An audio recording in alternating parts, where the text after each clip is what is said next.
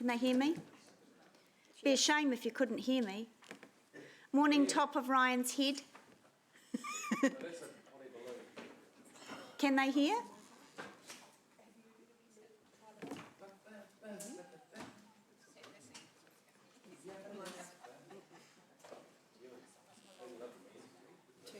they should be able to hear you. Turning it on now. There we go. Baby Zoomers in Zoomland, good morning. Can you hear us? No. Should we talk about one of them? Should we talk about Ryan? Well, no, from his facial expression. He's terrible, isn't he? Horrible person. Walks funny. No, still can't hear.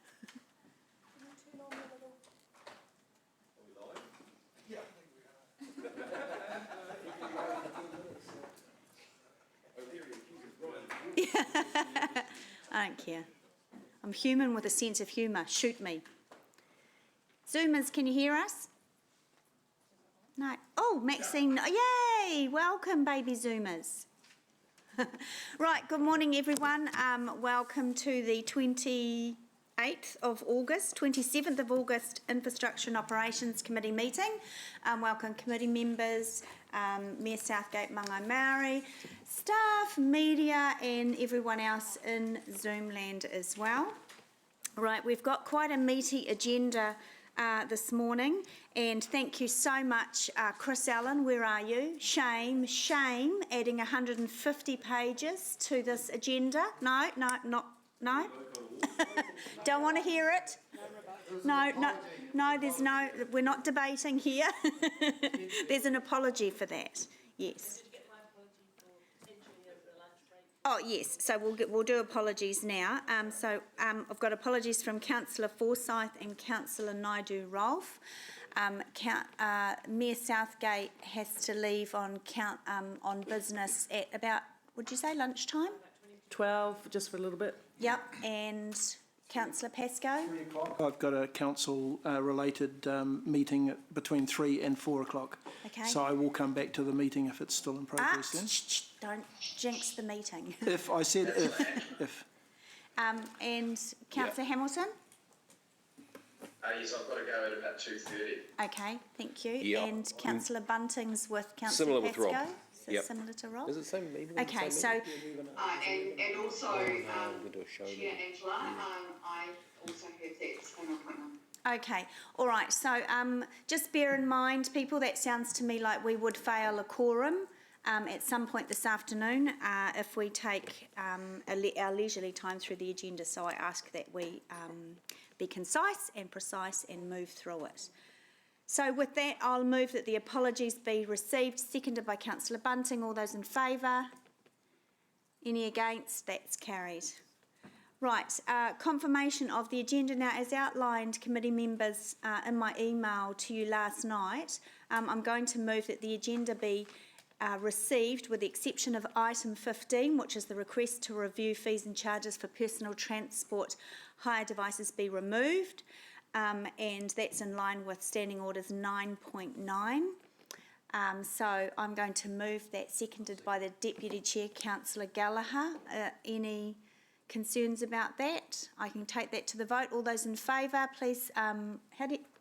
Governance, how do you want to do it for the Zoomers? Just hands is fine. Just physical hands is fine. So same with the chamber.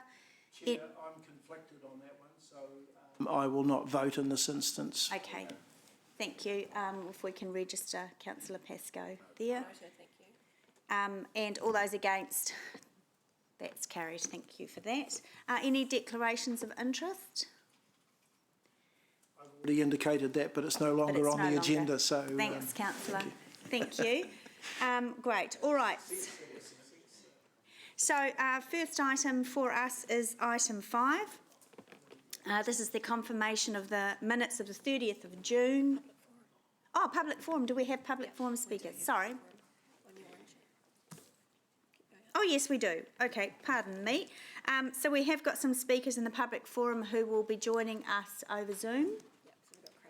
And we've got Craig Foster who's joining us now. Now, he's speaking to item 9, the Ministry of Transport item.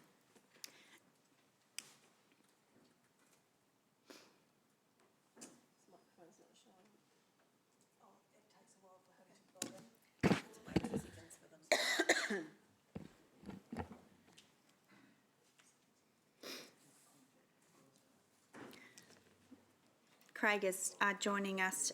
He's from Les Harrison Transport. Is he coming?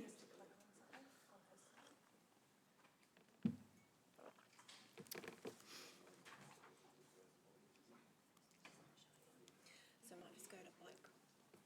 Okay. Waikato Richard. Technical issues there. We're going to go to Richard Porter from Bike Waikato, and he's speaking on items 7 and 8. Richard, are you with us?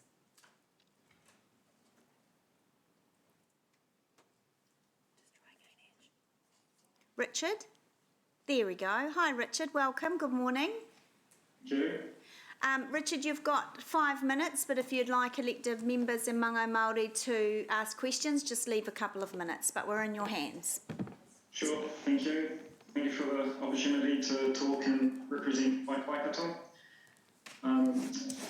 Some great information, it looks like, is happening at the moment, so we're really pleased to see the work that's been going into the mode shift plans and the strategic cases for Unilink and Cyclelink, identifying some of the key barriers and issues that we've seen for quite a while, and would really like to see improved. And there's lots of good things that look to be coming out of it, but there's lots of things I'd like to sort of everybody to remember is that while we're focusing on isolated projects, there's a lot more to the people that use these projects. So, for example, as an example, a schools link is a north-south corridor, which has many origins and destinations off to the side. So, while we need to definitely increase the safety and the amenity of that corridor for active modes, and particularly small wheels and bicycles, there are the adjacent areas that need similar treatments. And so that can be as much as just slowing down residential areas and making them more appealing to people so they can enjoy the spaces and don't always have to use the car, can decide to leave the car at home and experience the health benefits, the joys of feeling like an 8-year-old again when you're wheeling down a hill at speed. So we're really impressed that there's been some good work going into those areas, but we'd like to just think about the fact that we need to encourage. There's a group of people in the city, in the community, that have said that they're willing to jump on a bicycle if it felt safer for them. I think there's surveys around that council have done and other people have completed that said around the 2/3 to 3/4 of the community would jump on a bicycle more often if it was safer for them. And so to do that, it comes down to thinking about the areas that they're going to use, and it's not just a single corridor in some cases. We've spent such a long time developing a transport corridor network for motor vehicles that was spread it across the entire city. If we were to take just a small portion of that and say that this is for cyclists, to get to and from those transport corridors would be quite difficult for them in the places that they have to cross where we've just allowed for motor vehicles. So we, Bike Waikato and Universal Cycling Community, like to refer to thinking about those people in terms of 8 to 80, so something that 8-year-olds can use and something that 80-year-olds can use. And it might not always be on a bicycle. As we get older, we have different mobility needs. And so if we can cater for those needs, then we have a much more inclusive transport system.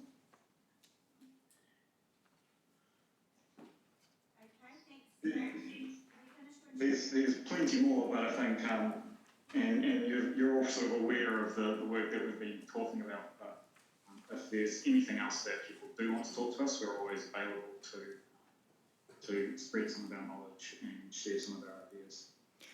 Thanks, Thank you. thanks, Richard. We've got a couple of questions. I'll go to the Deputy Mayor first. Yeah, thank you, Madam Chair. Yeah, thanks for your submission. I've just got a question about the university there, and particularly for cyclists. It appears to be suggesting taking cyclists down Clyde Street. Yeah. Is that, which is a busy street? I had always felt that maybe we could, there was an off-road possibility there. So that Doing that. great point, and you are actually you are right. It's like it is a very busy corridor, and you're going to end up with conflict one way or another. Sort of the way that I see it, it's like you're either going to end up with conflict with cyclists on the carriageway with vehicles, or if we move them into more of a shared space, conflict with pedestrians, especially because it's a high public transport route as well. An off-road or so using more of that neighbourhood. So coming up with a direct, so using some of the principles like attractive and direct routes, because everybody wants to take the easiest desire line. So can we draw a straight line from, say, Bridge on Anzac Parade to the university, and what roads do we actually cross through, rather than trying to send it down Clyde Street? I've thrown ideas around to a couple of people, and I think there's other parties involved, but there's been talk about paths along the back of Boys High School, for example. Yeah. Whether we can actually engage a really good discussion to work through that, rather than to just throw it out the door first negative impression. But yeah, things like, so it comes down to creating some of those. We've got a 40 km/h speed limit program. Like, can we use that to create some more appealing neighbourhood areas where we do have a Unilink along Clyde Street, but people actually use the neighbourhood streets because they miss it. Yeah, sure. And so yes, that is probably one of our main concerns with something like Unilink along Clyde Street. Is it would be Thank you very better to have an alternative route. Okay, thank you very much. Right. Okay.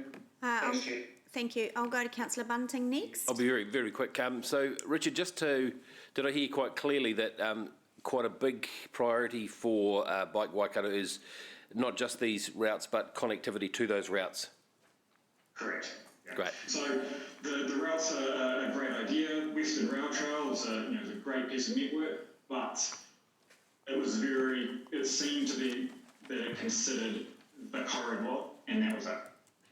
And so having that connectivity, people need to come from their driveway to these pieces of infrastructure. They need to get to the shop or the school. Not all of the schools on Schools Link are on that route. They are off that route. Okay.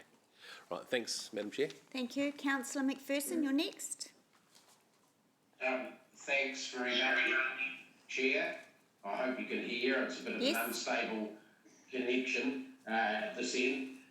Just following the Deputy Mayor's good question, there is an investigation going on, I understand, as to using Beale Street in the back of Boys High, which may take longer. Is your preference from Waikato's view to wait more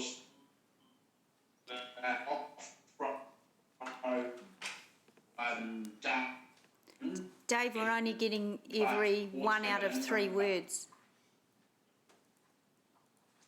Yeah, he's frozen. Richard, are you able to hear Dave? No. I heard I could probably gather the first part of the question. Okay, give it a go. Disappeared. Yeah. Give it a try and. Yes. I don't know if he can hear, but we'll give it a go. From what I gather, the first part of the question was, say, considering off-road routes that might take a bit longer to deliver, or an interim something. So I think there's probably two answers there. Is it'd be nice to have everything. We don't need it all now, but there are many different types of cyclists, and so different routes will appeal to different users and the way that they use them. In terms of maybe a slightly longer route, if the longer route was much more appealing and attractive to cyclists, then there's no reason that many cyclists wouldn't choose to take a quieter road than a road that has buses, heavy vehicles, lots of cars, even lots of pedestrians that they have to avoid. Having somewhere that you could ride 2 abreast, even 3 abreast with your friends in a safe environment is appealing. And some people would choose to do that rather than racing down a busy corridor. I didn't gather the second part of the question or whether there's any other part, but I think that was what I understood the first part was.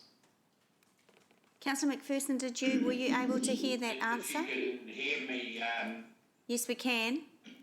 sorry, was just what with the faster route down Clyde Street while we're waiting to sort the other one out.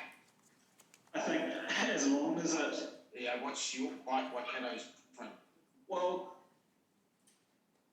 again, anything and everything that is better that is currently there would be nice, but it still has to, it would still have to make people feel safe.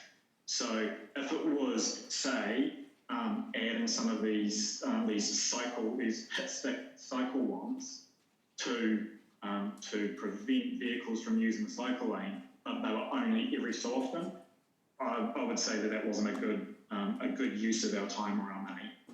We want something that's going to encourage a reasonable proportion of those people who aren't yet on bicycles. So it will require a reasonable investment. Otherwise, we're just going to be catering to the people that are currently using the network and not encouraging more people. Thank you. Thanks, Councillor. We'll move on to Councillor Thompson. Thanks, Richard. A couple of questions. The first one, we've got quite a few cycle connectivity projects, and some of them do include putting cycle ones at intersections and things where you often have cars go over those lanes and things. Do you think that still, although it's not providing for new cyclists at the moment, is that still a valuable thing? Definitely. Yeah. So what we are trying to do as well is bring the discussion forward and try and educate people that what the rights and what cyclists are allowed to do, and the fact that these cycle lanes for quite a while may have been utilised by cars, but realistically cyclists would like to be able to use them safely. And so, especially at intersections and places where vehicles encroach on the cyclist space and make it dangerous, we certainly encourage installation of things like hit stick cycle wands or any other measures that we can to try and separate out those users. And I had an example 2 weeks ago where a bus decided to cut the corner and cut us off, and a similar treatment would have probably been quite ideal for us in that situation. So we're in discussion with people like the bus companies and regional council to educate the drivers around what cyclists would like to see, and we're more willing and open to understand how bus drivers and truck drivers and drivers of light vehicles as well would like cyclists to behave within the rules. Yeah. Thanks. And just the other question was, do you think that we have enough focus on the enjoyability of the trip? Because there's a big focus on safety, which is obviously incredibly important, but there's things like being by heavy traffic flows, even if you're safe, there's the noise pollution, that kind of thing. So what are your thoughts around that and where our approach is going? So it comes back to sort of some of the things I mentioned just a bit earlier about the attractiveness. So further down in the general manager's reports, there's a reference to a UK government document, a little snapshot about what cyclists need and what we should be, or what they're recommending to give to cyclists. And one of those is the attractiveness of the route and the ride. And so attractiveness and the comfort can be taking a route that has less pollution or less noise or less just vehicles that make you feel tense, or having attractive could be the river path, or it could be quiet connected streets that have discouraged through traffic use by vehicles, but it still provides local access for local vehicles, but is more of a, so Christchurch realistically have done a great job about that with their major cycle routes, is calmed down a lot of their streets, made appealing cycle connections which work and are intuitive for cyclists to use, so they're actually enjoyable and are not a tense situation. Thank you. Yeah. Thank you, Councillor. Last question from Councillor Forsyth. Thank you, Richard. Can you just explain what you mean by the school link and what you said? Not every school Is on the school link. I didn't get what you were trying to drive at. So there are intersections and side roads that, so it goes both ways, schools and houses. So some students won't ride out their driveway directly onto the path that is on Pukenui or Heathrow Road. And their school is not, the driveway for their gate for their school is not on that road either. So they will still have to navigate intersections coming to and from school at both ends of their journey. So just reminding everyone that we still need to think about those catchments and those destinations. Okay, understand. Thank you. Yeah, that's all. Thanks very much. Thanks, Councillor. Thanks, Richard. I did let that go on because the other two submitters have pulled out, but also, I know that this area is of interest to committee members. So on behalf of the committee, thank you for the advocacy that you do and the work that you do in this area, and we look forward to your contribution to some of these strategic plans that we're going to be doing. So thank you very much. Great. Thank you very much for the opportunity. So committee members, Craig Foster has pulled out. Roger Stratford won't be joining us, but his written submission is on page 356, right at the back of the agenda, and it's on item 10, the Hamilton City Guide signage. So you can read that at your leisure. Right, so that's the public forum done. Let's move on to the confirmation of minutes of the 30th of June. Councillor Wilson will move that the minutes are a true and accurate record. I will second. Any concerns or questions? There being none. All those in favour, raise your hands. Any against? That looks unanimous. Thank you very much. That's been carried. Right, item 6. Committee members, you'll be aware that I sent an email after our last committee meeting and said that we're going to ensure that Waka Kotahi will be in attendance for members to question and get updates on a high level.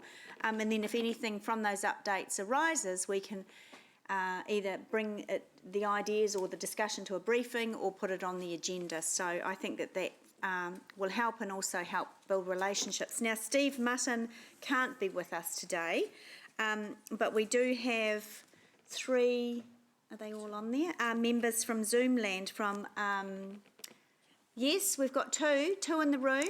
So I'm just going to hand over to them now. Robin's joining us Robin's going to introduce them. So I'll hand over to Robin first. Hi, Robin. Thank you.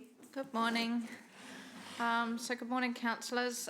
Councillor Angela has given a pretty good overview already. I believe for this item that we just have 2 NZTA reps joining us at this stage. So Cara Lauder, who is the Manager Systems Maintenance for the State Highway System. I'm hoping I've got the right titles. And Francesca Simone, who is the Principal Transport Planner, also within NZTA, or Waka Kotahi, sorry. So I'm happy to hand over to you two ladies now. Your sound's not on. We can't hear you.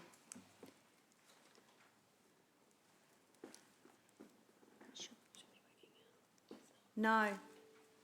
We're quite good at lip reading, but you can clearly hear us. Yeah.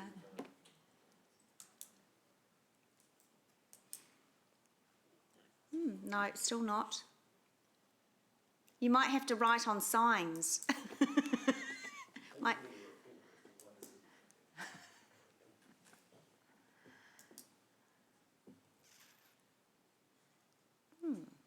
It's interesting.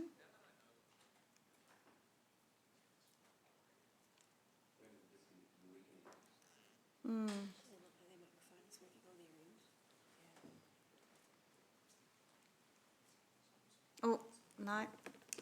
Okay, we'll just give it a moment and we might have to come back to you.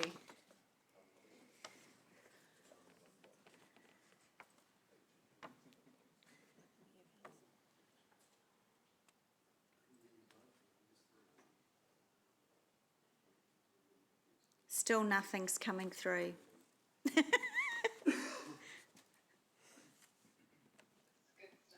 Oh, there we go. Yes, we can. Wonderful. Thank you. Fantastic. Okay.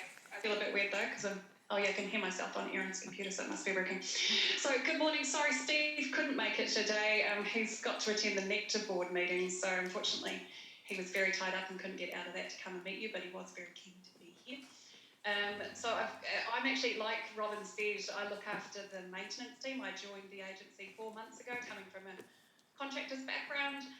So because I'm maintenance, most of the questions that we were given sort of leading into this are capital stuff, so I've had to talk to other people. So like was said, it's definitely a high overview. If you've got questions about anything specific, I'll definitely have to take it away and ask some people. I got a quick update from Joe around the Waikato Expressway. That is forecast to be finished towards the end of next year is the plan. There's a few links in there that hopefully your team is across what's happening with that. We're building some of them, you're building some of them. There's different funding scenarios. We were also requested to talk about Southern Links, but unfortunately the NLTF hasn't been finalised yet, so we can't actually give you any update on that. And that's similar to Innovating Streets as well. The funding hasn't been confirmed for round 2, so we can't really give you any update there. And we've got Francie with us today who's going to talk about the Cambridge link. Also, hopefully it's come through either Lisa that, Sarah Loynes might be joining you later to talk about the MOSHIP plan. So I guess any questions for the team specifically that you would like to hear about that hopefully we can answer? Not right now, so if you can carry on. Oh, that's the main thing I had. Oh, sorry, Councillor McPherson had a question. I guess I can talk about resolution. Hang on, sorry, Councillor the Cambridge Alliance, the Hamilton Alliance, is going to be constructing that piece of road for the council, and that is funded by council. And then there's another interchange as well further south at Ruakura. That's the team are working through with Tainui Group Holdings and HCC to work out how to construct that one. And then the southern one is the interchange there as well. We're still working through some stuff with that, which Francie's got more details on. But other than the weeks, there's not too much. Yeah, Dave, I can see you. Yeah. Hi, Okay. Dave. Yep. What would you like to know about? You might need to type it in because you were breaking up quite a bit when you were talking before, so hopefully I can hear your question. Okay, can you hear me? I can. Brilliant. Thanks, you've answered Resolution Drive. I was going to ask about the Horsham Downs exchange as well, even though it's just outside the city. It's used by, I'm sure, a lot of city people. one question. Second one is the Rivoli one. Was that, I'm not sure if that was the southern one you were talking about, the whole issue of the bus lane coming in along the Rivoli off-ramp. I'm calling it Rivoli, you may have a different technical name for it. I know the one you're talking about though. So Horshams Down, that is progressing with WDC, but they didn't quite get lined up as well as Resolution Drive like we did with you guys. So that's going a little bit slower, unfortunately. I think there's still some land stuff to sort out there. And yeah, Francie can give a bit of an update actually about Rivoli because she knows all about that one once again. Hi there, sorry, I wasn't able to hear you. We just had to switch to using the headset, so only one of us can hear and speak at the same time. Would you be able to? Look, it was about what's happening with Rivoli. There was a funding issue at one point. The concept design seemed to be agreed between the council, both councils and yourselves, but when it could be built was an issue. Is it going to be happening at the same time as the expressway gets finished down that end, I guess, because we're, in terms of planning for mass transit and public transport from Cambridge to Hamilton, that's quite key. Sure. So we're actually just in the process of completing the Cambridge Road business case. That's the one that I came to talk to you about with Access Hamilton, including Rivoli, the Access Hamilton Task Force. So I've had a chat to Robin and Evelisa, and I think that we're quite keen to take a bit more time to discuss that program and that project with you. So I was going to arrange a time to have a workshop with the councillors through Robin and Evelisa. Is that right? Yeah, and I think the other issue tied in with that, which you may be on top of as well, is the sort of study that includes the two roundabouts and how best to handle them. You know, if you want to get bus lane through, may still get stuck in the same place as everyone else gets stuck at the moment. Was that the Burger King roundabout in Wairere Cobham? Both, yeah, both. Yes, yep. Okay, I'll just make a note of that and we can arrange that at the same time. Not Wairere Cobham so much as Cambridge the Road. Cambridge Road, Cobham, yeah. Okay. I'll make a note of that. And just with regards to Southern Links, so because the 21 to 24 GPS hasn't been released beyond the draft, we're just waiting to have that before we complete the prioritisation of the sort of our next, they call it the Waka Kotahi investment proposal now, so another acronym for you all, we call it the WCAP. So once that comes out, we should be able to give you an update on Southern Links. Okay, thanks. Was there any other questions? Thank you, Councillor. Are there any other questions? No, there don't appear to be. So is there anything else you wanted to update us on? I think that covers the things that we were sent. So. Okay, all right. Okay, well, thank you very much for taking the time to come and chat with us today. No worries. Apologies again for Steve not being able to attend, so hopefully he can come to make it to the next meeting. Okay, all right. Thanks very much. Thank you. Thank you. Okay, so committee members, just a simple recommendation on page 13 that we received the report and we thank the agency for their update. So I will move that and the Deputy Chair, Councillor Gallagher, will second that. Any debate? There is none. All those in favour, raise your hands. Any against? No, that's unanimous. That's carried. Great, thank you. All right, let's move on to item 7. Now, there's quite a bit in this one. This is the report from the joint committees. Now, this was in the General Manager's report, but that's now at the back of the agenda under for information only. And I thought it was really valuable, actually, to hear from the HCC members that sit on these external committees. So I asked for it to be a separate report going forward for this committee. Because the work that our members do result in decisions that are worthy of stronger focus. So we've got 3 external committees. So we'll start on page 14, and this is with the Regional Transport Committee. And as you know, I'm the rep on that, and Councillor McPherson is the alternate. Now, I couldn't go to the last meeting, so before I go to the General Manager for comment, I will go to Councillor Thompson and Gallagher were also there, but I'll go to Councillor McPherson first. Is there anything you wanted to update us on their last meeting?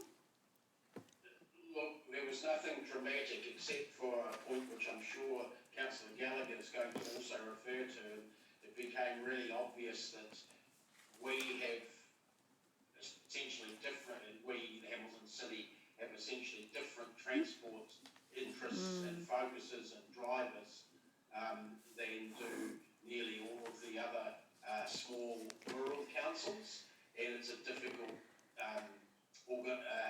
committee to work within because of that. Unlike the Connections Committee, where we're relating directly with the providers, the regional council, in this one there's not a lot of understanding of our transport issues from the other councils, and I'm not blaming that, but that particular animal isn't one that's ever going to be easy for us to work in until the structure of it's changed, in my opinion.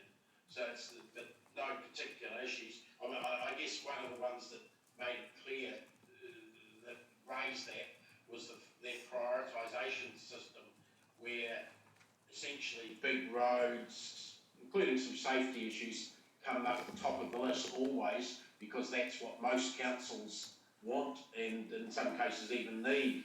I'm not sure that would be true in all cases, whereas we have a much more balanced approach. We certainly need some roads, but we need active transport and public transport facilities, and it's quite hard to get a hearing in that committee about them, and a couple of niggles arose in the last committee in relation to that. That's all I'll say. Thanks, Angela.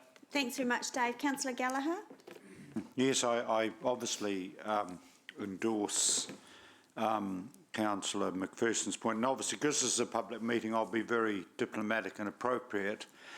I think one of the issues that Councillor McPherson and yourself and Sarah, who was there, correctly will allude to is the interests of a wider region which goes right down to Taupo, is very, very different, or has a range of different altered priorities, whereas our focus, and I think you certainly notice a very key difference between the Metro Hamilton Waikato councils, which is Waikato, Waipa, and the urban city of Hamilton. And it just seems to me that we've got to be very focused, like we've just had the very excellent direct line as we are to NZTA. So I think we've just got to be really focused on direct bilateral communication with the Transport Agency, the Minister, and even the Regional Council. And this regional transport is one forum, but it is but one forum in my humble view. I think we just really have to pursue Metro Hamilton's interests, which is including our immediate neighbouring TAs, because I think the priorities that we have are slightly different, and certainly when issues of public transport come up, even road safety weightings. But you know, I think you guys are doing a really good job, but that's my observation, and I do have 35 years involvement with that particular body, actually on and off. Thank you very much, Councillor. I'm going to go to Councillor Thompson for her any comments from your attendance at that meeting. No, I don't think I was at that meeting. I was at the one previous to that. So, oh, okay. I was. Oh, you were? Okay. Mayor Southgate? Oh, thank you. I was at that and the little workshop afterwards, and support Dave's comments in general. Just we need to find a more effective way of setting aside issues that we don't really want to spend time on or need to spend time on, and the bigger strategic issues from our point of view. We did talk about some effluent management. We did talk about some safety railings on some bridges in parts of the region that are, you know, not for us to really comment on. And so that was all quite interesting. The part I wanted to comment on is in the workshop that followed, where we talked about the weighting. That was an interesting exercise when you see that what's important to councils, smaller councils across the region, versus what we are focused on is slightly different. So finding a weighting that sits comfortably with the Hamilton City Council and the Board of Region will be something to work through. I'd like to have further conversation with this council or through the right conduit, which is probably yourself, your committee, Angela, around how we do all feel about the weightings so that whoever attends next time is speaking with a voice that represents everyone here. We're all understanding it. Not that Dave didn't, but I'm just saying, you know, it's something that most of us would just not notice, and yet it's quite pivotal, the way we weight the different components of our RLTP, inform the funding that we'll get for it in the long term. So where we put those weightings is pivotal from our point of view. So I wouldn't mind a further discussion at that, Madam Chair. Thank you. Okay, that's been noted. Robin, did you want to add anything? I guess the key thing is that the development of that regional land transport plan is an ongoing process, and so there's a lot of work being done behind the scenes and getting ready for the next meeting, and that staff are working really closely with the regional council staff to try and ensure that we've got all of the appropriate hooks that we need in order to be able to hang our projects off, and they are very accommodating of and recognise the fact that we do have different issues to the majority of the rest of the councils. And I think quite significantly, which we're going to be discussing next, the mode shift plan is and will be embedded into that, the regional transport plan as well. Yeah, okay. All right, so let's move on, page 15, into the next external committee, which is the Connections Committee. And myself, councillors Wilson, Thompson and McPherson and appointed members, and Councillor Gallagher is always in attendance. Now this is the mode shift plan. Now Sarah Loynes from NZTA is in a hui with Tainui from 9:30 till 12. I'm feeling confident that we can deal with this item. We've had 3 drop-in sessions now. The last one was yesterday, thanks to the participants and the members who have been able in our busy diaries to attend those. But if I think there's some questions that even Lisa can't cover off on the mode shift plan, then I'll defer the item till later on this afternoon when Sarah Loynes can join us. So just an update from that last committee from me. The Regional Connections Committee was tasked with the job of the mode shift plan to work with NZTA. Our staff have been very involved in that.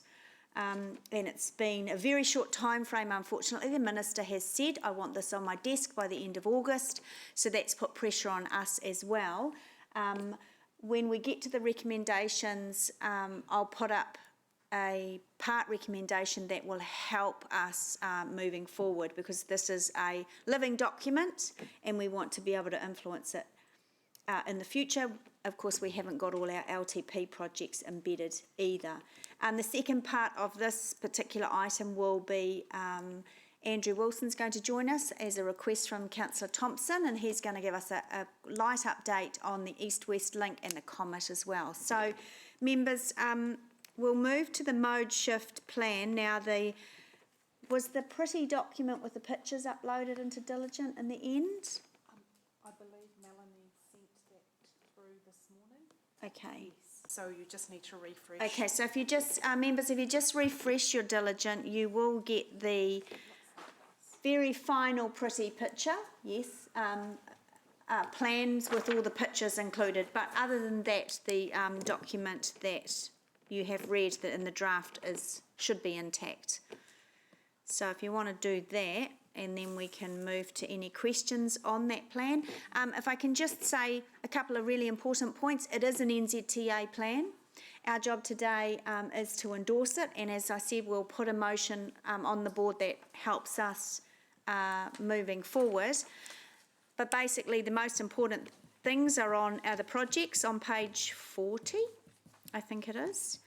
If our projects are included in that, it means a double tick as far as NZTA goes. That's of course if they do have the big bucket of funding that they don't currently have at the moment, but that we want them to have in the future.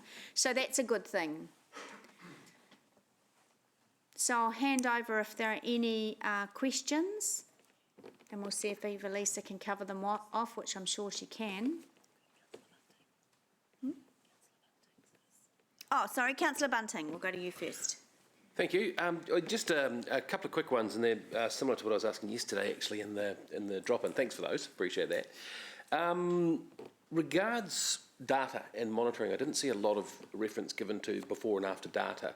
And I was wondering if you could help me reconcile in my head that this isn't just an ideologically driven plan that we're going to be locked in with that isn't very data based. Like, obviously we need to know if there is a problem and if our solutions are working, and I think data is quite critical. So I was just wondering if there's much reference or where the reference is to that.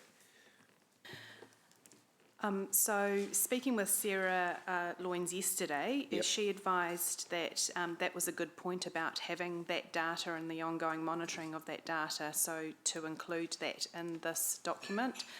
Absolutely, data and having decisions based on factual data and is really, really important, and a real and feedback from elected members. It's about balanced data as well, not just focused on one, it's focused on all in terms of the community. So that those are things that we'll talk to Sarah about being included and continually refreshing. So we have huge improvement in data and monitoring data capability within our transportation team.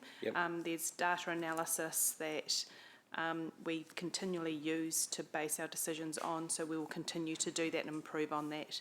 Yeah, I guess I was just hoping to see it at this very high level. I mean, this is so high level, it's hard to breathe oxygen up there. And I'm just kind of thinking this should be one of our principles, shouldn't it? Yes, and that's, in terms of an addition, is about adding the data and monitoring as a project, as a key project, particularly digital and the smart data as well, and how we do that as a particular project. But many of the projects will incorporate that, but we'll make sure that there is a particular statement in the document to include that. And the next step after this is to create an implementation plan, which will have where the funding comes from, timelines and all of that, KPIs as well, so that could also be included in that implementation plan. So we'd see that in the final plan, when she's going to add some sort of reference to that in there. Yes, yes, so we'll make sure that those words are included in the final document. Great, thanks. That's all I've got, Madam Chair. Thank you. We'll go to Councillor Pascoe next. Thanks, Chair. And look, my questions follow on from Councillor Bunting. I was also at the drop-in session yesterday, and I did touch on these questions then. I guess I'm a little bit concerned about the urgency that government's putting us under to get this plan done, and without the appropriate data, we might struggle to actually make sound decisions in terms of where we locate infrastructure changes. So, you know, have we got a bit of a timeline? You know, I notice in the plan, it does state it has got quite detailed figures on car usage at certain times, and as well as on our main sort of routes, but nothing in respect to the other modes of transport that this report is intending to address. So have we got a timeline as to when we might have information that we can make some sound decisions on the location of infrastructure? So that's part of the implementation plan. So talking with Sarah Loynes through Waka Kotahi, that's something that's really important to come back to this committee in terms of the implementation timelines and associated programs. So this council still is required to make those decisions and the funding requirements to enable mode shift. And so those will still come back as part of those packets of projects for this council to review and be part of, including an example is the Eastern Pathways and the Biking and Micromobility Program, which at a high level are talked about in the Mode Shift Plan, but the detail is yet to be considered, and like today is coming back for that consideration. Okay, and while I support those, there was quite a lot of talk yesterday about the Anzac Bridge, and I'm not sure whether we've got any data at all or any ideas or plans as to how we might do something to that bridge in its existing form. Are we under pressure now to get this, to get this particular plan, and I use the Anzac Bridge as an example, are we under pressure to get a plan of some sort ready to fit in with what central government are requiring us to do as part of this plan in order to get the funding? So this plan is a starter for 10 because there isn't one, and it's aligned with 0 to 3 years in terms of our projects that are really already existing within our 10-year plan. The feedback given around bridges and priorities and how the funding and locations for those programs is still being worked through, and the expectation isn't that we fast track some of those, but it's about our ability to identify that they are on our radar, and should funding become available through Waka Kotahi, that we can actually, if this council prioritises that piece of work, then we'll be able to have a document that clearly states that and then can continue. So it's not an acceleration of programs. So I don't know if Robin, who was part of the development, can add any further. Yeah, so I think it's opening up a pathway. This document is not requiring us to deliver these projects. It's trying to open up and make the pathway for delivery easier. Certainly for like the Anzac Bridge, there was work done as part of the Riverbank plan, and that's also hooked into the Eastern Pathways CBD to uni. So the aim was to try and capture projects that we already had, sort of lined up and within view, and to make that pathway easier. I don't see it as being a demand that we have to do it. Doesn't come out of being in that Mode Shift Plan. So you're confident that we will have plenty of time to collect data and decide in terms of what the needs are around the city, if we're going to retrofit streets, yes, to improve, to comply with the Modal Shift Plan, we're going to have plenty of time to get the evidence, yes, and in order to make the decisions that will result in useful and utilised outcomes. Yes, and we've already done a lot of work to get some good data for other than cars. I mean, the reason why car data, everyone's collected it forever and it's really easy. When it comes to the walking and cycling type data, that's not been an area that's been particularly well collected in the past. We have, through members in my team, we are setting up some really good systems, and we're getting some really good data around that now. And we're also, just about to roll out some more cycle counters around the city, for example, and we're trying to pick locations where we foresee that we've got projects coming up so that we can get that good before and after data, and actually understand those better. So I guess at this stage the plan is an NZTA document, and they're using data that they have readily to hand and that they can give a good picture across the 3 councils that are covered by this plan. But there's certainly plenty of data in behind that we're able to contribute, and that will help with the decision making for the business cases and that sort of thing that we have coming through. Thank you. Thanks, Robin. And just one final question is around the public transport. I'll just go back to my questions that page 31 on public transport suggests work is underway to assess usage and growth, with this information being available in time for LTP considerations. I thought and I appreciate this is an NZTA plan, but I thought between us and regional council we had data to Africa on public transport usage. So I'm just wondering, have they not as yet connected to that data? There has been some really good data, but I think the recent introduction of the B card gives us another unique piece of data. So previously we were only able to see where people got onto a bus. Now with the B card, because you have to tag off, we actually know where people are going to and where they're getting off. So that actually gives you a whole lot of different insights that we haven't had in the past. And that B card's only just come in recently. Yep, I'm aware of that, So that's the sort of additional data. And you know, the reality is there's always more data and there's more gold to be gathered by the mining, and that's what they're in the middle of trying to do at the moment. So that then helps with, you know, where are people coming from, going to, is a very different set of data to help you with your planning than just knowing where people get on. And do you think we'll have reasonable data in time for our LTP considerations? Because that was implicit in the plan, that the collection of that data would help us plan, if you like, the modal shift plan as to whether we might prefer public transport investment as opposed to other types of shift, if there's evidence there to suggest that there is uptake on that alternative. Yes, and I think the other thing is the funding that we'll be looking at through the LTP. We've got some generic funding streams in there at the moment. And what this will do is, you know, we'll continue to get more data, and the next LTP doesn't actually kick in until, you know, 8 months away sort of thing. So that will give us much more closer data. Than we think, of course. Yes, it's coming fast. It's a little freight train.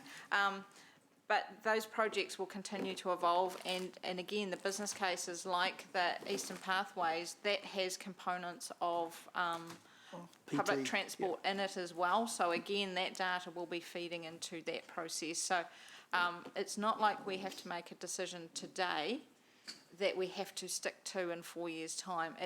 There's always room to evolve and refine those thoughts as we get that better data to feed into it. Thank you. Thanks, Chair. Right, next up is Councillor Thompson and then Mayor Southgate. Thank you, Chair. Two quick questions. First, what impact will this mode shift plan have on the RLTP? And what influence will it have in terms of the outcomes?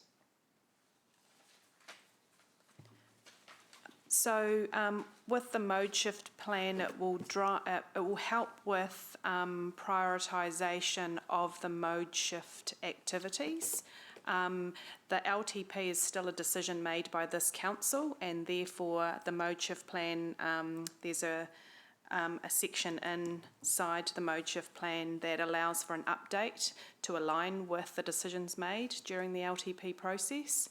So this council will always prioritise those projects, and then the mode shift plan actually allows for that 0 to 3 year confirmed priority as to what mode shift projects as a region we are going to undertake to enable mode shift to occur. Okay, so it will have some benefit in terms of the RLT process. Yes, so this mode shift plan will also inform the RPT, Regional Public Transport Plan, that will go through the Regional Connections Committee through Waikato Regional Council, and the Regional Land Transport Plan, which is also due to be refreshed in December this year. So this all feeds into the regional transport documents, which then allow for us to align our LTP conversations regarding infrastructure requirements to be included, and also to be worked through with Waka Kotahi in terms of our funding partnerships. Okay, and this might be for the Chair, Angela. I was just wondering whether it could be valuable at some point having a drop-in session or discussion around the data that we collect, so that we have a view of what we are collecting and where, if there are any important gaps that we feel there are. For PT? No, just for the transport in Hamilton more generally, and particularly, I guess, looking at the modes that don't have a lot of data around the walking and cycling. Yep, we can do that. Cool. Thank you. Thank you, Councillor. Mayor Southgate? Thank you, Chair Angela. I got couple of questions, just in terms of where it sits in this document or in the forward document when we look at implementation, the recognition, because it's just recently happened, so the recognition of the new look urban design, the way we're going with urban design in terms of mode shift, making a connection between what the government is clearly steering through the MPS, and in terms of mode shift, that's going to alter in some ways the priorities. Can we kind of make a connect, or I read it, but I didn't see an obvious connect. And then, of course, it is so new, maybe there isn't. And I've got one other question.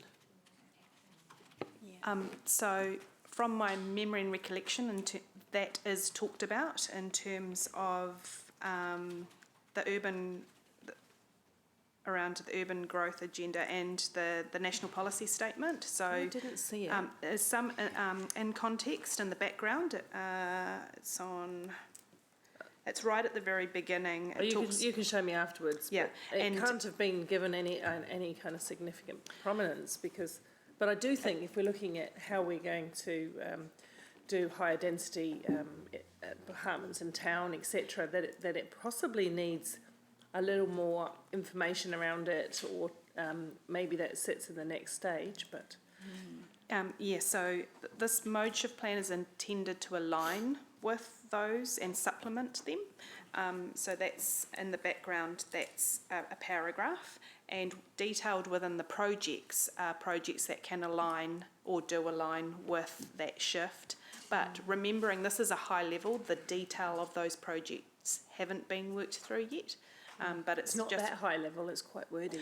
It is, I know. In terms of parking, so parking principles, for example, is a project detailed within the document. But so those are the little refinements still to be required to be just updated and reflected on those once we get further thought.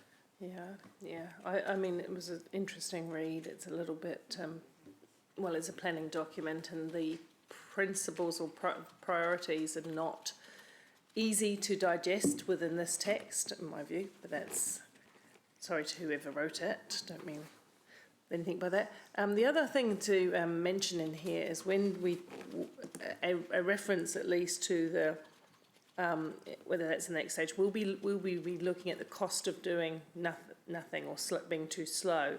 So there's the opportunity cost, there's the cost of actually implementing mode shift, which we all support, and then there is a corresponding cost about not implementing mode shift in good time. So I just wanted to, is that something that we'll be having further conversation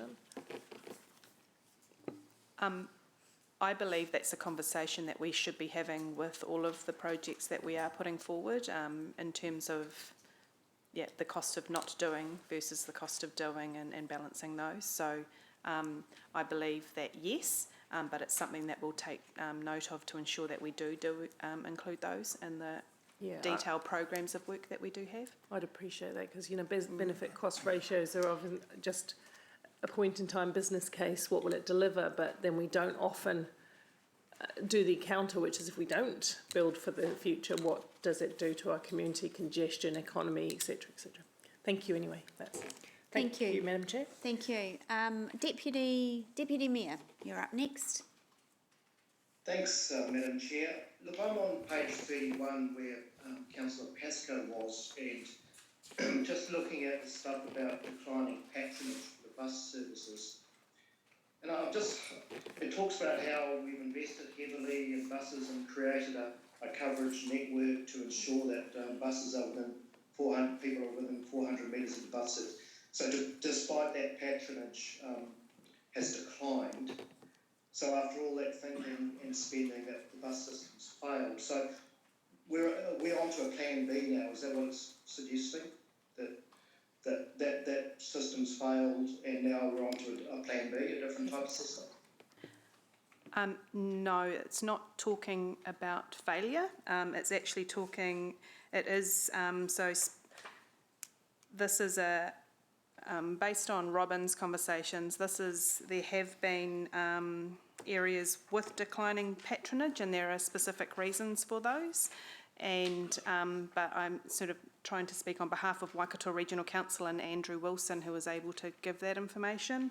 But it's actually about gathering that data to actually understand the reasons for the use of the bus network in Hamilton, how to improve on that. But taking on your point, the investment and versus declining patronage, that's definitely not the intent of that paragraph. So are you saying it succeeded?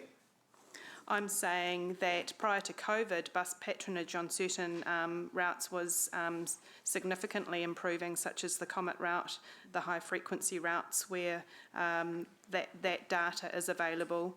And so it's actually about how do we increase that patronage to ensure an efficient and bus service that people want to use.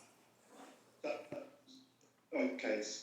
So instead of not wanting to use, so are we moving away from a wide coverage to using main routes? I'm detecting that emphasis here. That's part of the plan in terms of main routes through the city to ensure the higher frequency bus routes are available. Okay, and if, I'm worried that it's not going to work again. And if it is really going to work, then why do we have to compel people to use buses by discouraging them from using cars? It's not what the plan's about. The plan is about making that mode shift, and I guess human behaviour is pretty hard and everyone has a choice, and it's about providing that choice for the city. So if people choose to drive a car because it's simpler for them, they'll continue to do so, and that's not what this plan is encouraging, to not use cars. It's actually to provide a balanced approach for mode shift. And so I understand, yeah. I disagree with that, but never mind. Thanks for that. Okay. All right, so we're going to Councillor Bunting. You're up next. Thank you, and I appreciate the extra question, but there's something I spotted in here on page 46, Eva-Lisa. It was around the undertaking the review of international design guides for cycling infrastructure. There, when it's on us. It's the second one down. Mm-hmm. Is that something else we're going to have to do before we can get anything done? No. No? So why are we doing it and not just keeping an eye on that? Because it looks to me like a pretty weighty piece of work. So throughout our work on cycling infrastructure, elected members have been advising that it would be best practice to look at international design guidelines for a cycling network.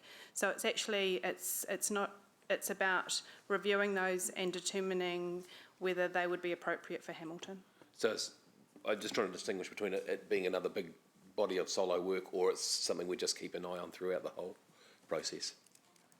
It's ongoing as part of our cycling network. Yeah. Cool. Yeah, it just reads like a little bit of a roadblock, but thank you. Great. Okay, Councillor Hamilton, you're next. Is he not there? No, I'll come back to you. Councillor McPherson? Thanks. I'm just wondering where the Deputy Mayor got the line from of the people being compelled not to use their cars. It's not something that I could see in the report. Okay, let's leave those. Yep. Where if they think there's compulsion involved in this, not to for people not to use cars and to use public transport, or whether they think that greater choice is being promoted. So let's leave that for debate, you two, and we'll carry on with questions. We know you're both passionate here. Well, hang on. You allowed the Deputy Mayor to say that, so I'm... You're cutting out again. Check whether there's anything that staff believe are in. Okay, yep, fair question. I'm sorry. That's okay, we've got you now. I'm sorry, you allowed the Deputy Mayor to make that assertion, so I want to check. Yep, so I said... missed it in the yep, report. I said fair question, so we'll go to staff. So my understanding is no, this mode shift plan is not about, I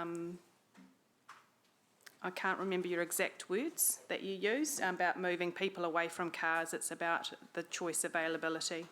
So it's not about eliminating the use of cars, personal cars.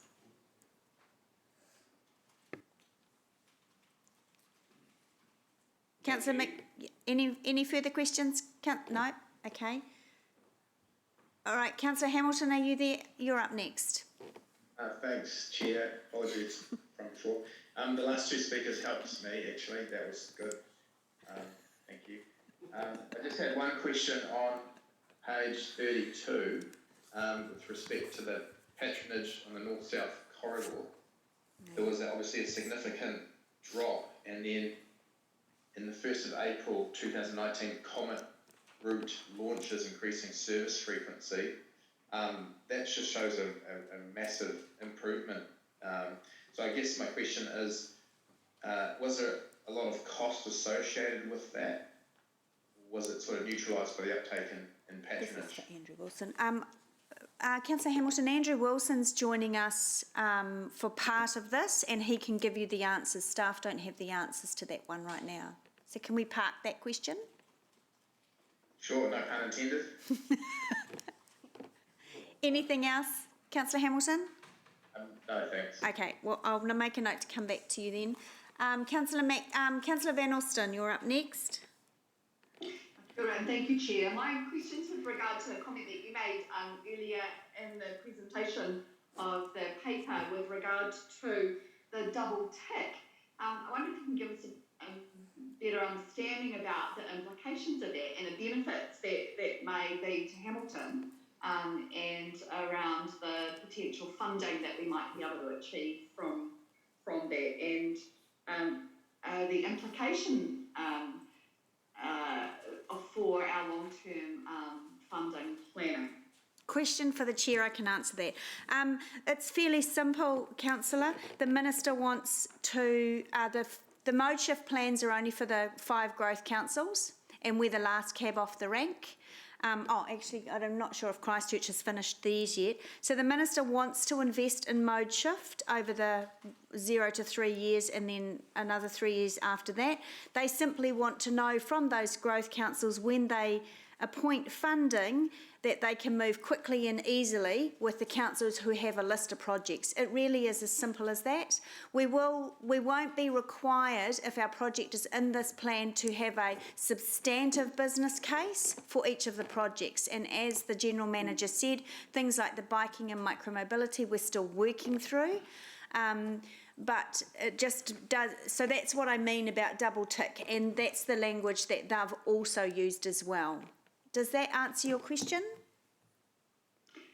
Yes, it does, and it also means that the business case that we put up is truncated and allows for the, presumably, the more expedient beginnings and completion of those projects. Is that correct? Yes, that is, yeah. Thank you, Thank you, Councillor. Councillor Gallagher, you're up next. I was actually just waiting for the vigorous debate, so just tell me when that happens, because I'm really getting fired up now. All right, will do. Okay. Deputy Mayor, your blue hand is still up. Do you have another question? No? No, okay. All right. Look, that's some robust questions there, and again, thanks to all those members that have attended the drop-in sessions. I know, as I said, because of the Minister's demand that this be on his desk by the end of the month, it's put us under some pressure. So the next and final item is on, page 16, and it's our update for rail. Now, I know that we have an item, so later on in the agenda, specific to the new surface. So, Councillor Wilson, did you want to update now, or do you want to leave it all till then? Up to you. I'm very comfortable in giving an update now, if that's helpful. Yep, that'll be great. the Te Huia project still remains a transformational opportunity. And I'm still very, very excited about it and feel that long term it will be a wonderful addition to our multimodal transportation approach.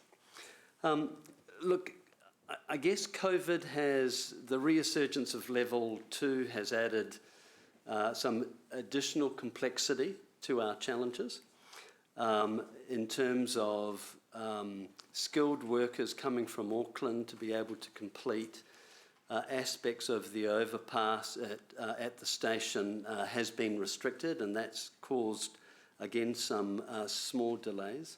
And I understand some delays have also affected Huntly. And of course, we've had the complexity of the delays resulting and requiring us, COVID requiring us to cancel the blessing in Hamilton. But I'm pleased to say that the spectacular carriages will be arriving next week in Hamilton. And people will see the train doing a lot of work up and down, doing training over the next few months. Training. Exactly. We're going to be training the train. And it just reminds us how multifaceted this project is in terms of regulatory requirement. So that's underway. But I have to say, and although the decision has not been finally taken and we are waiting for some more details, I have to say to my council colleagues, we might have to expect an announcement of a delay. And the delay of the service is likely because of a new issue that has now surfaced. And, you know, I think it would be tempting to try to place blame on how that may have come about. But my role, I think, and our role in council is to work together with all the parties to ensure we deliver this transformational project. So what's come up recently is concern about fatigue in some of the tracks in the Auckland area. And there's about 200 kilometres of tracks that need some engineering work. And although Kiwi Rail have an ongoing annual plan of checking tracks, they've recently had access to some new equipment that has identified some concerns that they need to work on. And what that means is they've suggested to ensure that services are operated safely, and this also affects Auckland Metro, that they're going to have to introduce some speed restrictions for a period of time.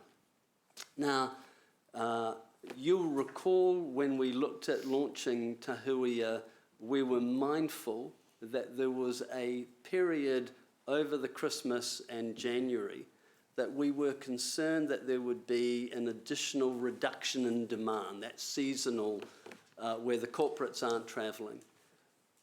We were also, we are also mindful that in light of the most recent COVID cluster in Auckland and how that's affected perceptions, potentially, of public transport, that would also mean we need to give that consideration. So I think overall what I'm sending a signal to you is there is likely to be an announcement that says, in light of the fact that we would have to have a speed restriction, we are best to delay the service until COVID issues have been resolved, some confidence has been re-established in public transport, the re-engineering that needs to be done is completed, and that we can operate the service at the speed that we had indicated. And that now looks like happening in early February. So I'm giving you an early heads up based on the information that we currently have, No final decision has been made, but my role is to try to be as transparent to you as possible. And so this is a current issue we are managing. But I want to say that I think it's really important that we don't let this detract from what I think will be a transformational project. And it's complicated, and there are a lot of moving parts, and we're investing nearly $100 million. So let's not rush it for the sake of rushing it. Let's always remember we've got to deliver a safe service first, and we are working really hard to ensure that that's what we're going to do. So that's my update. I'm happy to take any questions if that would be helpful. Excellent informative update as usual, Councillor. A couple of questions, Councillor Bunting. Thank you. Okay, so how certain are we? Look, and I appreciate your patience, and thanks for delivering a tough message. I can see why we've got two of the people with the shortest hair into the train, because you must have pulled it all out by now. So we're saying February is best guess at this point, but you mentioned in there COVID issues. So what level of COVID issues are we at to get this thing going? Because that's a real big unknown. Yeah. Look, I have to say that the work that our council staff are doing and our contractors are doing, even in light of level 2 COVID, and in fact level 3 COVID in Auckland, has been spectacular. And to be honest, I think we would have delivered a station ready to go within the current planned time frame of early November. Right. So what I'm simply saying, the potential delay that may lead us to February is in fact more to do with the argument that if we operated in November and December and January, we would be operating at a much slower speed. That speed reduction would have added about 15 minutes to Papakura and potentially 15 minutes on the Auckland Metro. That would have affected our service by 30 minutes.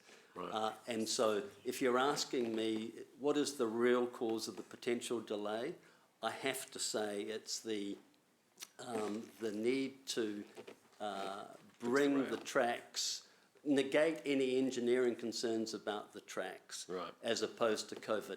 But I don't think you could say one without giving the narrative. It's within the COVID cloud. Right, yeah. So how confident are you, based on their track record, so many great rail puns in your delivery today, by the way, that this will be, that the examination work and the reparation work will be done in time? You're fairly confident about that? Or? Look, I think what I've learned in this project so far is, we have the partners that we have. You can't change the partners, and nor would I necessarily say that we should. But I don't want to be definite. I don't want to say I'm 100% confident. I think that would mislead you. I am comfortable that everybody is trying as hard as they possibly can. And again, we don't have all the information yet to be able to give you an exact time. What we have asked of Kiwi Rail is that when they do come back to us over the next few days, that they take a lot of time and a lot of meaningful review of the process to give us a new date that they have confidence and certainty about. Right. And I haven't had that date, but I remain hopeful that it's a date that we will then be able to commit to. However, let me say this. In the same way in trains and planes and boats, I will never apologise for a subsequent delay if the argument is one of safety, right? Nobody will ever forgive you if you do something and you hurt somebody. So I'm not going to be bound or wedded to a time frame at the cost of safety, and I don't think you would either. So I should have asked you out of 10. Okay, thanks. I mean, I would.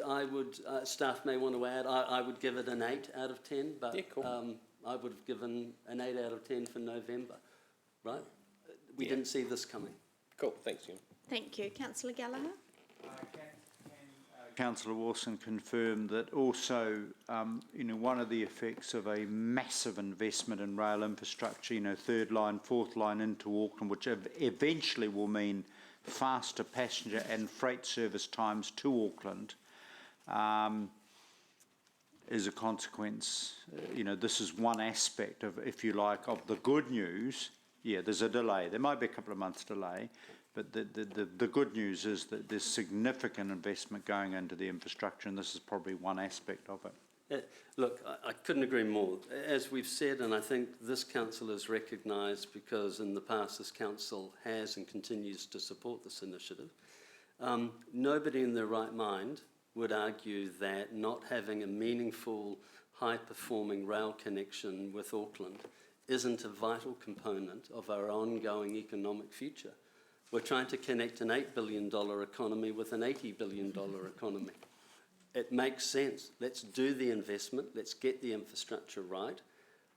We are the most, that golden triangle is the most rapid growing part of the country.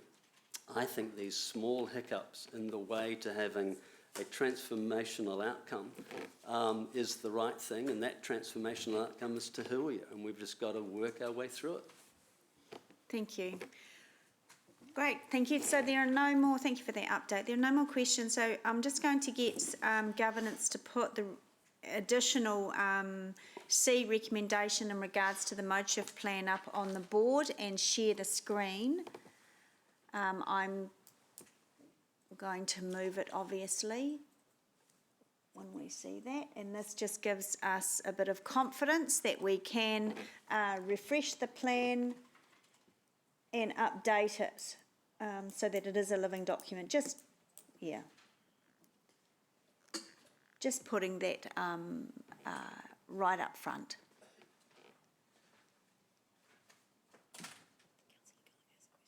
Oh, Councillor Gallagher? Oh, yes, Councillor Gallagher will second that. And this embeds it as an annual review, that the plan will be annually reviewed as well. So I think that's a good thing to do. Yes. Would you consider a minor change and therefore avoid the suggested amendment that I was making? What I was trying to do in my amendment is it's been indicated today that the plan is not complete and that there's still work being done on it. So if you lift the screen up a little bit, you'll see that my suggested amendment endorses the work to date and continuing work. And I just wonder if your motion could be a little more specific to that, because I think what you're suggesting, if my reading of English is right, is that we're adopting the plan as it is, noting that there's an annual review and update, when in fact we've been told today that the work is still continuing on this plan. Okay, so yeah, look, I'm happy to do that. Do you follow where I'm coming from? Yeah, I know where you're coming from. Give me. Yes. So my understanding is that today is so just to hopefully clarify, this plan is intended to be a live document, but to take it to the Minister for Sarah Loynes, and I'm speaking on behalf of Sarah Loynes right now, unfortunately she's not here, our preference would be to have an endorsed plan which, as at today, this is with the data, and then with an understanding that it will continually be updated. So I'm just making sure that your amendment reflects that for Sarah to take it. I certainly wouldn't want the amendment to mean that the plan's still necessarily a work in progress. Yeah. But I wouldn't like to think that we have to wait a whole year to review the plan of today, when in fact we've been told this morning that work is still continuing. My reasoning for annual is we're intending to do it within 6 months, but often when we put 6 months into a resolution, we then have to push it out because of time frame. So it's within the year is the intent of Subject the word to. annually. Yeah, so could we have the word continual subject to continual review rather than an annual review? Yes, I'd be happy with that. That means But we can, it's- that means if it is a living document, we don't necessarily have to wait a year or even 6 months if we wanted to update it because we've got data that we perhaps didn't have.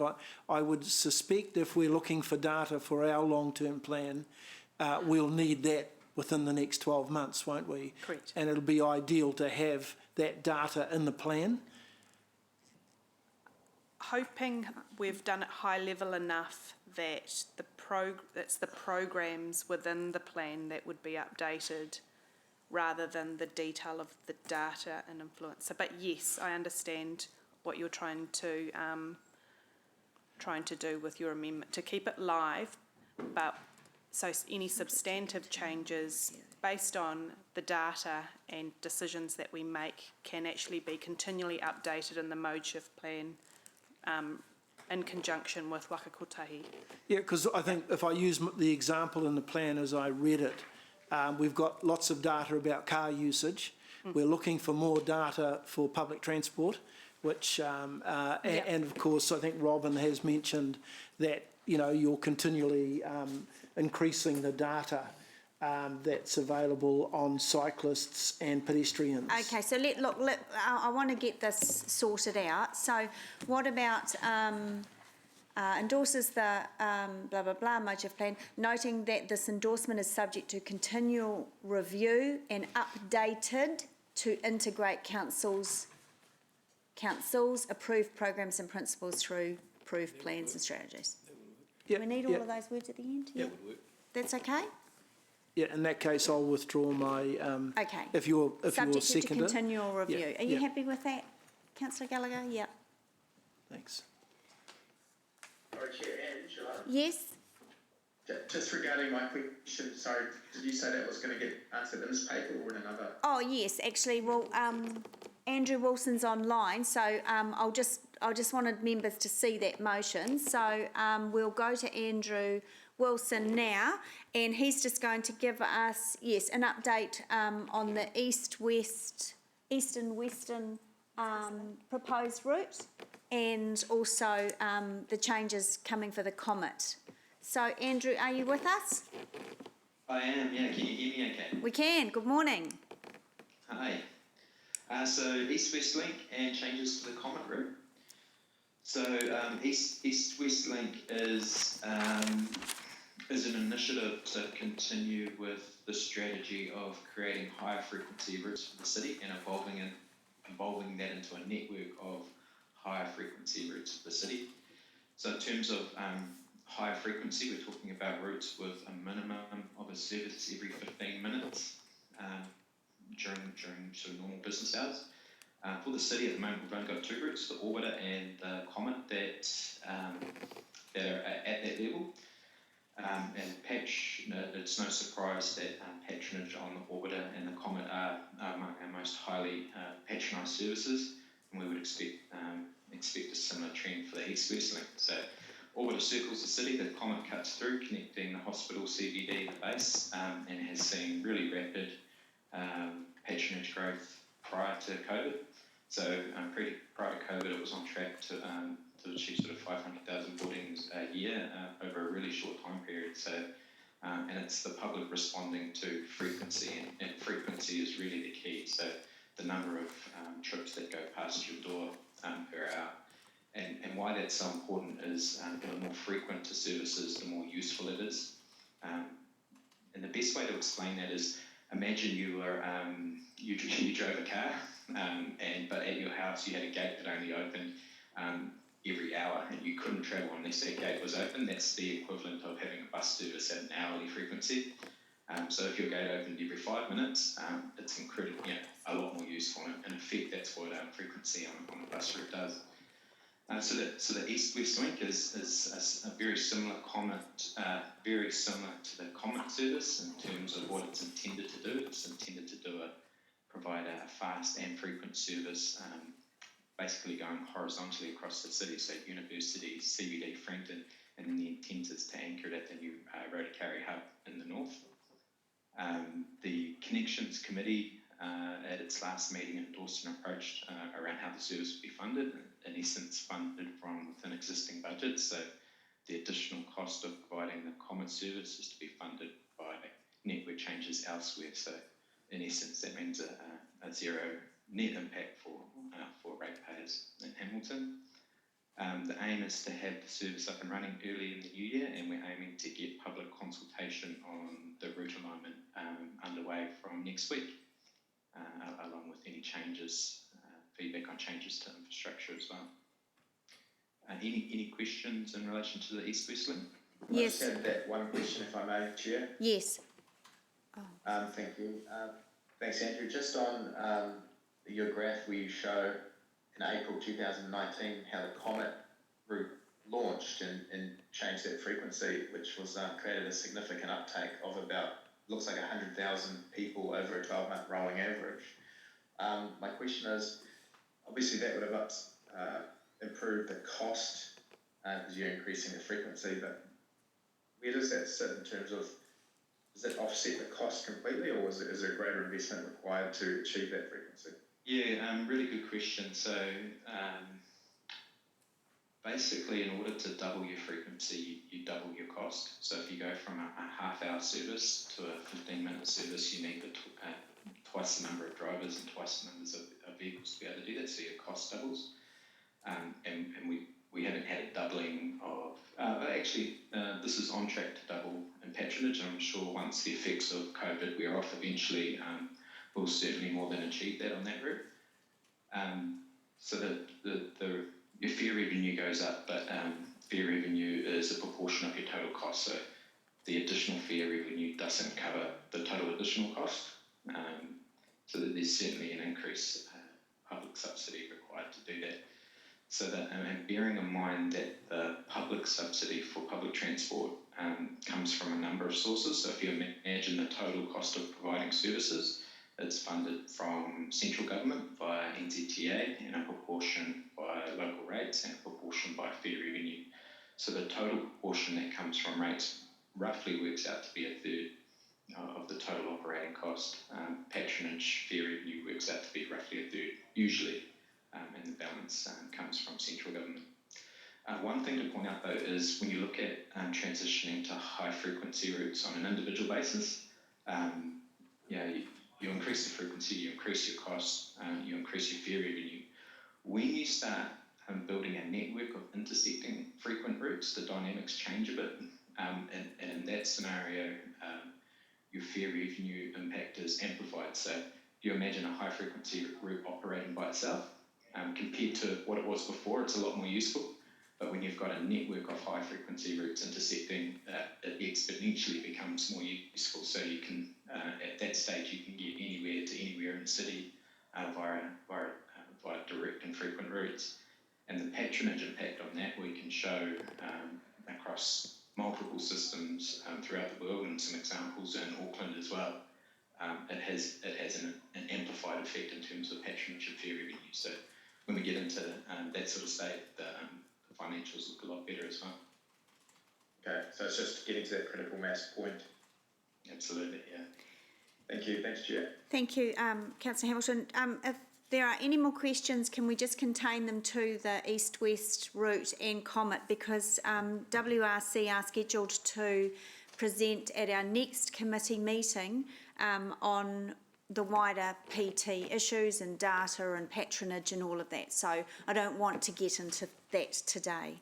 So are there any other questions on the east-west route proposed and the Comet frequency change? There are none. Okay, that's great. Thanks very much, Andrew. You look like you're sitting in a bus, but I think you're at the Transport Centre, are you? No? I am indeed, yeah. Oh, you are? I thought so. Okay. All right, thanks very much, Andrew. No worries. Thank you. Take care. Okay, if we can put the motion back up.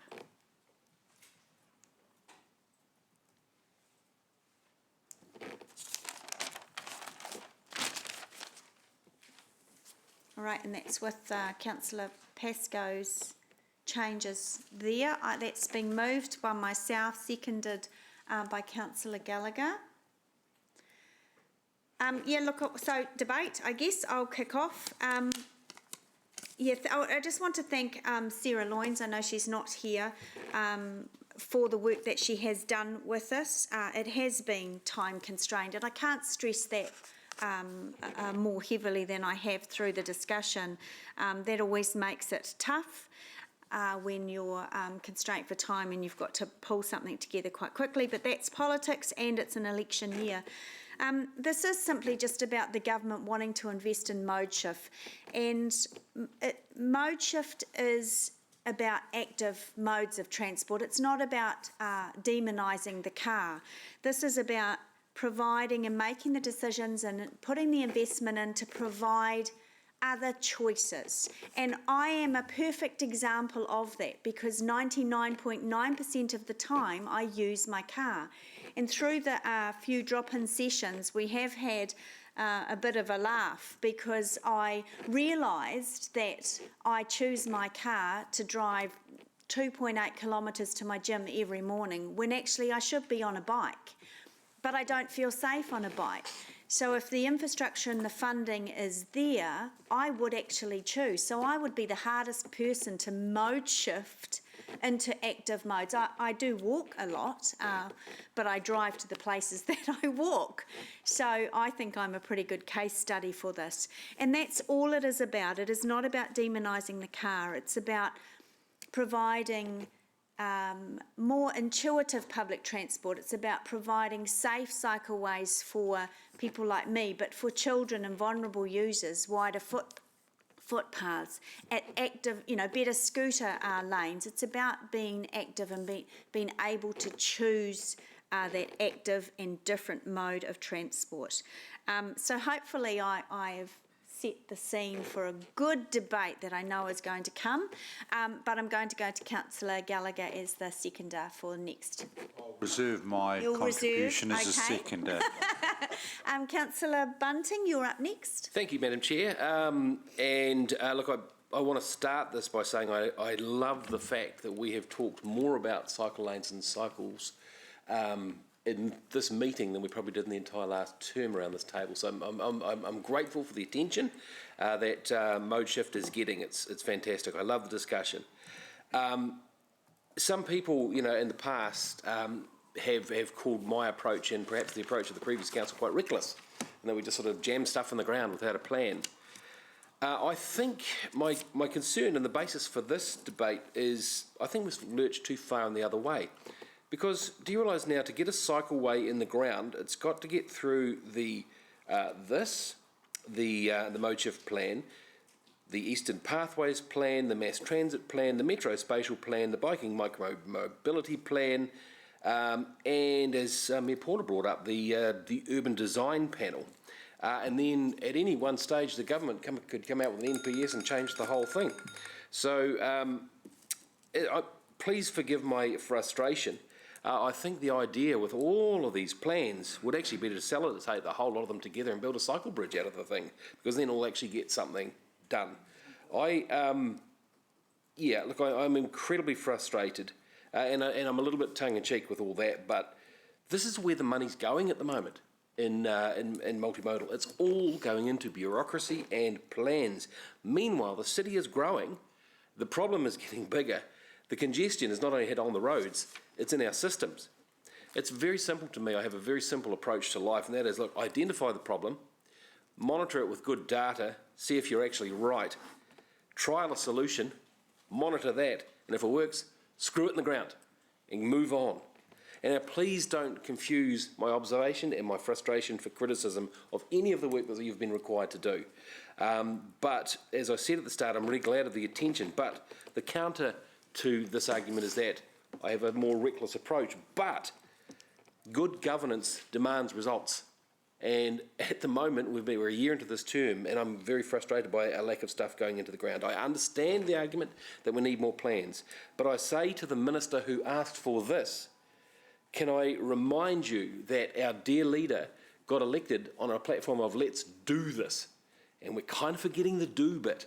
So, I'll sit back and I'll gladly get shot to bits for this, but I'm really frustrated because there'll be another plan and another plan and another plan, and there won't be anything in the ground. There's some great parallels with the problem that Ewan's got with the trains, and that we are finding with bikes at the moment. The problems we have with the trains are the fact that there are safety delays, and I get that, and I fully accept that. Right? The problem we've got at the moment is our bureaucracy are just loving that this is giving them lots and lots of work to do, and it's clogging our system. Please, let's do this. Let's do this, and do actually means outside, not inside. Thank you. Councillor Thompson, you're up next. Thank you, Chair. I'll be very brief. Hold on. Do you want us to come back to you? With you. Okay. Okay. I think this is really about giving people genuine choices and rebalancing our system so that, you know, choices like walking and biking or taking public transport are attractive, safe and enjoyable. There has been a real imbalance. If you look at the mode shift plan, per person, I think it's per year, $2,400 for roading, $100 for public transport and $40 for walking and cycling combined. So there's clearly been a huge lack of investment in areas such as walking and cycling and public transport, and we can see the result of that by just walking down the street. So I'm very excited to see that this is going to, help expedite the process when it comes to business cases and help us move to a much more inclusive transport system. Thank you, Councillor. Mayor Southgate. Thank you, Madam Chair. I agree that mode shift is an important part going forward, and I actually support Councillor Bunting's view and start to do things, but to me it's about priorities and getting those right and bedding those in, and the world keeps changing, and we've discovered that with the COVID and the way it affects how people move around or choose not to move around, as in Zooming and things like that. But we also know that a national policy statement on urban design is radically changing the way some of parts of our city may look, and therefore it's going to change the way people want to move around that new look city or need to move around that new look city. There's some exciting things happening. We were at the HCBA AGM last night, and they were talking about one of the exciting developments being Union Square, and they're factoring in walking, cycling, because they're going to have an underground cycling storage and showers and all of those things, and even the loop share cars, so that people who live and work around that particular development are provided for, and that's what we need to do. The difficulty, of course, with a city like this is the retrofitting part, because we would very much hope that Peacock and looks as modern as can be and factors in the way new cities work. The older parts of the town, and I'll talk probably about that in the next item when we come to talking about cycling, such as Hillcrest, Hamilton East, and other areas, of course, on the west, are established in an old way around a grid of roads. And there are some constraints to some of the modern ways of transport. But I absolutely support Sarah. It is around choice, and it's about meaningfully stepping towards those choices, making them available. We have to do it because the city's not going to look anything like it does now in 20 years.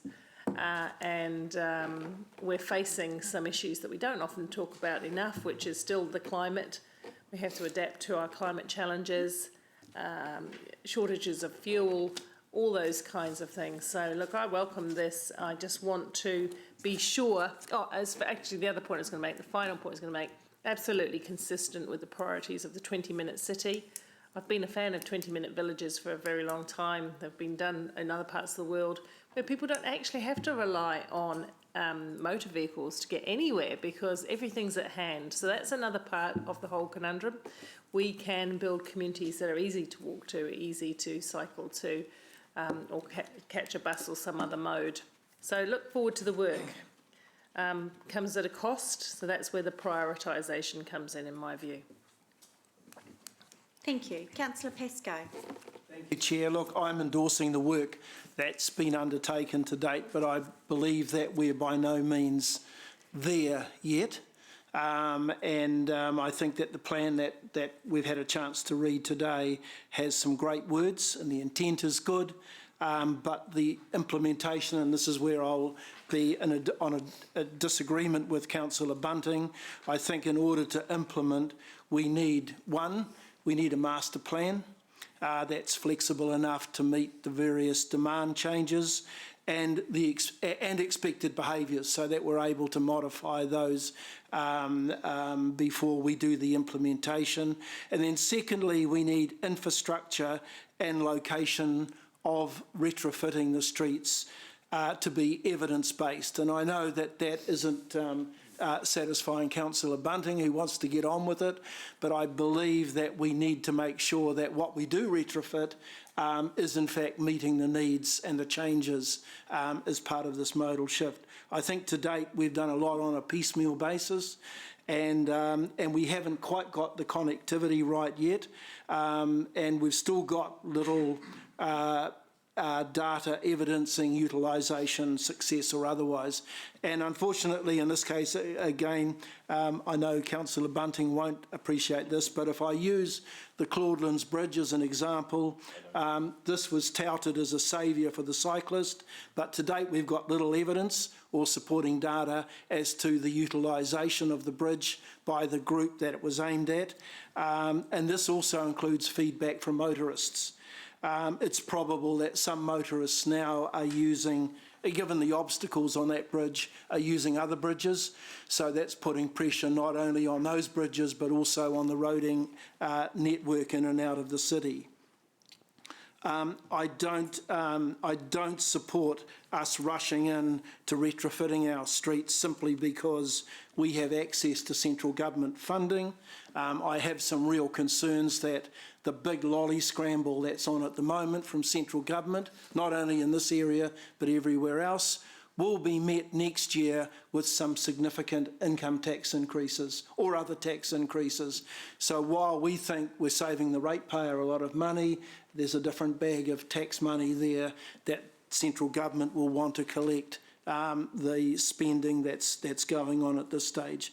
But look, I think the plan is a positive step to bring the various groups together, but I think we need to take appropriate time to make sure that what we do is in fact a success, not only for those groups, but also for encouraging or not discouraging economic development within the city.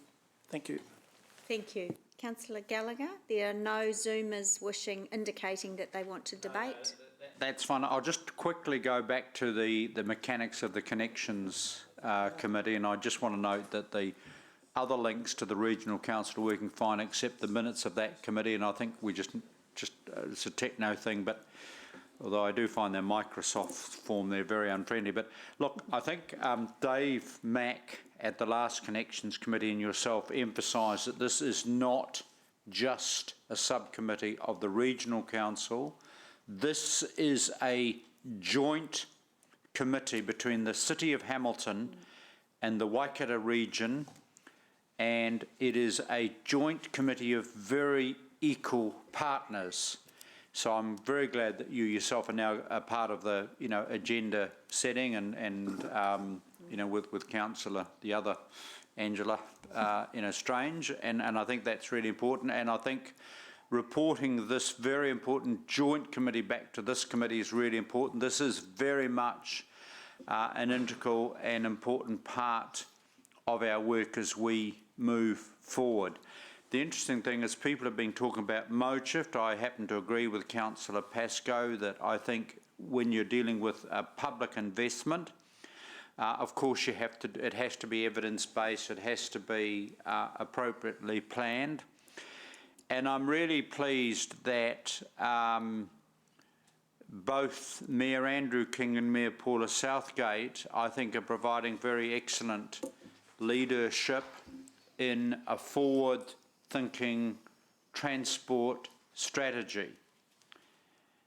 And if people actually quibble over mode shift, and I'm actually, apart from using a car, I'm a regular walker. I live in the central environs of the city, so I'm actually quite focused on the walking bits. trying to avoid some of the fast scooters. But, you know, even basic things like traffic light connections, coming across bridges, how I get from A to B, the river paths, you know, the quickness of getting within that is for me a focus. I'm obviously also in a dream world would love to have a bus that zooms past a whole lot of traffic jams, and, you know, so it's future proofing. And I have to say 2 words.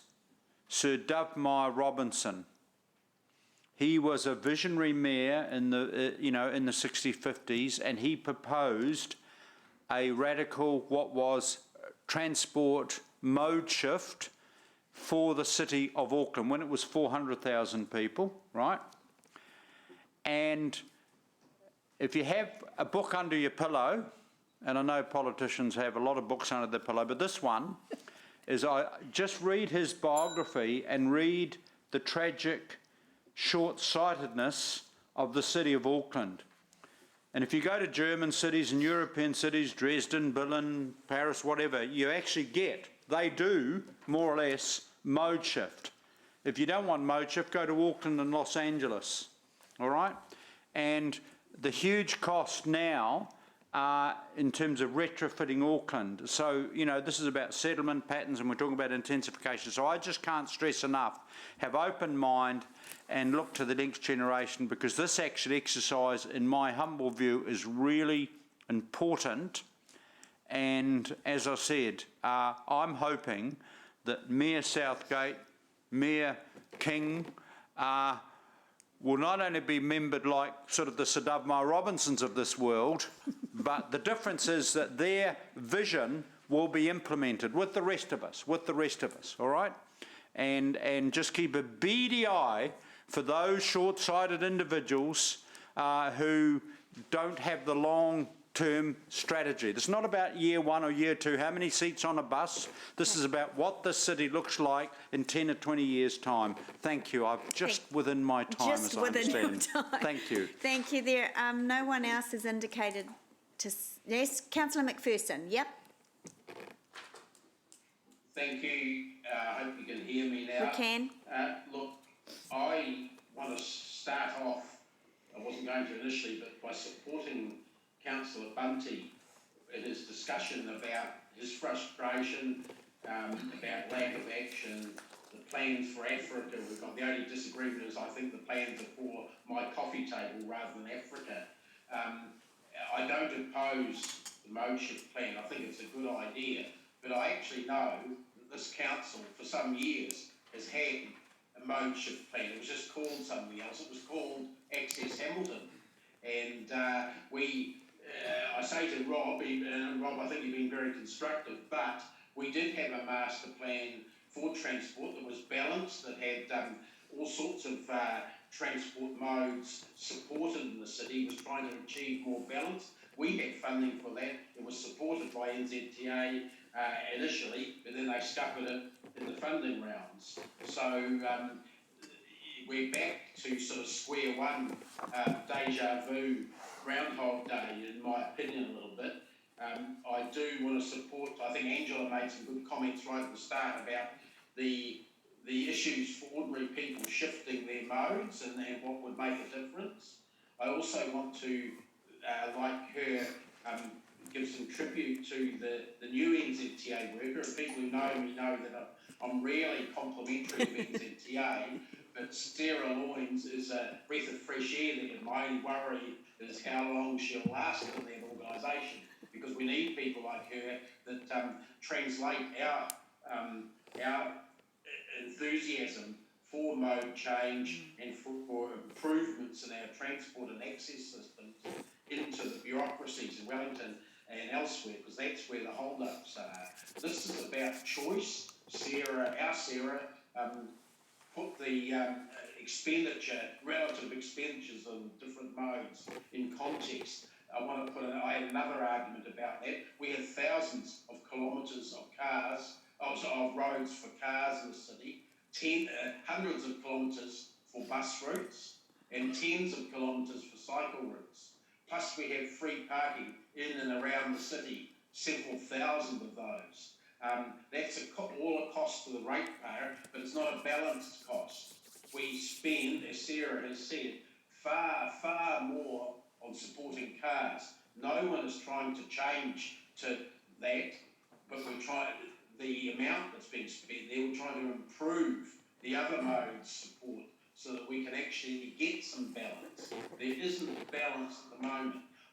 One exercise that sort of backs up some of the points that Andrew Wilson made, and Andrew is an excellent staff member of the Regional Council, and I'd love to have more of them over there like him. But when we started the Orbiter in about 2004 or 5, that was something that had never been tried in this city or in most cities around the country.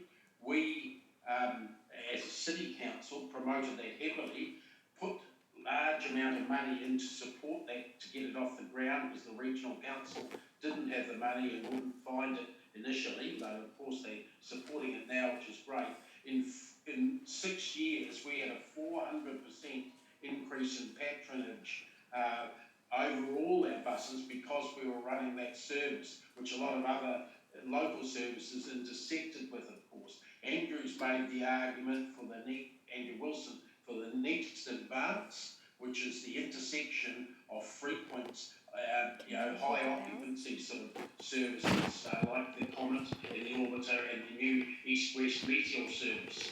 So I'm seeing what happens overseas. I think we're going to get some good results if we press on with that, and we're certainly looking at some other services as well. And they're looking at it responsibly. They're looking at trying to find ways to use existing changes to existing services to fund these new improved services. Sorry, Dave, can you wind up because we're a minute over? Just finish off by going back to Bunty's points. We must get on with it. There is no point having plans sitting on coffee tables, and that needs to be said to NZTA as well as ourselves. Yeah. Thank you. Okay, thank you, Dave. And I knew Jeff would speak after me. Okay, all right. Let's all play really nicely. Deputy Mayor, you're up next. Thank you, Chair, and don't worry, Dave, I'm not having a crack at anyone. I want to be constructive, but I'm just trying to be honest. I don't like this plan as it is at the moment. I just don't believe in it. There are elements I'm supportive of. I want provision of great cycling routes, and I think they're best delivered off-road or on quiet streets. We've got a fantastic gully network. There's all sorts of things we can do. And I will support cycling initiatives wholeheartedly as we go forward this term, particularly if they're not positioned to be in conflict with cars, because I don't think cyclists particularly like cycle routes on roads anyway. So you will find that I will support these this term. But I just don't like this particular plan. I think it's a one-size-fits-all feel. Like we've taken some other big city plan and plonked it here in Hamilton. It's generic. And for a city the size of Hamilton, I don't think it's common sense. It's going to lead to interventions which I won't support, so I can't endorse this. I think the problem is we're talking about choice here, but it's really getting the modes to compete to a degree. You just have to look at the suggestion in the next item where suddenly we're going to make Clyde Street an incredibly busy road. We're talking about making it a link with buses and cycles and cars. That's not the answer. They don't have to compete. If we're really serious about cycles, we'll spend money, which I'm prepared to, on off-road tracks, on using the gullies, on quiet streets. That's an investment I will pay for. And I think it's just disingenuous to say that this won't disadvantage cars. Let's not beat around the bush. It's less on-street car parking, it's more expensive car parking, it's less space on roads for cars. It's hard to see where 2 hours free parking fits in amongst this. In essence, the basis of this plan is frustrating people out of cars. Dave had trouble finding references to disadvantages, but I managed it. Page 32, car mode choice is most likely to be reconsidered as a result of changes to parking, specifically cost. Page 36, changing behaviour may also require a mix of incentives and disincentives to either discourage use of private vehicles by making them less attractive to other options, This may include parking policy and road pricing. And of course, bus lanes aren't going to make using a private car any easier either.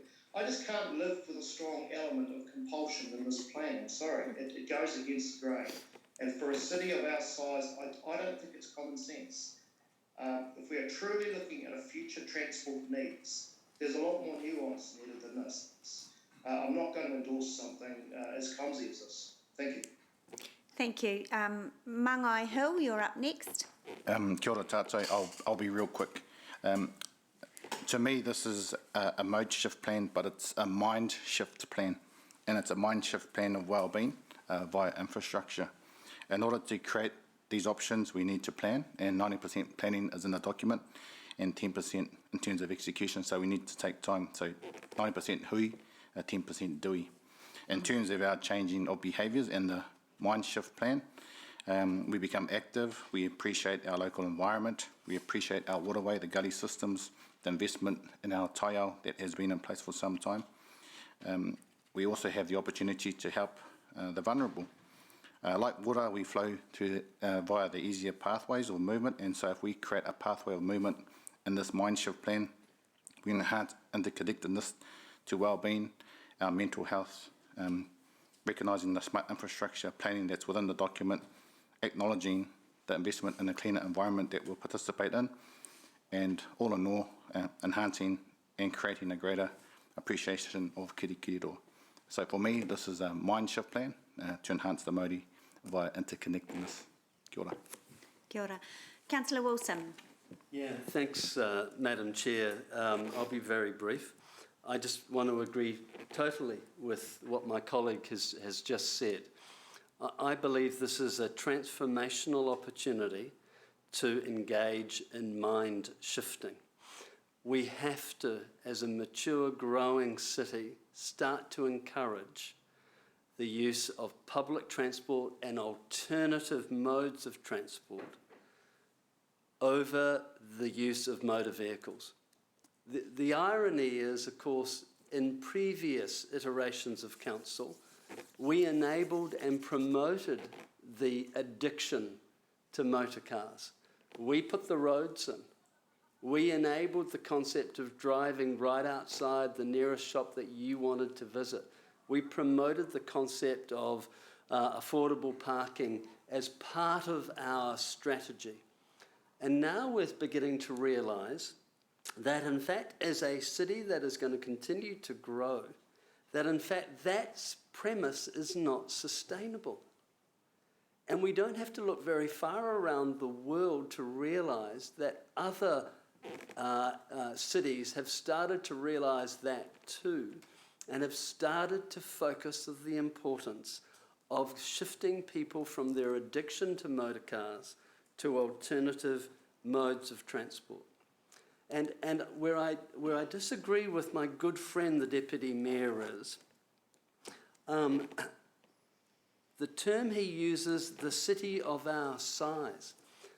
We're not here to make decisions about the size of the city today. Our mandate is to start planning for the future. Our role is to start implementing strategies that talk about a city that's 200,000, that 230,000. And so the things that we do today will enable us to prepare the city for the future. And it won't happen all overnight. It will take time and investment and dialogue with the community. And my point is, we did it in the past that enabled roads and parking. Now it's time to start that journey to convince people to shift towards this more sustainable and environmentally friendly approach. So that's why I will be supporting the plan. That's why I think it's time that we start sending a clear message to people. And we don't need to apologise for it. We need to start saying, get out of your car if you can.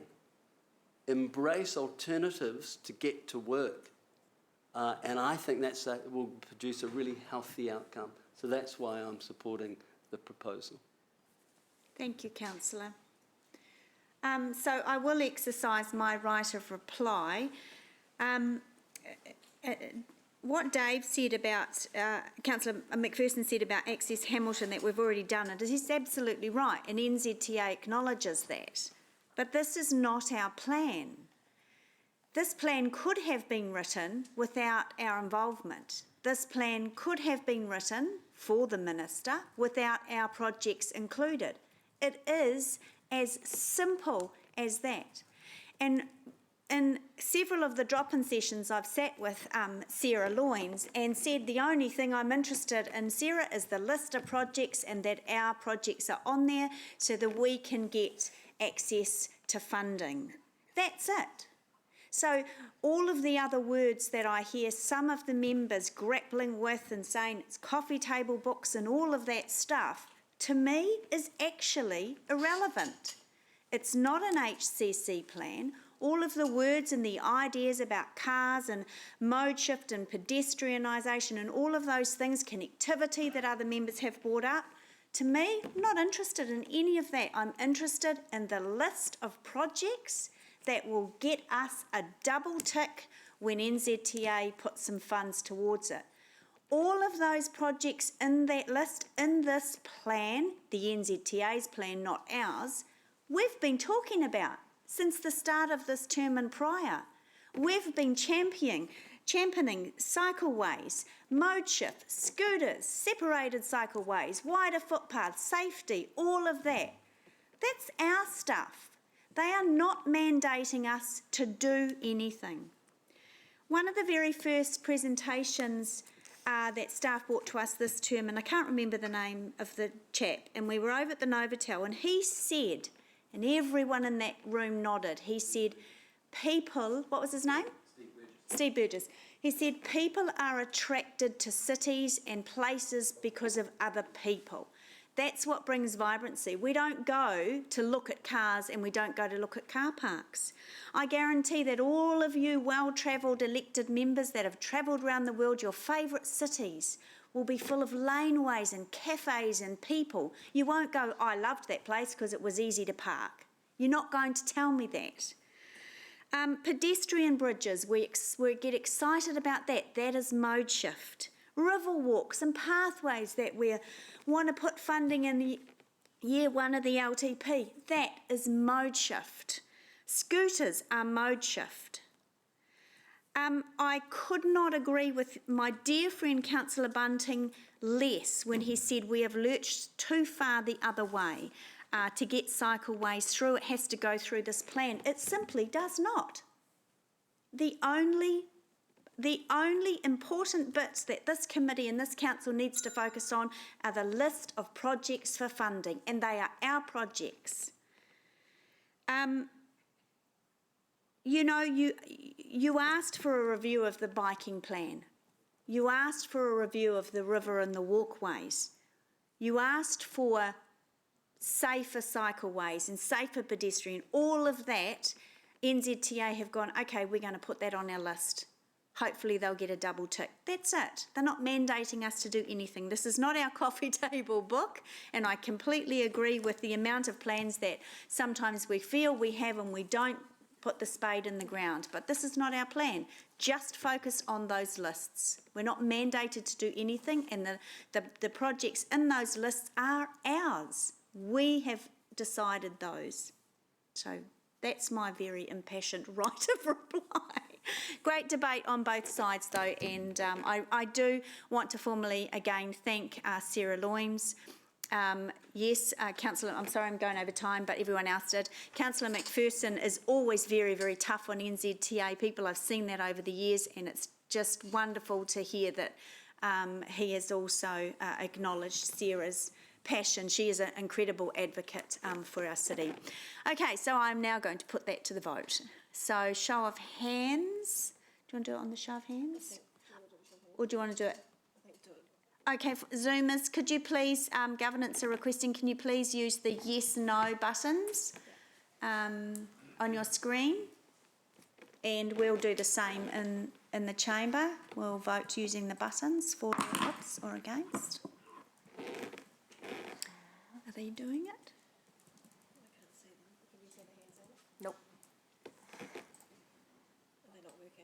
I don't see see any yes, no buttons there. Oh, okay.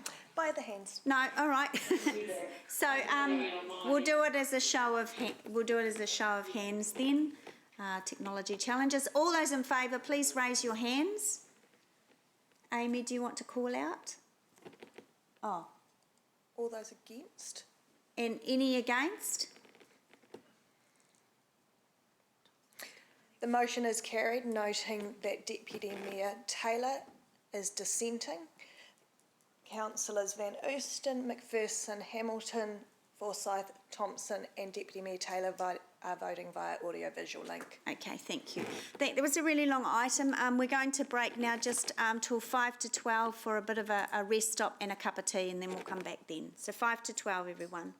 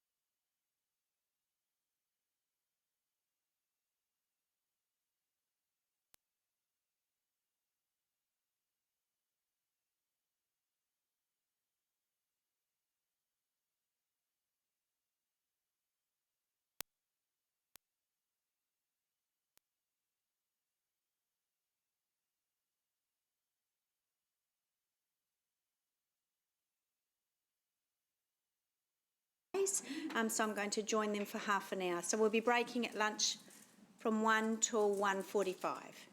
And yeah. Okay, so we'll move on to the next very long report. Thank you to Chris Allen. Where is he? No, he's, oh no, we've got way better than Chris Allen in the seats. He can take it. He can take it. He knows me.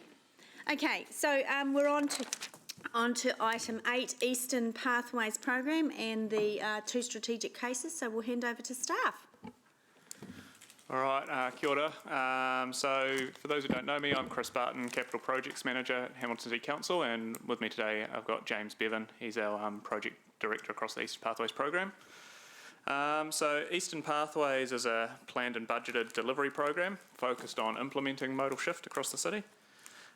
This report provides an update on the program, including particularly the proposed delivery program this financial year, and also seeking approval of the strategic business cases for the School Link and University Link projects to further advance those projects over particularly through the detailed business case phase coming up to the end of this calendar year. So other than that, I propose to take the report as read and happy to take any questions. All right. No one's put their hands up yet. Oh, yep, here we go. Are you not, Zoomers, are you not seeing even the blue raised hand? Oh, yes, you are. Okay. All right, we'll go to Councillor Thompson first for questions. Thank you, Chair. One of my questions was around the objectives. Is there a reason why, I guess, the investment objectives are different for the Unilink and the School Link? But also, I guess, I didn't find them very inspiring, and Richard Porter from Waikato talked this morning about designing for 8 to 80, actually, having some clear vision around having young children or old people being able to use this infrastructure because it's so safe and intuitive and that kind of thing. And also that it's actually enjoyable, so it's not just safe and enjoyable. So I don't know if there's any scope to actually add things in terms of objectives, but I was just interested in rationale and things behind them. Yeah, sure. Thank you, Councillor. The investment objectives are something that we work through with all of the stakeholders, so they are developed as part of a wider group of stakeholders that were all part of developing them. So this is something that all of the stakeholders have agreed as being the core objectives for those corridors or for those pieces of work. The reason for the differentiation in the university and School Link is the differentiation in the end user and the customer we're aiming for there. So you'll see more of a stronger look in terms of the school aspects in the School Link, and the Unilink more about the connection with the CBD. So slightly different customer group in terms of the target audience that we're aiming for there. You're right, they are probably quite vanilla, but it just reflects the range of stakeholders that we have that we're catering for in those corridors, and you'll see that further refinement come through in the business case as we move forward. So we understand that there'll be a range of things that we have to deal with in the business cases, and those stakeholders will continue to be involved throughout the process, including Richard. He'll be one voice in the melee, if you like, and we have to navigate those quite divergent views at some point, and that's reflected in our investment objectives.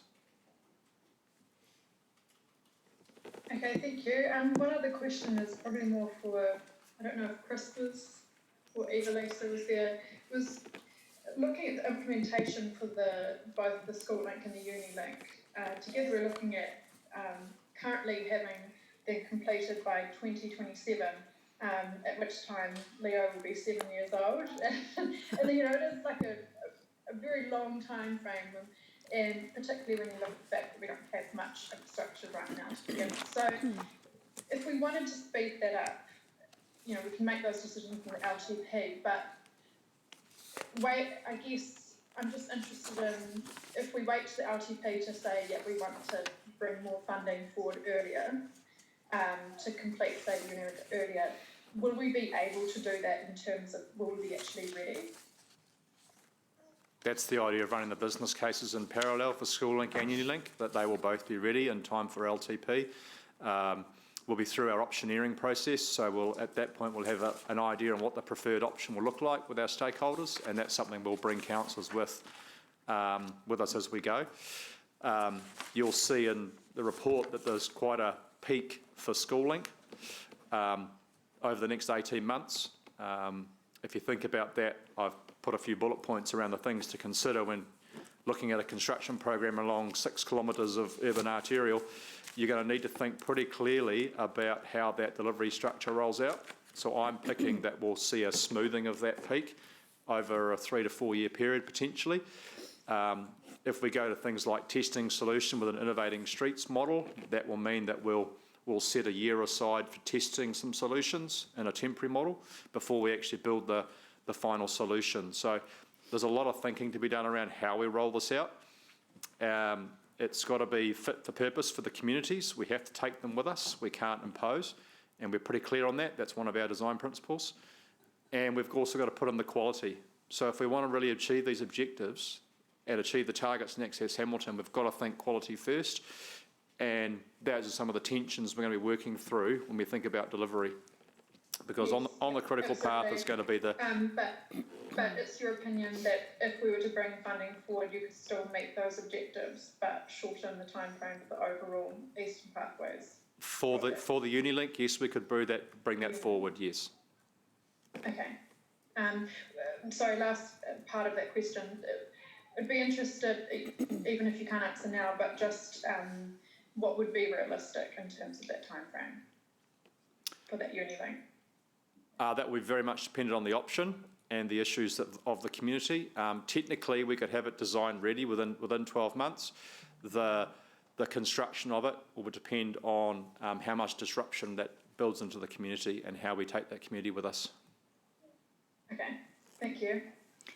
Councillor Gallagher? Yeah, so basically the business case for the SchoolLink and University is 3.5 mil. That includes design, bring it to a design-ready stage, public consultation, all of that. Have I got that right? That's the... If I'm looking at that quantum. That is this year's budget. That'll take the SchoolLink through the business case with all the community engagement and get into detailed design. And does that include the university link? Not at this stage. So what? Because the detailed design for Unilink is further out, but we can pull that in if we need to. Because what I'm obviously looking for is potential easy low-hanging fruit, at least part of the Unilink. You know, there seems to be pretty obvious, you know, Ruakua Road, pretty, as far as Peach Grove, pretty obvious easy bit, I think, being a lay person. So I'm just saying, you know, with that business case, if you got the message that we want to at least, you know, progress part of the Unilink, that we've got flexibility to do that. Yes, there's flexibility to do that. Right, and then we've got 900k as I understand it, and I'm not sure if it's to Evalisa. 900k from our AP budget. So what I'm looking at is the you know, with this X amount for the business case, the design, get all that, and then the actual starting capital work. Yep. So within our 10-year plan, there were different line items. So the SchoolLink and University Link were identified as specific projects. So that's the one where we're talking about the business case and the design phases this financial year. But there's also other components in the program in terms of intersection safety and capacity upgrades and biking connectivity projects, which are separately funded in the LTP, and those are the delivery components. So part of our comms strategy is obviously going to share, you know, what we're going to do to get the design of the totality of the project, and then the comms strategy is going to say the potential through our 10-year plan that Councillor Sarah is dealing with is the potential to bring forward or to give priority to components of that, whether it's the university link or, you know, what I would call low-hanging fruit. Correct. Thank you. That's fine. Thank you. Deputy Mayor, you're up next. Thanks, Madam Chair. Yeah, just a question, unless I'm reading it wrong, in the university link, the Anzac Parade, Clyde Street route is your preferred option at this stage? So the Anzac Clyde Street was what was in the 2015 biking plan, and we've started that as a base. The business case will test various route options to make that connection work, and clearly we've heard the discussion today about the various conflicts, and we're well aware of those conflicts. And the Regional Council and the Regional Connections Committee, having confirmed the East-West link in that corridor, is another layer of consideration we need to bring in, because the Unilink is a multimodal piece of work, which is the PT, walk and cycle. Then we'll need to think about those modal conflicts and how we separate those conflicts or avoid them as our first option. So yes, it's not necessarily saying that everything will be in the one corridor. We will be looking at options as part of that business case. Okay, thanks. Initially, when this has been talked about in the past, there's been talk about an off-road route, shooting possibly, near Boys High and all that sort of stuff. Is that still in the reckoning? We seem to have drifted away from it. My understanding is, yes, that's still in the reckoning. The issue was land access. That's still something that will need to be resolved, as it's obviously a designated site for education purposes, and we need the permission of Boys High to do that. So there's work to be done there. They'll be a part of the people we'll be talking to in the optioneering process. Okay. I'm just a little concerned because it doesn't seem to be referred to here. It's the Clyde Street thing. That's the one that's got the line through it, and that always worries me with these things. There's quite a bit of predetermination, it seems. Again, I come back to the 2015 biking plan had the route as that route, and we've used that as the basis for our strategic case. It's not to say that that is the only route that we'll be assessing. There will be other options within there. Okay. One last question, Chair. Thanks. There's some hope for a Ferrybank pedestrian/cycle bridge going into the plans in upcoming years. Would that affect the plan of using Anzac Parade or that bridge for cycle purposes? Is that something you can take into account? I think that's a very good observation. Clearly, there'll be multiple conflicts going across Anzac Parade Bridge, and separating those conflicts is a good option to be looking at. The cost of that option, the timing of it, and the sort of mode shift that you'll get from it is other things you will deal with in the business case. Okay, thanks, James. Thank you. Councillor Bunting, you're up next. Thank you, Madam Chair. Thank you, Madam Chair. There we go. And thanks, James. This is good stuff. My questions were following along from Deputy Mayor Taylor regards seems to be the heavy emphasis on that Clyde Street Anzac Bridge, etc. So looking in particular on the diagrams on page 70, there's the same diagram as the beginning of the one on page... Yes. Yeah, that one. So is that the old bike plan? Yes, that's right. Correct. Got it, that's clear for me, thanks. Question about the involvement of university, because at one stage I remember having a cup of tea with someone at the varsity and they were entertaining the idea of building one themselves down through Rurakura, following the rail down there. Great. Now, yep. I understand that their money is drying up as well, but is there enthusiasm from them to get involved in this, as opposed to just being one of the stakeholders? Are they looking at taking a lead role in it?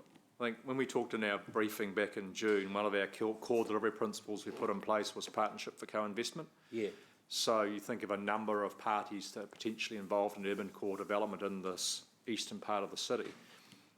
University being one, Tainui Group Holdings another, Kāinga Ora with Enderley. There are a number of potential co-investment partners. Right. So when we choose when the business case works through its preferred option, how do you deliver that option becomes part of that business case, and there might be some core funding partners that we'll be talking to through this. Right. And university being one. So potentially we could look at them for help with the design of this thing, as well as just cash, because they have the resources up there. We'll certainly be talking to them. Okay. Yeah, look, I'll hold off any more for the moment. Thank you, Madam Chair. Thank you, Councillor Bunting. I'll go to Zoom land. Councillor Van Osten, you're up next. Thanks, Chair, and thank you for the presentation of the report. I heard you talk about the bringing the community with us and really being able to reflect their vision and views as well. I wonder how we might be able to do that in terms of the consultation and the feeling that they will have the ability to alter or to make changes or see themselves or those changes that they're suggesting in that through the business case. We heard Richard talk about the gate to gate and wonder what your thoughts were about that. Yeah, certainly. Good question. Very important that we bring the community with us. It's one of our delivery principles that we've set as council, so very mindful of that. And we're working with the council's comms and engagement team to really set up what that team looks like and how it operates. And we've provided a bit of a snapshot on page 65 of your agenda around the sorts of things that will entail. In this early stage of the business case, it will be very much at the option level. What sort of option should it look like, look and feel? And then I'm sure the community will have a range of ideas around how we connect to that network and the sorts of connections that need to be made. And we'll be capturing all those through that engagement process. I think it's also good to remember that this is the start of a process, and to take the community with us is not just a business case, it's right through detailed design, right through into the construction and how they're going to be impacted in a construction stage. So we're really going to need to set up something that's robust now to carry through to the life of the program as it evolves, and that's certainly what we're starting to do right at this moment.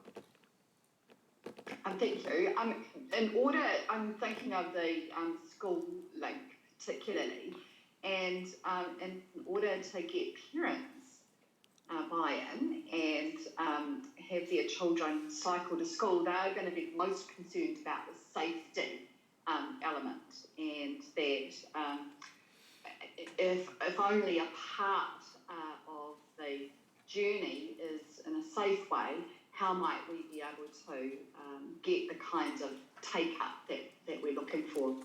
Yeah, another really good question. That it is, much as you heard from Richard this morning, it is that door-to-door. And so there's a piece of work happening alongside these two business cases that look at how we'll prioritise our biking connectivity spend in the next LTP. And that's something that we'll be bringing forward as part of not only the business case for these two major corridors, but how do they connect. And that'll have to come together at the same time so you can see that one picture, and that's something we'll bring back to this committee.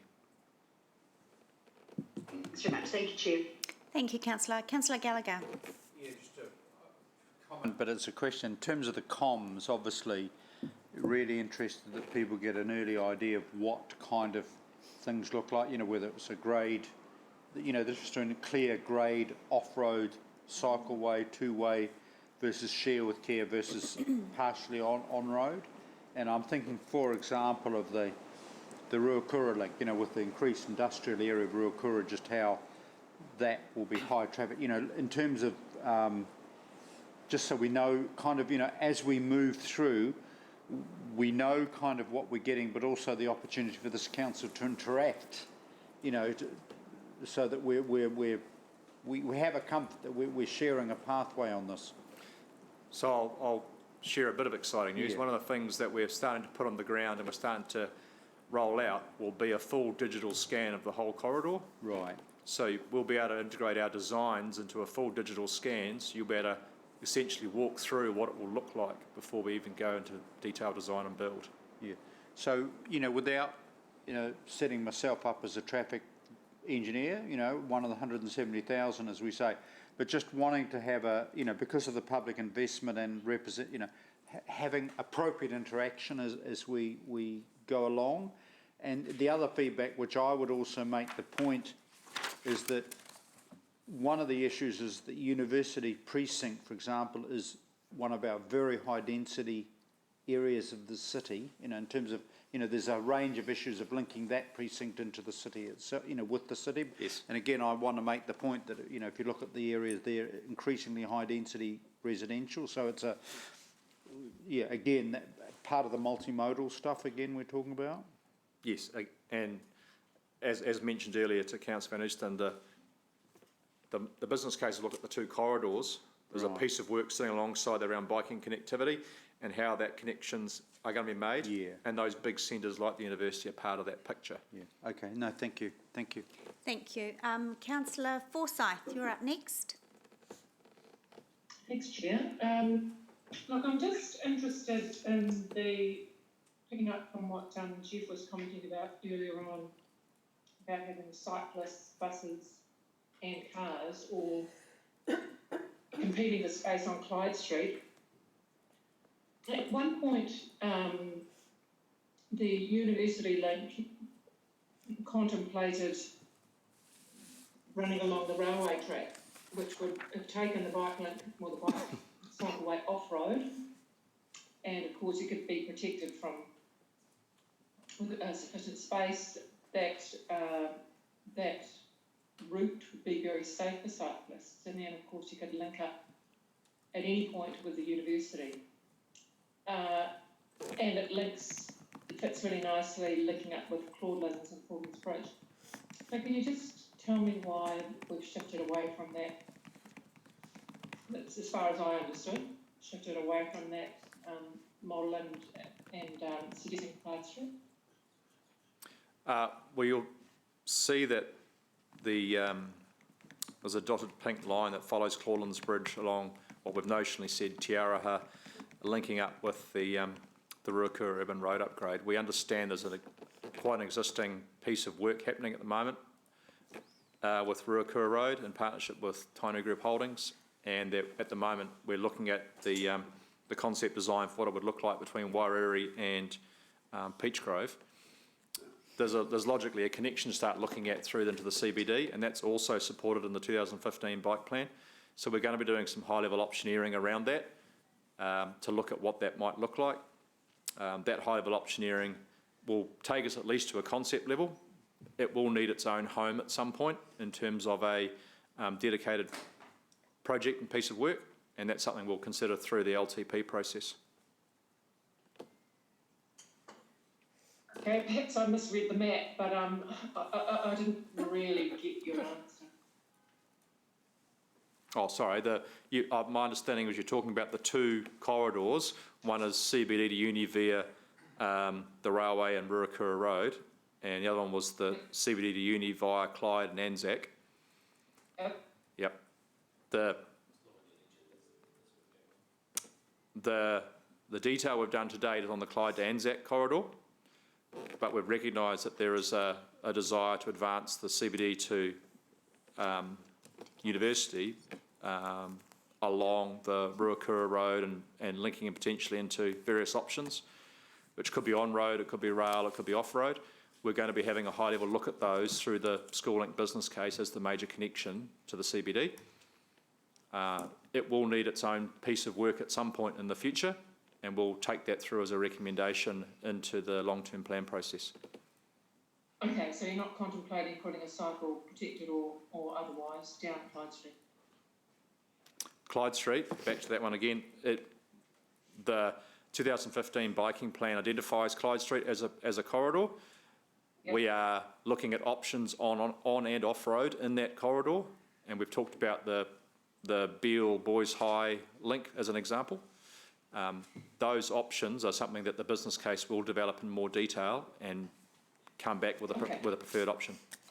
Okay, so will this business case potentially mean that we could go with a number of options?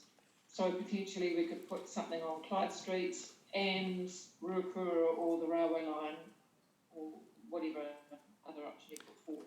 We'll put forward a preferred option that we'll workshop with our stakeholders and all the ones that are in the comms and engagement plan. There will be a preferred option, and there might be a mix of interventions that come up. So there might be a whole range of things like speed, things like segregated cycleways off-road, and some on-road measures. But that preferred option will capture all of those different intervention measures in one place and time. Okay, cool. Well, for what it's worth, if we have an ability to offer input, I'd prefer Ruakura and the rail road option over Clyde Street. I just think it makes far more sense, much safer as well. Okay, thank you. Thank you. Thank you, Councillor. Councillor McPherson, you're up next. Thanks, Chair Angela. Hey, look, I want to follow up what Margaret's just been talking about, also Jeff, about the route to the university from the CBD. I don't want to second guess things, though I've got a lot of sympathy for what they've both said.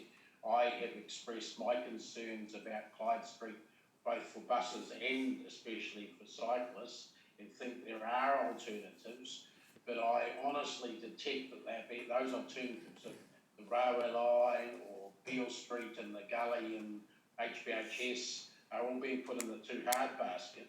And I think the reason for that is, and I can sort of understand it, is that we're taking the short-term view.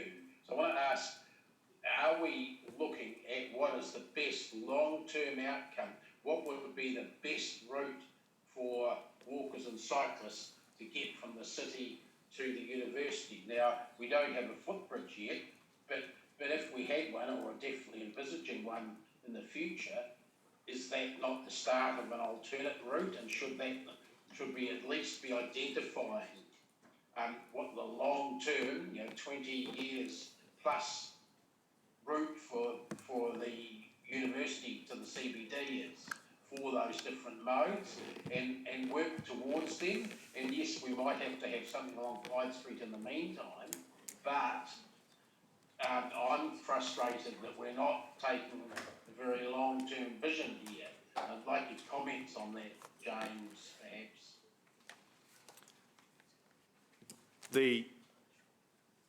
I'll answer it in two ways. First of all, the Eastern Pathways program is the delivery program for existing council strategy.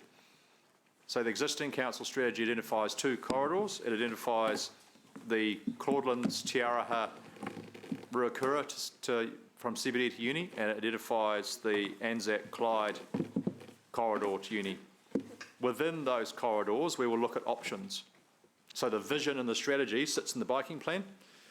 The delivery, when we look at corridors and corridor options, sits in Eastern Pathways.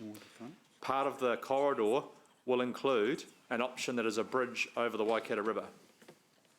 The timing and the cost and the consenting issues and all of those sorts of things you will need to be mindful of will be considered as part of those options. So I think vision sitting in your strategy document, this is delivery. I guess the vision that I'm thinking about is the type of thing that would sit as one step under the Metro Spatial Plan, which shows that the sort of big picture, what's the origin and destination.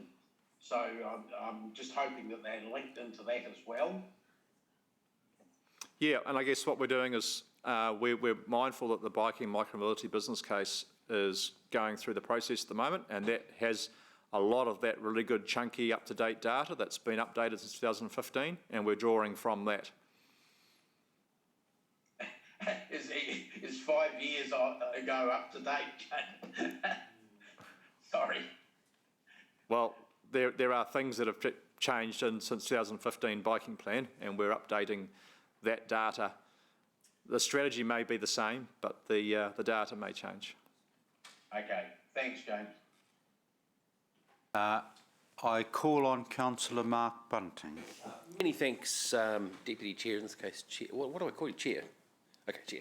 Thank you. Look, I think where a lot of the confusion may be happening is that in attachment 1, where we've got the Eastern Pathways program overview there, we've got in firm green the Clyde Anzac thing as the university to city corridor, yes. Whereas the dotted purple thing, the alternative doesn't even have a name, it doesn't even figure on the legend.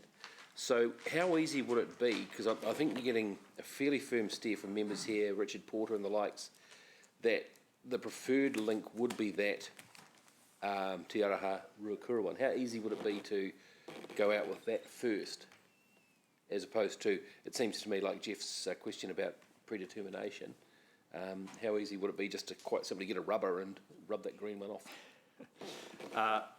At this point in time, it is something that we've advanced enough with NZTA that they've given us a endorsement and support for our co-funding.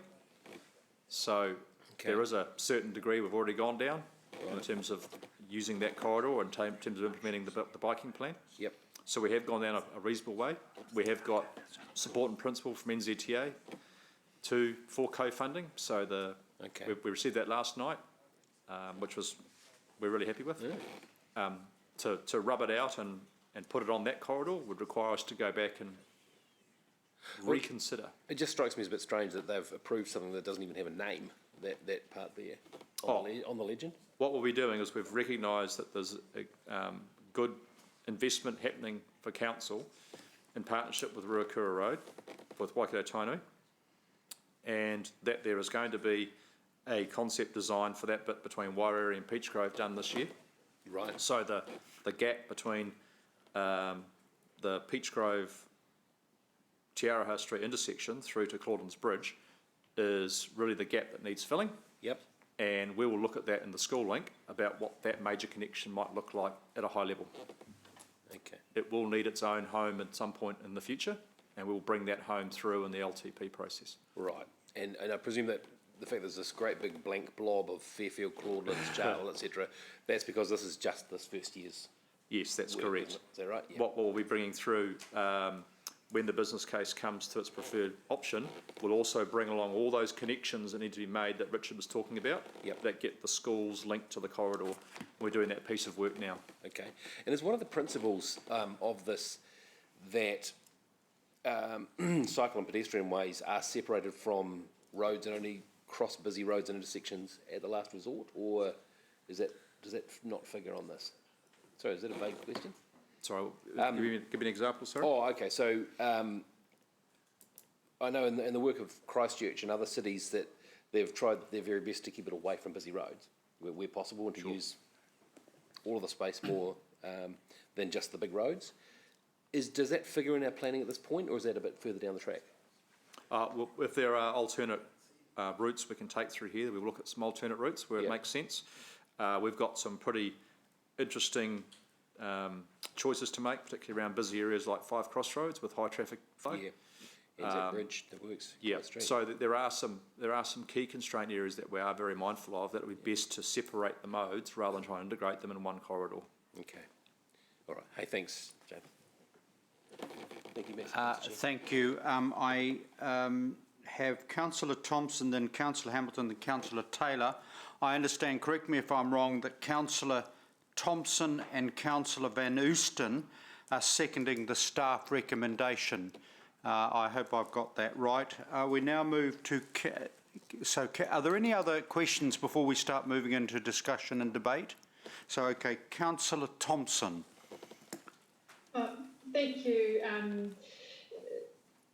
One question was just, I guess, in terms of openness around options, and as Mark said, around trying to keep people away from really busy areas, particularly for the Unilink. If there are ways to use back more, I guess, quieter streets and things, but it meant acquiring some residential land to make connections, is that something being considered? Because certainly I know in other parts of the city there are, places where back roads almost connect, but just not quite. The land acquisition is something that we haven't put in place yet in terms of options.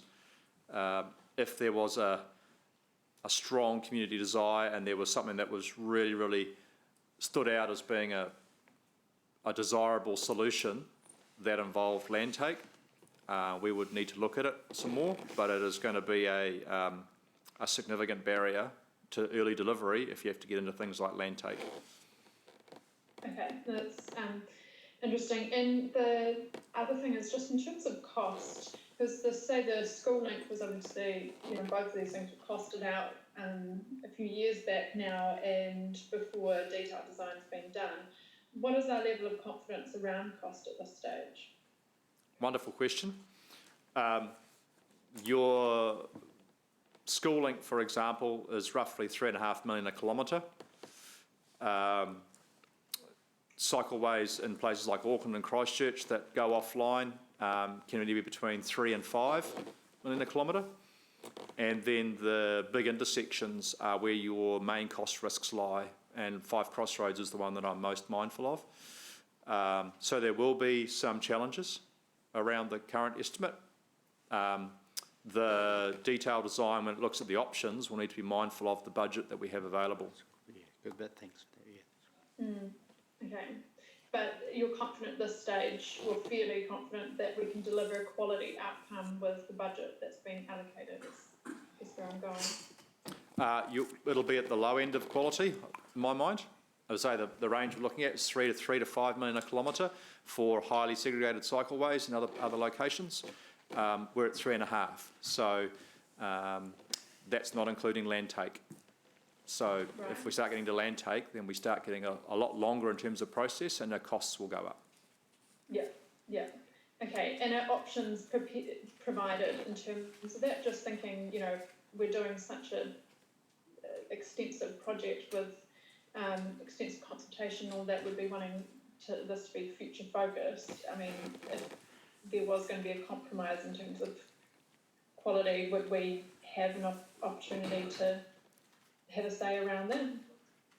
Certainly, that's one of the reasons we do options, is to really test those, what are the benefits of our investment versus the trade-offs we're making on cost. So if we're adding more cost, are we going to get a step change in benefit for the community? So that's what the optioneering should tell us. Okay, all right, thank you. Councillor Hamilton. Thanks, Chair.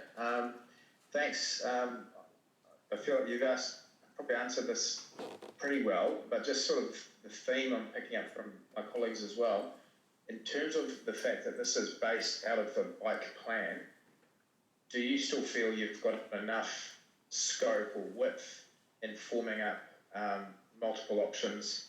It's not too prescribed or too limited by the original planning corridors? No, I think we're still looking at the right locations and the right origins and destinations. What we're looking at is the route the right route, and we're looking at various options on off-road within that corridor. So I think the biking plan was the right place to start. The mode shift plan has endorsed that in terms of the major origin destinations, so I think that's a good endorsement from NZTA.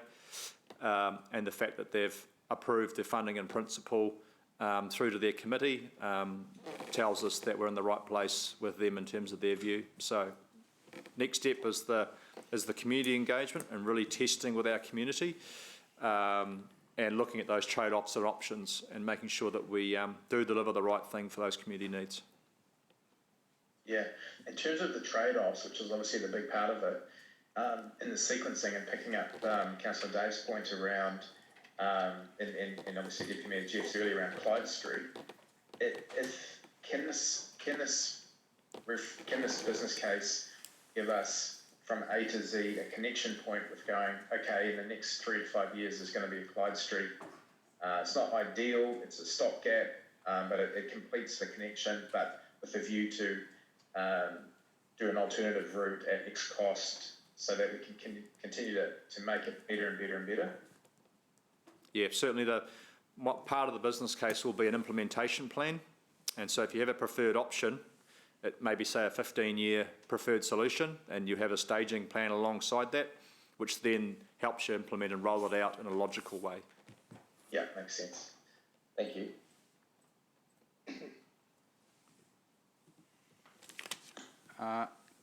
Deputy Mayor Taylor.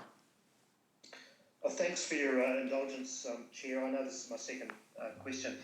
James, how hard would it be to go back to NZTA with a line on the Claudins route there as well?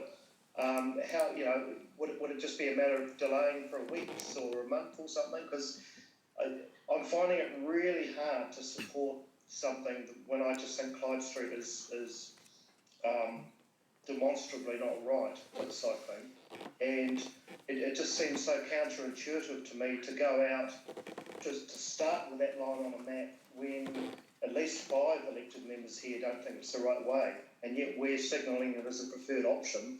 I know why, based on the biking plan, but how hard would it be to go back to NZTA and say, right, look, we've made a slight revision, we've now got 2 routes here that we're looking at as first options or whatever. How big a deal is that? Because it's almost contingent on me supporting this, really. I would suggest the strategy is that you need both. You've always said you needed both. It's just that we happen to have started on this one, and that we're going to take a first look at optioneering for the second one. It needs another home. It needs its own piece of work to start off with. That is something you can start off with in 1 July next year as part of an LTP process. So we'll get you down the path to say, at least narrowing the point of view in the schooling business case. We will get to that point where you've got confidence that there are some options and you can have a concept of what it might look like. But the going through a business case and getting into the funding with NZTA, that is a separate process. Okay, but you said that I'm not quite sure how we didn't. Maybe I've missed something, but this is like a fait accompli that you've already chosen the Clyde Street route before you got here, and we've already contacted NZTA about the Clyde Street route. What I'm saying is, can we peel that back and go back to NZTA with another option? At this stage, you would have to start your strategic case again, go back and relook at all the data in the corridor, and that we would take our stakeholders through that process. So at this stage, the strategy we've put in place is to enable you to progress both. You've always said you needed both, so let's progress both. I think just following on from that, the strategic case and investment objectives are, I think, still valid across both of those corridors, and potentially can be assessed as part of the subsequent stages of options assessment. Again, as James has outlined, a lot of the detailed corridor planning has been based around that Clyde Street corridor to date. However, I think there are potentially still opportunities as part of the subsequent stages of the school link and university link corridor assessments to look at those corridors and come back with a preferred corridor as part of what are we going to be proposing to deliver as either school link, university link, or as part of our biking connectivity program as our current 3 funding streams and mechanisms.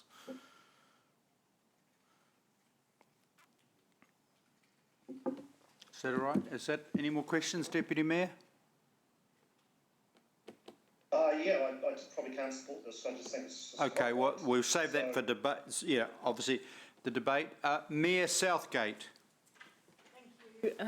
Chair Gallagher, sorry, and please bear with me. I had something I couldn't get out of, but if I'm going over old ground, just be a bit patient on that. But my questions also relate, and I'm going to join the chorus about Clyde Street.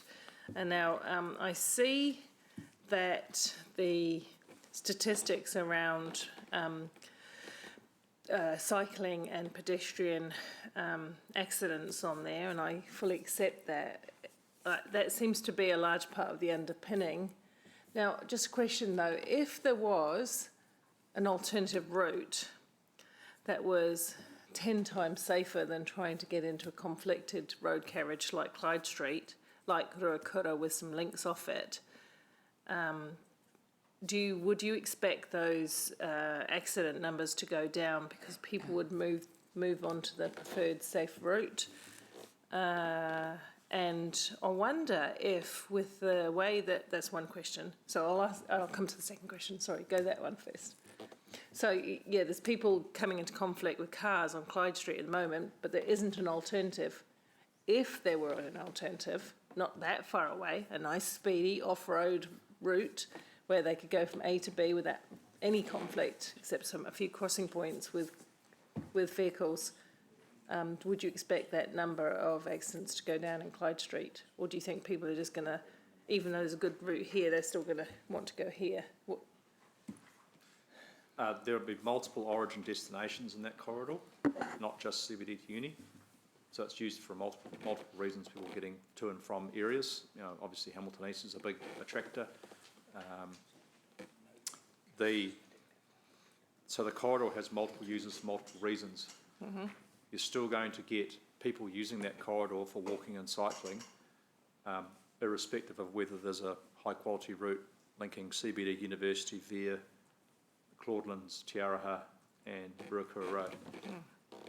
Hence the biking plan recommended both treatments on both corridors.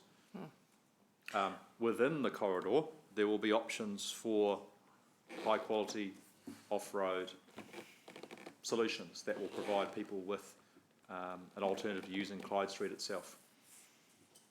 We have been looking at some of those, and we've talked about the Beale Boys High, we've talked about the Ferrybank Bridge. Those are all options that will be tested in that corridor. Okay, I'll have some views on that in debate, but another question around that is, does this take into account the way that the urban design of these areas is changing? A lot of students, for example, live in Fairview Downs, and if Ruakura is to go ahead with more housing, you're going to see a shift there. Wairere is great for cycling on, isn't it? It's absolutely superb. And so the north-south piece is almost taken care of with that. So this is just connecting east-west where people live, isn't it? That's correct, yes. Hamilton East is just plain nasty to bike through, so I don't know why you would, and you certainly wouldn't want to encourage it. The agility, because I same kind of questioning as others may have done. This does give this priority. Can you explain to me why this was prioritised over an off-road route, given that we know that Ag-Research are also going to contribute to off-road cycling through their land, through the Innovation Park land and their redevelopment? Why was it prioritised? I can see the statistics, but those alone won't sway me. What else made this the line that must be in now and the other one can come later? I'm going to ask Jeremy Frogger, who's project managing the business case, to answer that one. Thank you.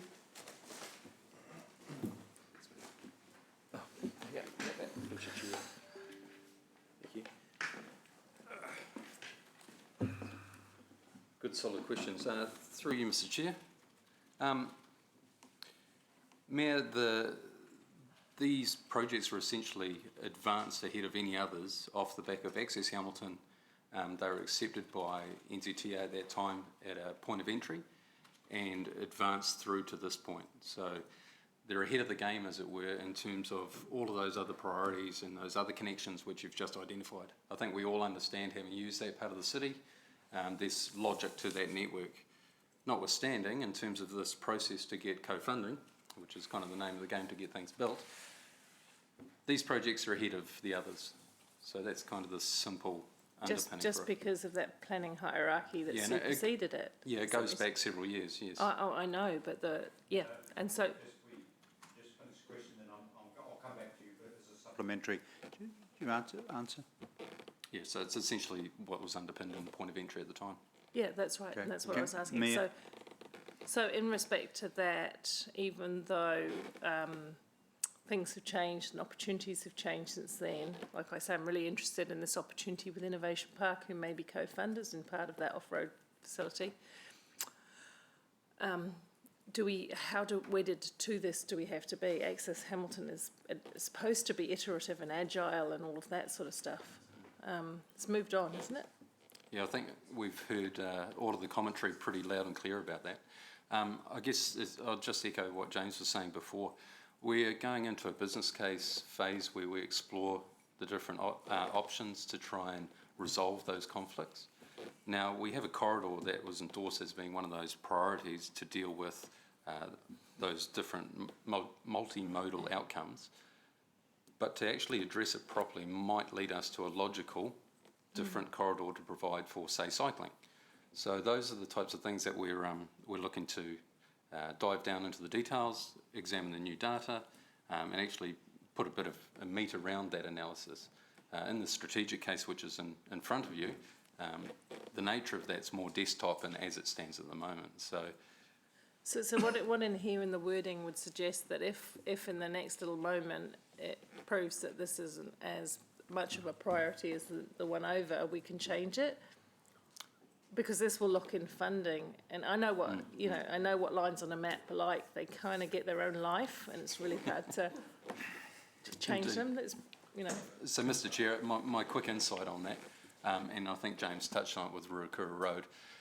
We have projects that are live that are heading towards co-funding to deliver cycling outcomes for the likes of which Richard identified earlier this morning.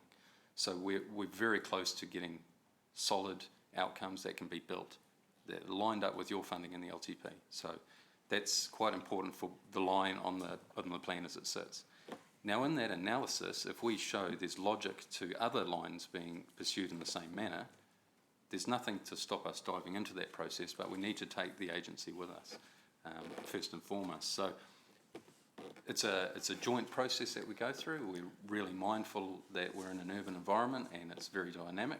The land use changes are a massive input in terms of how these things perform, and it's a historic part of the city. So that whole conversation is had between ourselves, Hamilton City, NZTA, Waka Kotahi. So if those things do come up, we can see the appetite to bring that online, and we can start to line those things up in the future.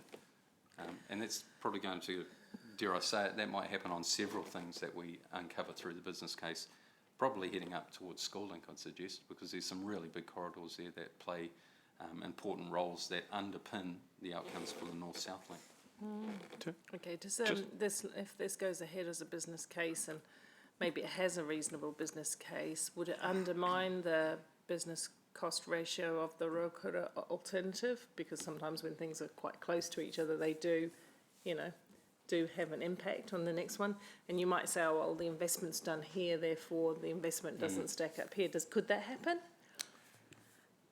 The NZTA have supported both corridors, so it's just that we happen to be progressing the first look at this one. There will be a chance to go back and do the second.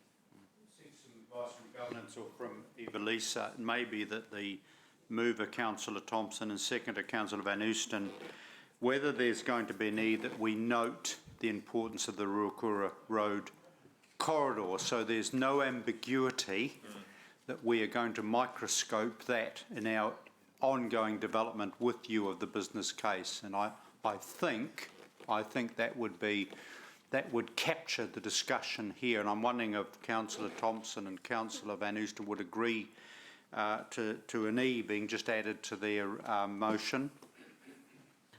Yes, definitely. And also, I'm still a little bit unclear around this Clyde Street corridor thing. Can we clarify our options will include stuff which is kind of in that vicinity of Clyde Street but off-road potentially? Yes, that's correct.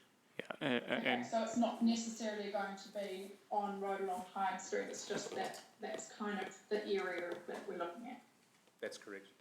I'm aware that the Mayor, do you have any further questions? We're trying to move, what I've tried to do in terms of raising your concerns and the Deputy and others, just trying to sort of note, I think, the points that you and others have been making. I did have a few more questions, got off track there. Is there, but as Sarah said that, is there actually any space on Clyde Street to put, or there a vicinity to put an off-road? There isn't. I've lived in that area for a long time. There's no space, unless you're going to... Through the chair, there is, but it's super tight and it cuts straight to the outcomes that Councillor Sarah and Richard were talking about earlier. So it's about amenity and those types of trade-offs. So the underpinnings from the KPIs give us the grounds to present that trade-off and to analyse that and to make some decisions. So we're not... So we won't be building anything on here until such still until such stage as that's all clarified through the business case. The business case happens first, we get joint funding to then move through design and delivery. So, But once we've got joint funding to design and delivery, that cart and horse are well out, aren't they? yes, so the discussions happen now, and we've got So what point between the discussions or the business case and delivering anything do we have another possibility to engage in this? I don't know if that was the nature of Jeff's question too, because yeah. What other intersection points? And I think, if I'm capturing this, that obviously, you know, and it was raised before, as the business case gets developed, is the appropriate intersection with this council as we move forward. Yeah, indeed, and even through the development of the design work itself, that really starts to give quite tangible discussions for those people where something's going past their front gate. So that makes the whole engagement thing really come to life as well. So. So through the chair, this strategic case is a high level, and so the expectation would be that those detailed cases would still come through this committee and elected members to actually determine that. What we've heard is today is that there are 3 corridors that are of importance, which are the Claude Street corridor, and Chris can keep adding, Beale Street with the off-roads, and Sorry, yeah, so as part of the next stage of the options assessment, as part of the business case processes for both School Link and University Link, I think it is key that, and probably worth noting, that assessment of corridors including Ruakura Road, the Beale HBHS kind of off-road route, and also Clyde Street are all options to be assessed through those subsequent processes to confirm the preferred options moving forward.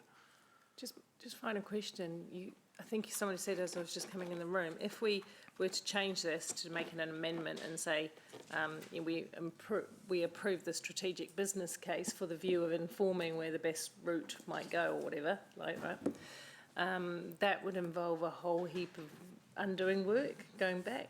So so this is what worries me, is it's gonna be really hard for us to pull back, isn't it? Everything's predicated on moving forward this direction, rather than, because I'd be quite happy to support a business case. For that area. I mean, absolutely. What I've suggested is that in there we know. I mean, just in terms of so that there's no ambiguity. We're moving a business case forward, but for the record, we're certainly very focused. If we name them on the particular routes, now obviously it's Clyde Street, Beale Street, Ruakura. So obviously that's saying very clearly in terms of working with you and agencies at a high level that we have a, and I think Bevan, you talked about going for both. Each route has a different dynamic, right? One, it's not with respect, it's not one or t'other. It's just a matter of landing, if you like, the appropriate routes. And obviously in the future, obviously the pedestrian bridges Councillor McPherson alluded to. So what I'm keen with the agreement of the mover and seconder is just to have that sort of item E just basically sitting in there so that when we come back to this item, we remind ourselves of this particular discussion. Very happy, Mr Chair, okay. Just give us direction around that. Right. So are there any further questions, Your Worship? Yeah, so what I'm going to do is that's going on the board as moved by Councillor Thompson and seconded by Van Oosten. An amendment? And then, once that goes on the board, we'll have a look at an amendment. Obviously, I'm aware that there may be an amendment in train, and I'll yield to the Mayor first of all for a possible amendment, obviously.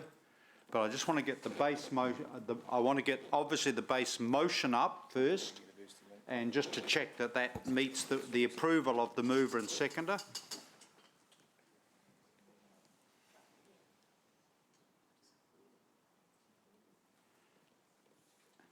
And can I just get, now that's... Yeah, we just, it's coming. Oh, it's still hot, it's still coming out. Just tell me when they see it. Yep, done. Right, can I just get confirmation from Councillor Thompson and Van Oosten that that particular motion meets your approval with the noting that there's an amendment that may be forthcoming? I think it should probably say the E is option options within the University Bank business case, not the school link is a separate issue. All right. Yeah, okay, okay.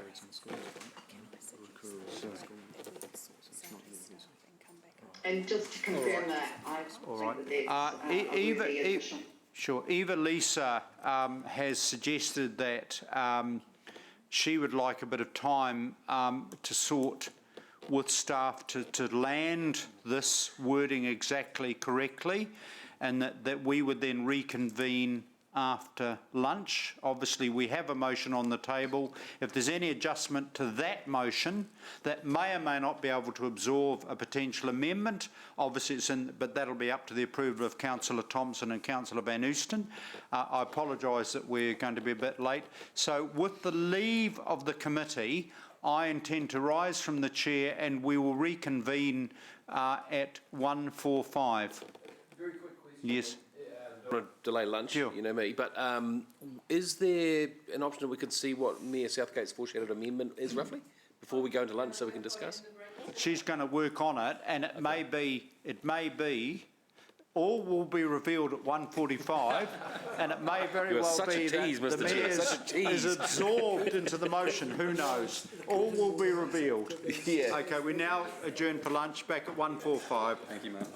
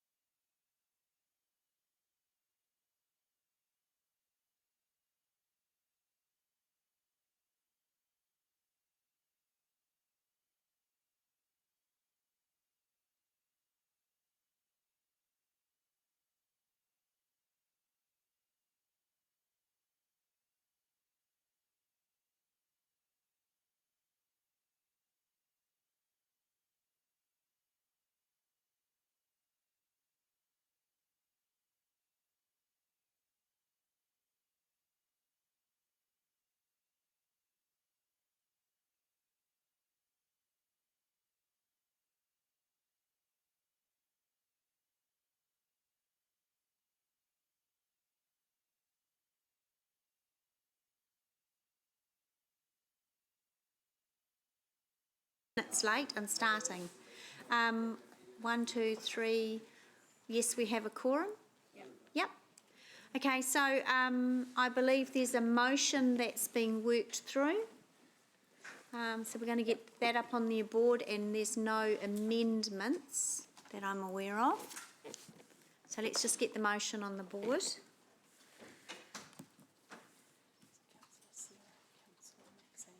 Okay. Okay.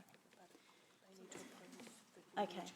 All right, so Councillor Thompson and Van Osten, I believe this is your motion, so if you just want to make sure when the words come up and the screen is shared that you're happy with that. Just 30 seconds to get it up. And if anyone is interested, my Q&A session, there's apparently now about 1,300 people, that was on rubbish and recycling, 1,300 people logged into that Q&A session at the moment. So staff are doing a really great job answering lots of fascinating questions about the new rubbish service due to start in 48 hours. Woohoo!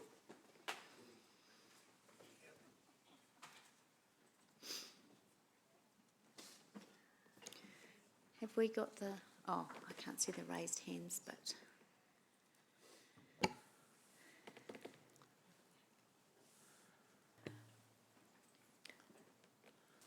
So if I can, through the chair, in terms of the changes made, it is around, we've removed the word project from clause C.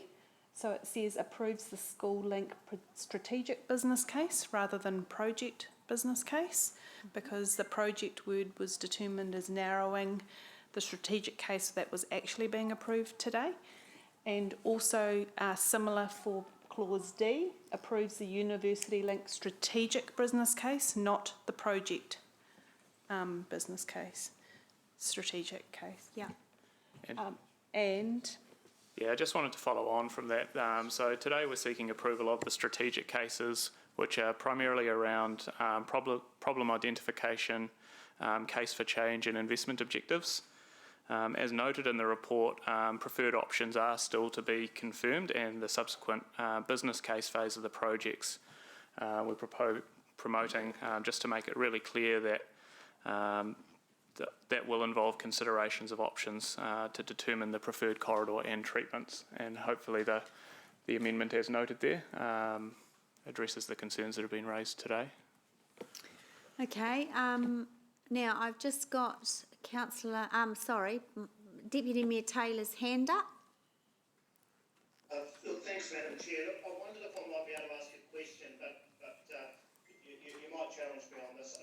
It's just a question that would make it a bit easier for me to understand, not the motion here, but just what's happened here in terms of processes. Do you mind if I have a go? Yeah, sure. I'll try not to hold things up. I'm just trying to understand how we got to this process that we're in today, how the Clyde Street route was put forward to NZTA without this council discussing it. And it might make it affect the way I vote today. How did that happen? So if I can start that and maybe follow on from that, James and Jeremy. So the Clyde Street corridor has not been a route that's been presented to NZTA. What has been presented to or developed in conjunction with NZTA is a business case around the university corridor. As part of the development of the evidence base around that, focus has been on the Clyde Street corridor as a key point to develop that database around that problem identification. And I'll probably defer to Jeremy around further detail around that.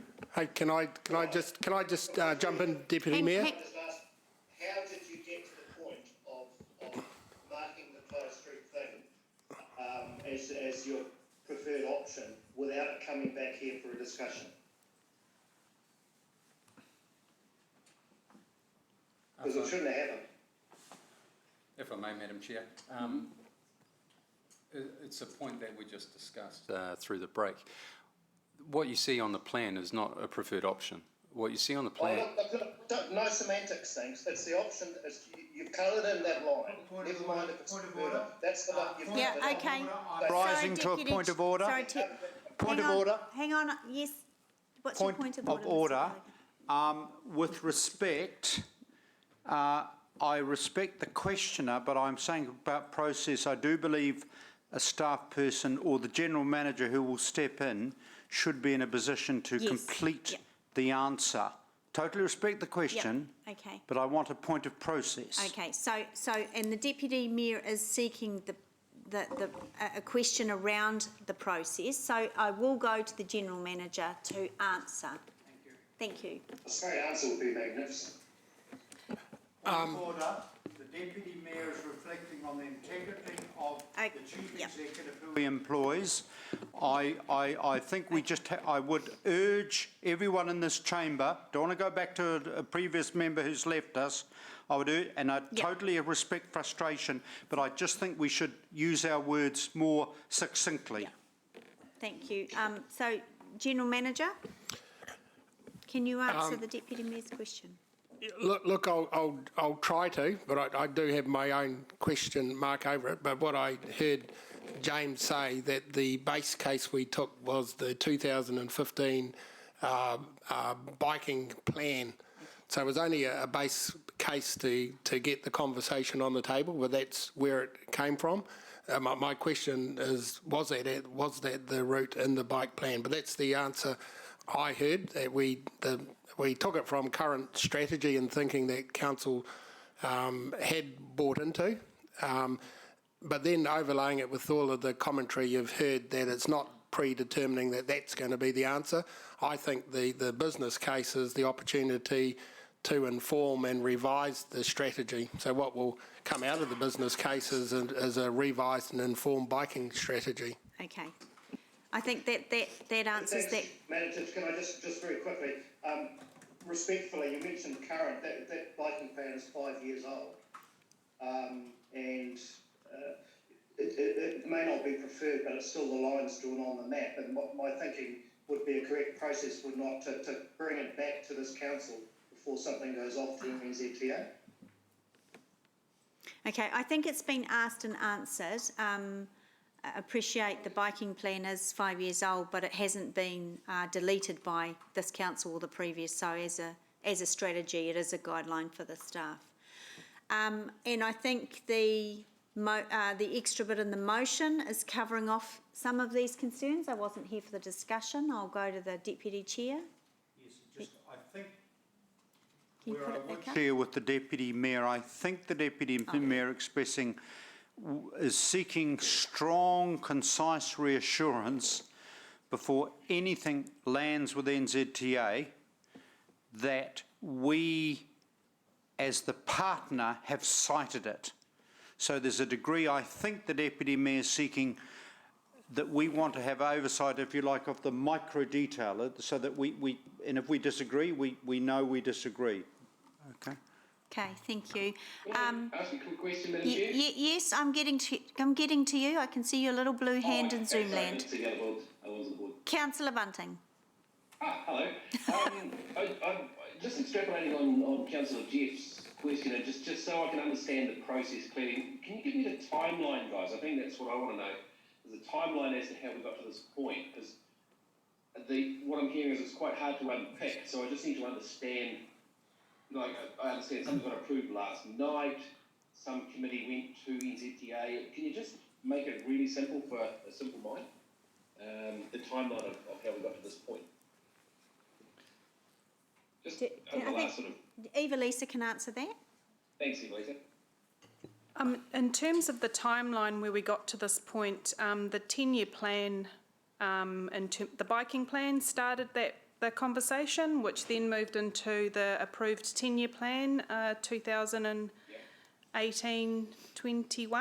and from that point we have been, elected members have been expressing concerns around the delays for the rollout of the projects within the 10-year plan, particularly for the University Link and School Link, which this year we recognised that and acknowledged that, and hence the reason why James is here today with a program in the strategic case so that we move forward to start delivering on the 10-year plan projects. So we've got to where we are today, and so I'd just like to acknowledge, and I've heard that elected members, the process hasn't been as elected members would want to this point, and I acknowledge that, and we will ensure that moving forward that elected members are brought on that process and options assessments prior to any decisions. And certainly not casting assertions on deliberate pun there on you guys. I just want to know over the last 6 months, over, you know, has it been to, like, for example, the Joint Connections Committee, or has it been to other committees? Was I involved in any of those? I just want to know the timeline of it so I can... My understanding, there was an elected member drop-in session. There were two that talked about the Eastern Pathways program within the last 6 months, within the last 2 months. Okay. Thank you. Okay, so look, that's all the questions. I'm keen to move forward here. We don't have any amendments. No one's indicating an amendment. Are the mover, Councillor Thompson, and the seconder, Councillor Van Osten, are you happy with the wording, the additional wording in your motion? Yes, my only query was just looking at, it's included there Ruakura Road, but this doesn't preclude us eventually having 2 different routes. Basically, it's just that we have options coming through in this business case. Yes, correct. It does not preclude. Yeah, no, I'm happy with that. Ditto. I'm satisfied that it meets the needs of the meeting today. Okay, thank you. Thank you for that. All right, so the motion is on the board. It's been moved and seconded. There are no other process questions. So I'll go to the mover for first response. Councillor Thompson?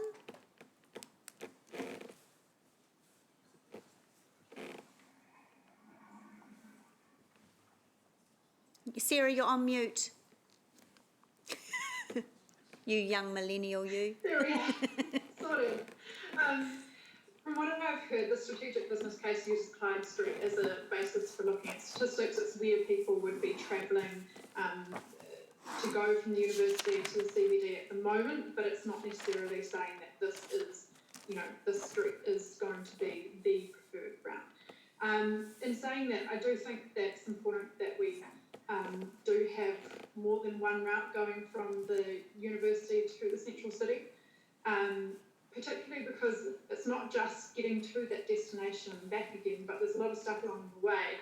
And in that Clyde Street catchment area, you've got Sacred Heart Marian Catholic School, the Grey Street shops, you've got Steel Park, you've got the shops near the university, and all these things are also important for people to access. So it isn't, we have to keep in mind that it isn't just from getting from A to B from the uni to town. I would like to see that we have as minimal conflict in terms of people walking, biking and cars as possible. It's important for safety, but also actually it's making it an enjoyable trip. And I think that's a critical consideration when we're choosing routes and designing them. People should actually enjoy getting around the city on their bike or walking. So I would like to see this progress, and I look forward to receiving options, and I hope that we are open-minded in terms of those options, and that we do look forward in terms of having a really future-proofed quality outcome, which I would hope does include a pedestrian and cycling bridge to ensure that we have more separation. Thanks. Thank you. I'll go to Councillor Van Osten next. Kia ora, thank you for that. Look, I see this as being the beginning of a real transformational change in the way that we use our city and the opportunity that it's going to give future generations of Hamiltonians a real alternative for getting around. Our elements in the paper are an important foundation for the options that we'll face in the future, and hopefully that's not too long into the future. It's critical that our community comes along with us on the plan, and if we think about the school link, it's parents who we'll have to convince that their kids are safe to get from gate to gate, and so that they will have definite ideas about what's needed. So flexibility and some agility are key in the final business case. Also, a vision for the overall concept for health, and I love the idea that James talked about with the audio-visual opportunity to vision that. And I've got confidence that our communications team will be able to put together a really thorough plan that will be able to delve into the deeply felt and widely held views out there. And hopefully that also includes some real face-to-face hui with our school communities, who are going to be a key part. In terms of the university link, it's really clear that there's more work to be done on this one. And I live in Hamilton East, I cycle, I use the Anzac Bridge, so I know the challenges and the shortfalls that exist there already. It's not just kids that need to feel safe on a cycle and using our roads. And Richard has challenged us to think about this morning about the 8 to 80-year-olds and their experience, and the possible 2/3 of residents who, if they believed it was safe, would get on a cycle. So our challenge is not only to begin this transformational change, but to do it well and have safety at the very core of our thinking and our planning, that we ensure that we have the budget to deliver on that vision also. So let's make Hamilton the New Zealand version of Utrecht and Amsterdam and in fact any other city in the Netherlands that recognises the benefit of that cycling. We've got so many well-beings that can be met through this project. Kia ora. Great timing there, Councillor. Bang on. Well done. I'm going to go to Mayor Southgate next. Thank you, Chair Angela. Absolutely support the intent of this work to push forward and get some gains on the board for cycling as soon as we can. It was interesting, Councillor Van Oosten did talk about safety at being at the very core, and I guess that's why I fought to have some greater clarification in the recommendation that we're not predetermining that Clyde would be the best outcome here, because I have some serious concerns about Clyde, and I know that area inside and out, because I lived there for 3/4 of my time of living in Hamilton. So Clyde Street's got so many conflicts, but also times change, and it could be that we're lining up some really good new opportunities with the redevelopment of Ruakura, innovation parks, new developments. Ruakura Road is very wide. The possibility of having a separated cycle lane really appeals to me, because I've done a little bit more cycling this year since I have an electric bike, and that does make you understand from first-hand experience which roads work really well and which are less comfortable. And, you know, Wairere Drive, where you're off-road the whole way, is just fantastic. So I can get from my area all the way through to Hillcrest to see my daughters with no potential danger or conflict with cars. And that's surely the kind of gold star standard that we're looking at from north to south, from east to west. I'm not a cycle transport engineer, so I'm not going to presume to do the work, but I felt strongly that we should not pigeonhole ourselves into one solution based on a plan. Yes, it's 5 years old, but I know, Chair O'Leary, that you're doing some really excellent work about reviewing the cycling strategy for the city. And we do know that things have changed. The urban the National Policy Statement for Urban Development that's going to see more housing being in a dense environment. The where people are choosing to live, how they're choosing to live is all changing. So we've got to be adaptable. So this keeps ourselves agile for the time being, not too locked into an outcome from the very get-go that we then have to justify. It keeps us more open-minded in that space. That's why I'm happy to support this. Thank you, Ms Southgate. Councillor Gallagher. Yes, I think there's two parts of this, and let me, notwithstanding my points of order, I do acknowledge the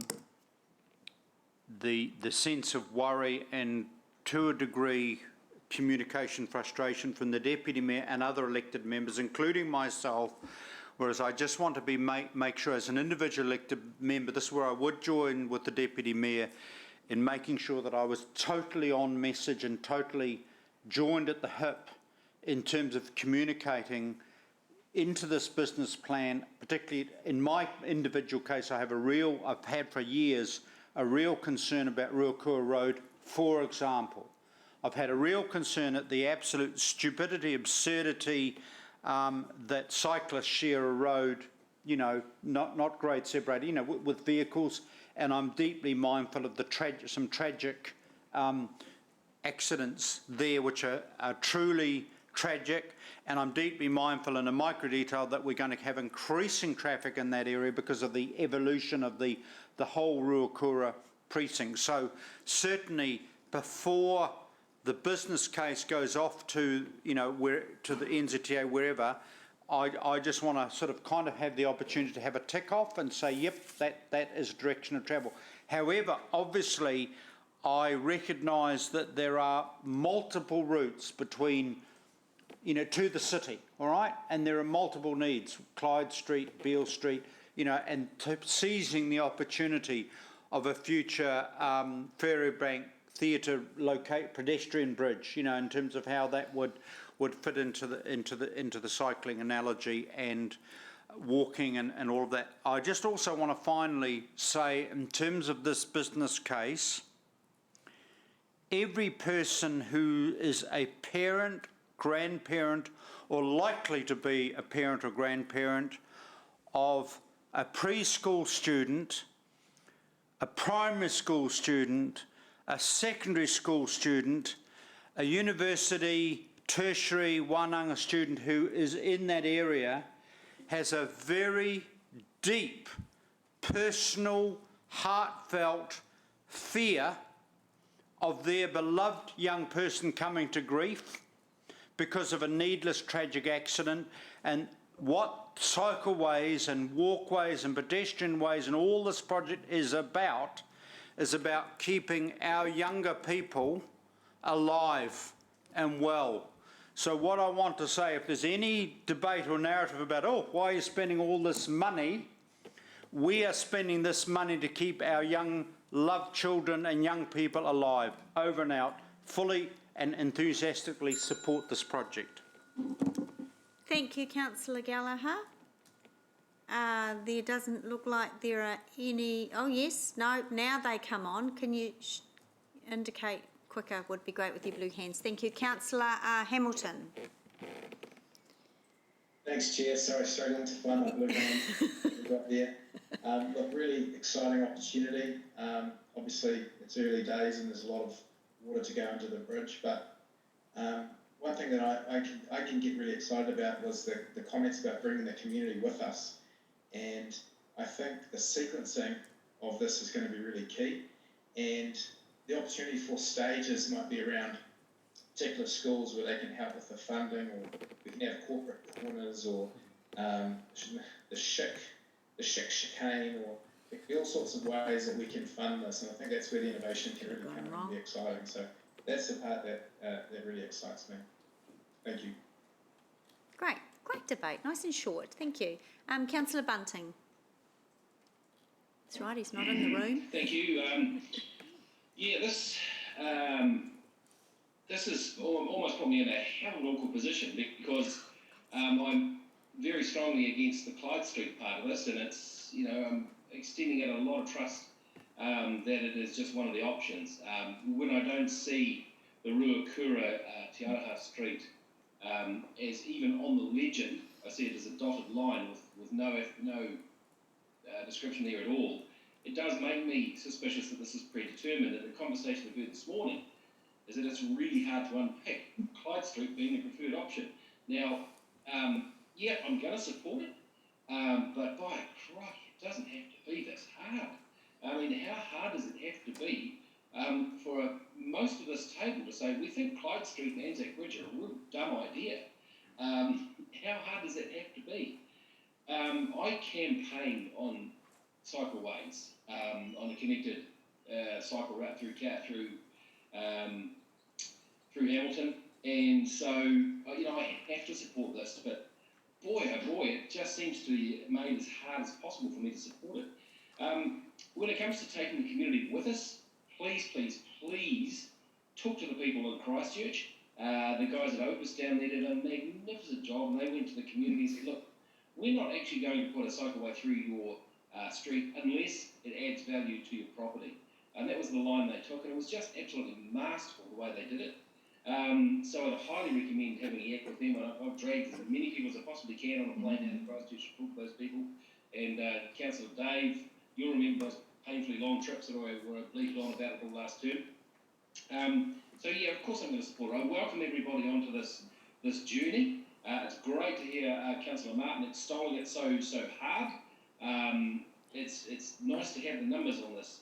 It's really cool, but by crikey, let's take a lesson from today and make this really easy, because we are actually around this table the voice of the community. So if you talk about taking the community with you, take us with you too. Thank you, Councillor. Deputy Mayor Taylor, you're up next. Thanks, Chair. Yeah, I'll support the amended motion in the hope that we get a decent result ultimately. I think the school link is going to be immensely challenging. It's such a narrow carriageway and with busy intersections, and I've got to say I want to be the one running that project. So good luck to James on it, but I'm sure we'll get there in the end. But it's going to be challenging. But and as I've demonstrated, I'm a bit frustrated that this route has been drawn on a map with the university link, because it's been something I've kind of thought about for ages, how we could do it cross country, and then this just sort of appears. And a number of elected members have talked about a cross country road, and that was pretty well known, I think, and it's said this has arrived. And I'm sorry, it may not be the preferred option, but if you draw a line on a map and then go around telling people it's not a preferred option, you're going to struggle, because that's the conclusion that they'll come to. My biggest issue with the earlier debate about the mode shift is the clash of modes, and as I've said, I'm immensely supportive of cycle routes, particularly off-road or on quiet roads, gullies, whatever, but not on busy roads, and that's what stuck in my craw this time, I think. I'm not comfortable with Clyde Street, I'm not comfortable with Anzac. If you're going to have buses thundering around our suburbs, which I've been told today is our future, then at least let's not have them in conflict with cycles on a busy road and cars on a very busy road. So, yep, I'll support this, and good luck with it. Thank you, Deputy Mayor. Councillor Forsyth. Thank you, Chair. I just want to add weight to comments that have already been put forward about, in particular, Clyde Street and Anzac Parade. I take heart from the comments that, forgive me, I've forgotten the staff member's name, it was James this morning, that said, well, actually Clyde Street and an off-road or Ruakura link will be put forward as priorities after a business case, and all of this, the groundwork that goes with that is done.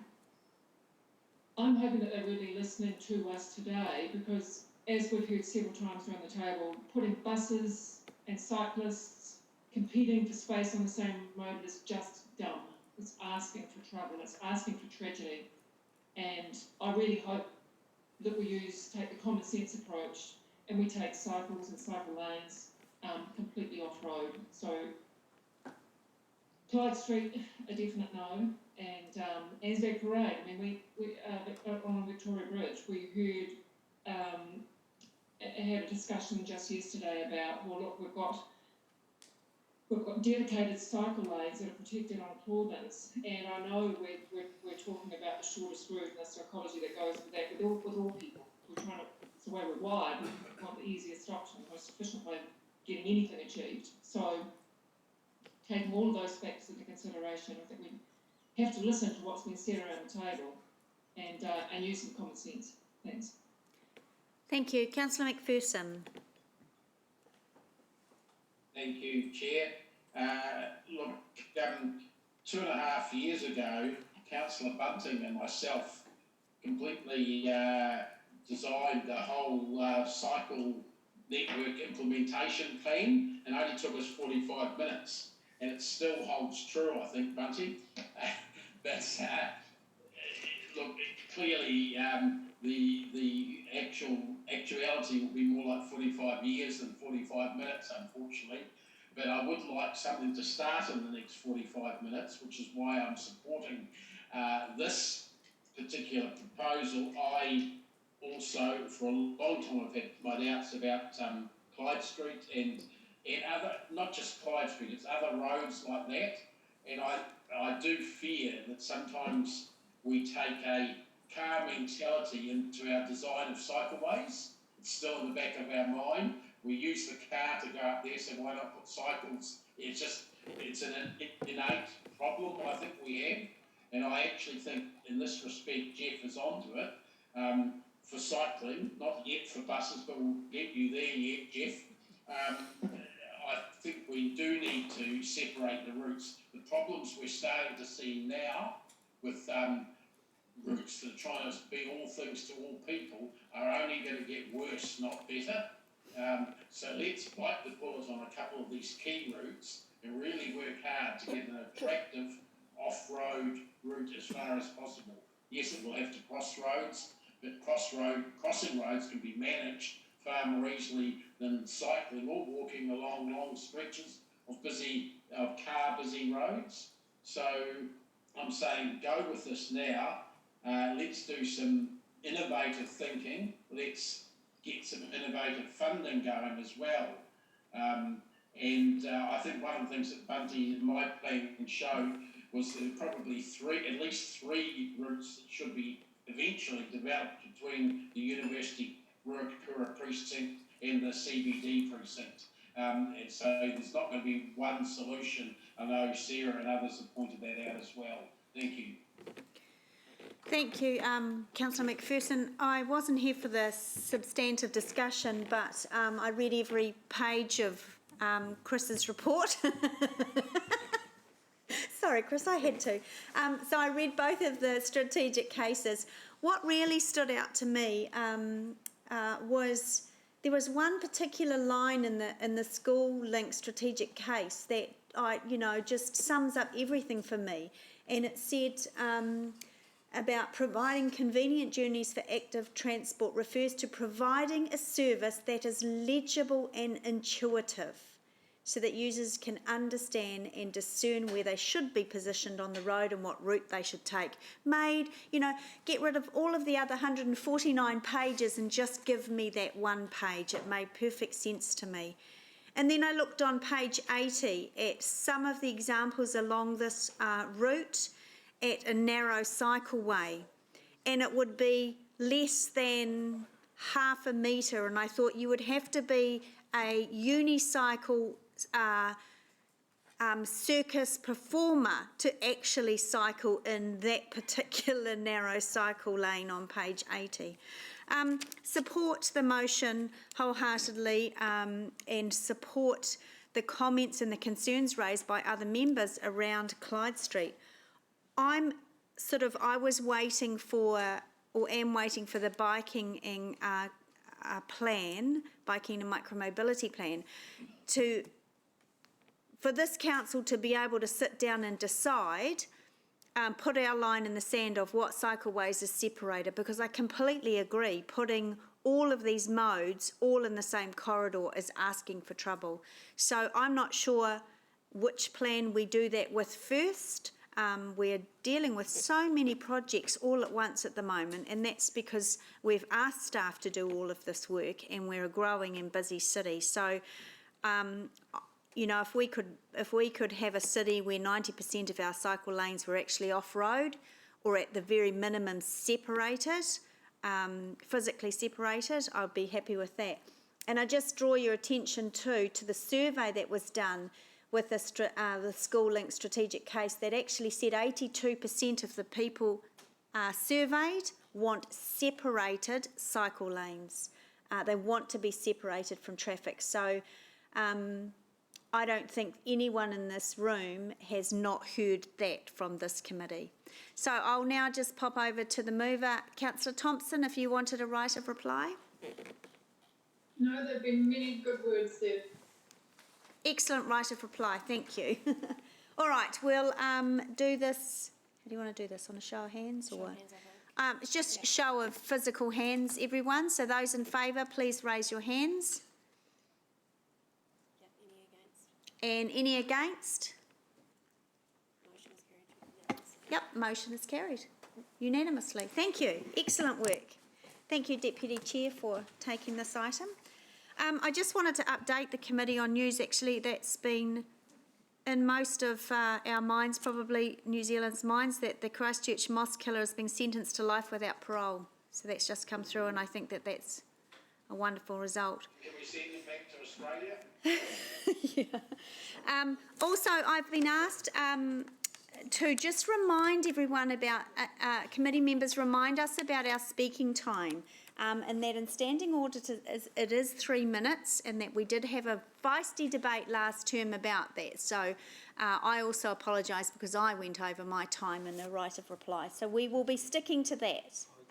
I would, quite a part I will welcome for an EM workshop when we do look at the standing orders, because I do have some ideas and suggestions how occasionally we can have in the standing order. And I'm sure, This is a great moment. I'm sure the Mayor will be keen to put that on her council Well, you've got the agenda. LTP, and you can't condense some of that stuff Okay. into 3 minutes. Let's not have that today. All right. Madam Chair, can I just say it's actually really hard to, on Zoom land, Yeah. to keep an eye on the time. Yeah, and to hear the bell. Can you hear the bell? Or is it selective hearing? But then I was standing the other time. But, Yeah. It is kind of tricky. So Yeah, we okay. maybe need to look at how we do Perhaps you should time yourself. that. Yeah, I suppose so. All right, let's move on. We've got a few items still to go. Item 9, the Ministry of Transport proposal to set speed management nationally. We've got the fabulous Robin Denton. So I'll go to you.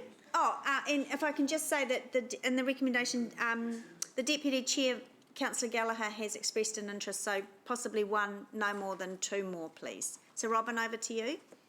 Thank you, Councillor Angela. So I will take the item as being read.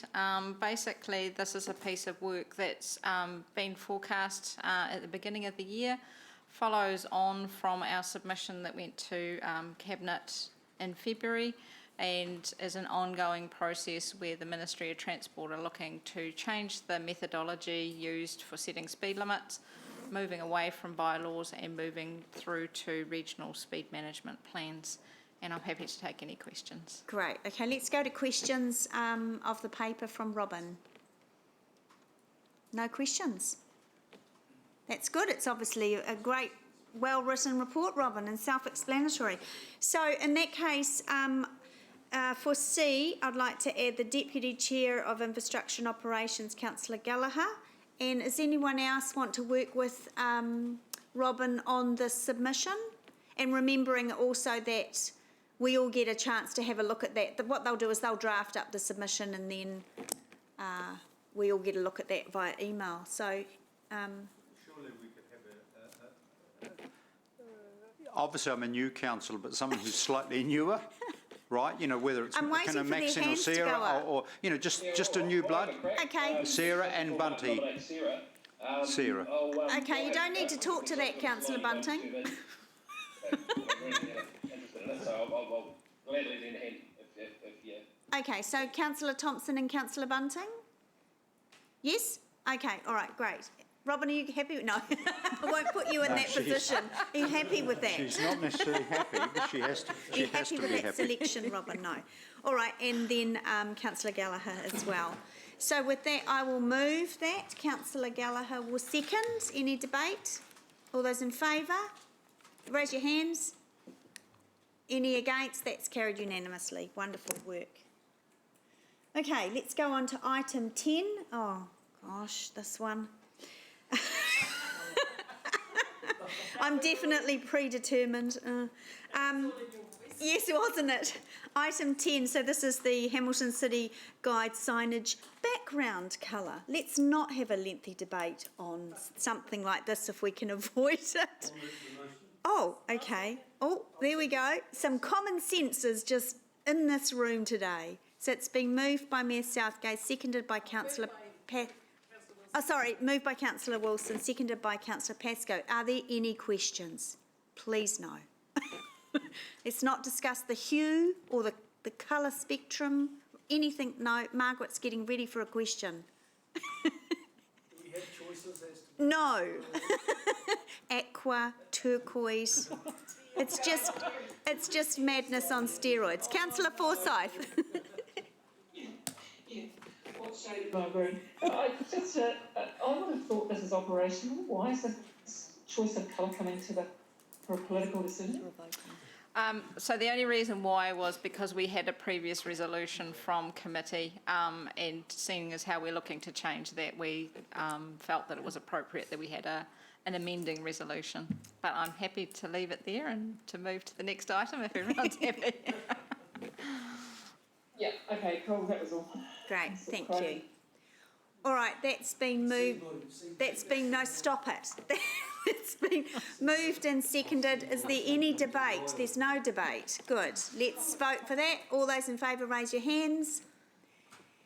Any against? That's carried. Yes, a lot more to do with money than that, right? Okay, let's move on. Item 11, the contract for traffic signals. Robin, is that you as well? Yes, that is me. Page 227. Is John Kinghorn in the waiting room, please? Yes. So just this report. Thank you. So this report is a matter of process, and so it's around extension of contract in time, but John Kinghorn is here also. So basically, some time ago, we had the opportunity to secure a broadband channel, and we managed to broker a really good deal as a result of that, and have an agreement in place for that for 14 years. We put a contract in place for 7 years with a right of renewal, and we're now wanting to implement that right of renewal for the further 7 years. So I'm happy to take any questions, and between John and I will attempt to answer them. Thank you, Councillor Wilson. Question from Councillor Gallagher. So this is about the broad contract. It's not about the detail of the form. So there's some offline. If I have, obviously I just come to you offline.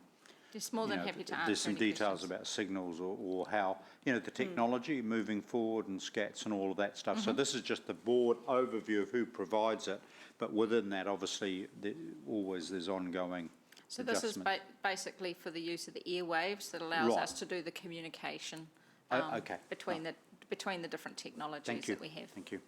Okay, so that's been moved by Councillor Wilson, seconded by... Any seconder? Zoomland? I'll second. Oh. Councillor Pascoe seconding that. I'm going to assume that there's no debate, so we'll go to the vote. All those in favour, raise your hands. Any against? None against. That's carried unanimously. Right, item 12. It's you again, Robin. Proposal for declaring a pedestrian mall at Korikori Green. So some time ago, we, in the development of what was then known as Park Lane, so with the development of the Rotatuna Village, there was a road that ran alongside the new park, which has been named Korikori Park. and in the plans was known as Park Lane. We had discussions at Access Hamilton Task Force Committee around how we'd like to see that operated, and there was agreement that the desire was for this not to become an alternate rat run, and that it should be very orientated towards the park activities, and as such has been built with a number of raised pedestrian platforms, safety platforms, and in the case in approximately in the middle of this length, we have some electronic bollards which are able to be raised and lowered at various times. In order for us to operate this road and to have temporary road closures in place, we need to work through declaring it a pedestrian mall. Unfortunately, it would be nice if there was an easier way legally to do this, but this is the only mechanism that we have currently. So the purpose of this report is to seek elected members' feedback and direction on whether that is something they would like us to pursue. If there is a decision made today to continue with this, then we will have to move into working through the special consultative process set out in the Local Government Act to complete that work. And given that we do have Christmas coming up, the idea would be to go out and do full consultation early in the new year and finish that process off, and to ensure that we've got a really good, robust process in place. The pedestrian mall process is subject to appeal through to the Environment Court. So we are very mindful of that, and as we do with all of our consultation, we want to do a really good job, and that's part of the reason why putting that small delay into making it after Christmas to make sure that we've got a really good process is what's proposed. So I'm happy to answer any questions. Yep, there are a few lining up, Robin. Councillor Pascoe, you're up yet first. A question really about what form the road might take post approval to have it as a pedestrian mall. And if I look on Fig 3, it looks to me like, and I may have interpreted it incorrectly, that we might build a kind of a bespoke type road. No. So basically, the road's been built to accommodate this pedestrian mall type status. Okay.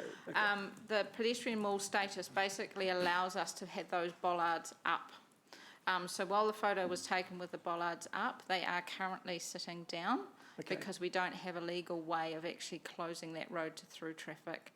So there's no physical works needed to actually implement it. There are cul-de-sac heads basically formed for vehicles to be able to turn around either side of that. I've been down the road several times. Yes, so the only difference really is that once we have a PED mall status in place, we will be able to operate those bollards. So once approval is given, if it's given, it's ready to go as a... Correct. Thank you, that answers my question. Thank you. Councillor Bunting, you're up next. Amy's glowing. Thank you. Just one quick question.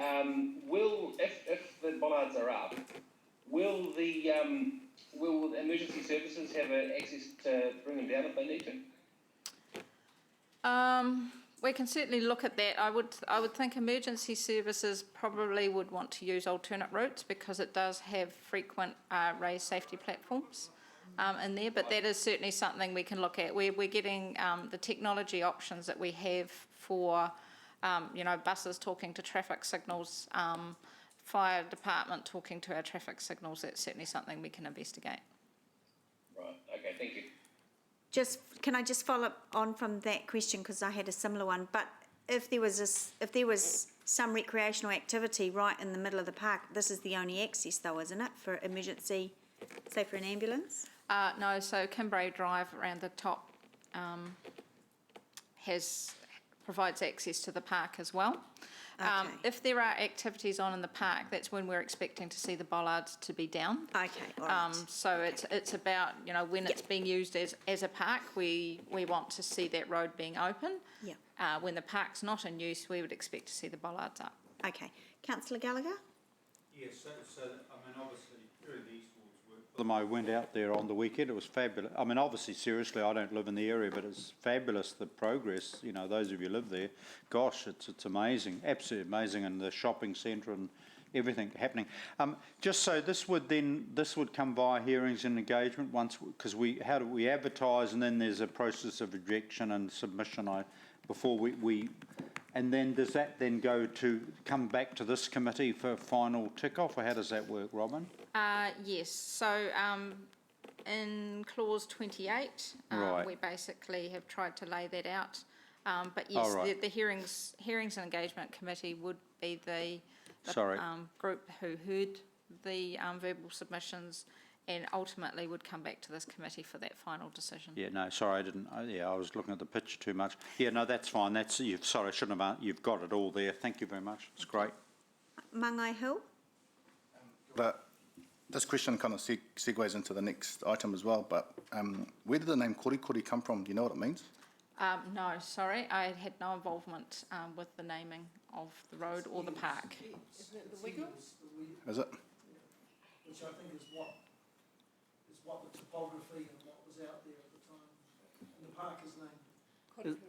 Yeah, that's what Thorpe told us. Yeah, Thorpe chose it. The wriggling of the eels was apparently When there was high water levels, they used to wriggle across the... Yep. Is that what you That makes understand? sense. Yeah. It's just a good segue into the next item. I just want to make that point. Kia ora. Okay. I'm just getting a message from a member. I'll move item 13. Okay. All right. Just a question from me. So, and I remember when we were doing the Rototuna structure plan, we talked a lot about this because we were obviously talking about that bit. That I don't think we've still decided. Actually, there's a group of elected members, isn't there, that is working on the edge bit that's in between this and the school, I think. But will this work? Will this? I don't want to call it a road lane, whatever it is, similar to Hamilton Lake. So it's one way. And is Hamilton Lake a pedestrian mall? No. So Hamilton Lake is solely within the park reserve, so therefore is a park road. In this case, Korikori Green is actually a public road, even though its primary purpose was to serve the park. And for that reason, we need to go through the Local Government Act to enable us to close it to the public, because it is a public road as opposed to a parks road. Okay, all right. Thank you. All right, that appears to be all the questions.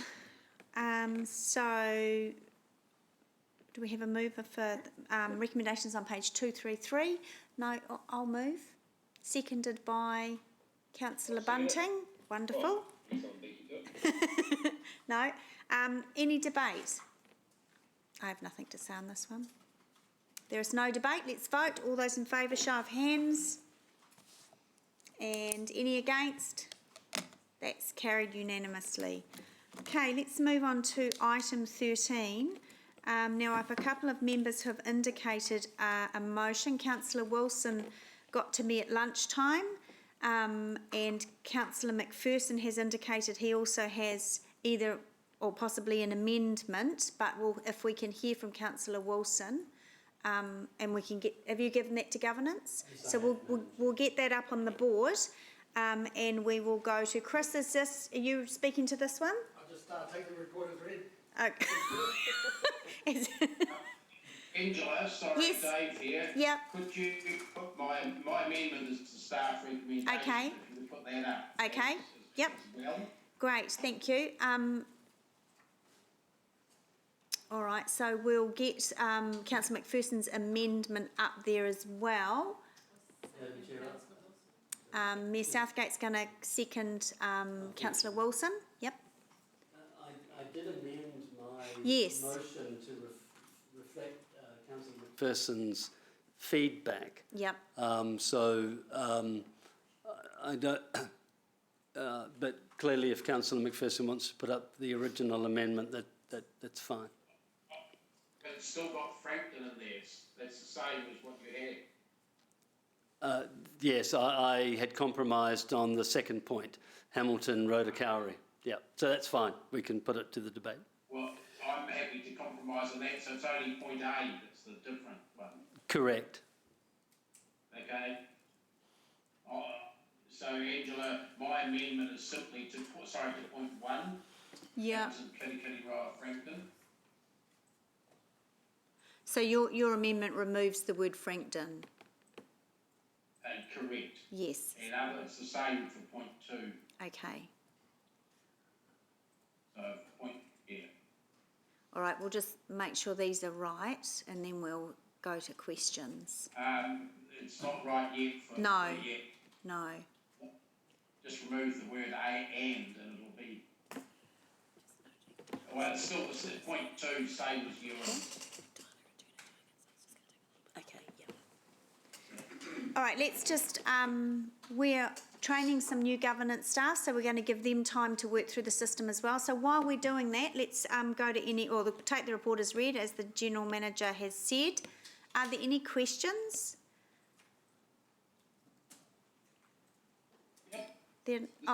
Yes, Councillor Bunting?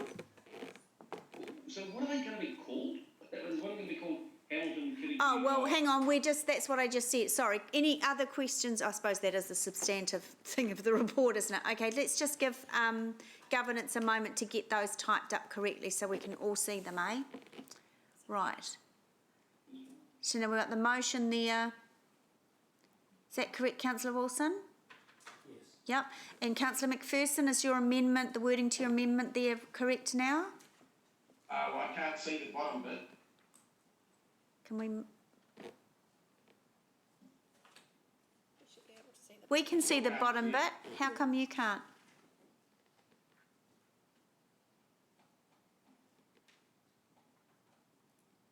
Oh, yeah, sorry, I can see it there.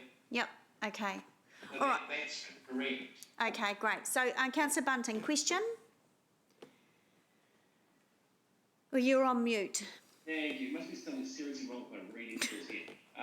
So, Dave, you're suggesting that one be called Hamilton Kirikiriroa and the other one be called Hamilton Rotokawa? Is that right? Yes. Right. Thank you. And yours suggesting yours is Hamilton Kirikiriroa Frankton and Hamilton Rotokawa? Yes. Got it. Thank you. Sorry, for being so thick there, but got it. Councillor Thompson's got a question. Thank you. Just a couple of quick ones. So if we do end up with a central station in the future, what are staff or the movers putting forward as the name for that? Well, that's going to be different from different two of us. Yeah. Madam Chair, if it would be helpful if, totally up to you, for me to introduce my motion. Yes, and you can talk to it and then I'll go to Dave to talk to his. That may...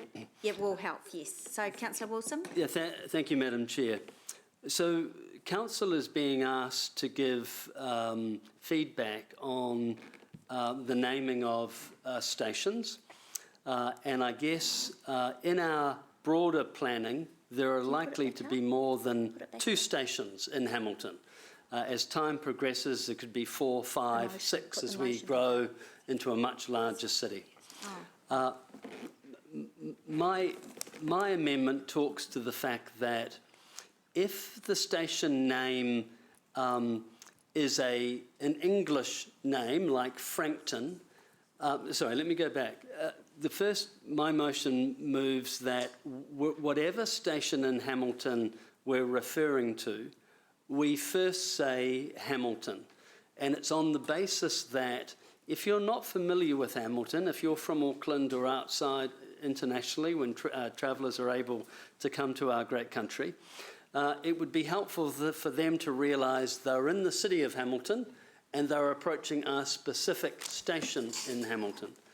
So my motion goes to simply say, in regards to Rotokawa, the announcement would be, or the sign would be, Hamilton, Rotokawa. So it's the city of Hamilton, so if you're getting off in Hamilton, this is the Rotokawa stop, if that's what you're looking for. Yeah. Similar to most international policies, if you arrive in Paris, it will then say Paris, Charles de Gaulle. It will tell you what station in Paris you're in.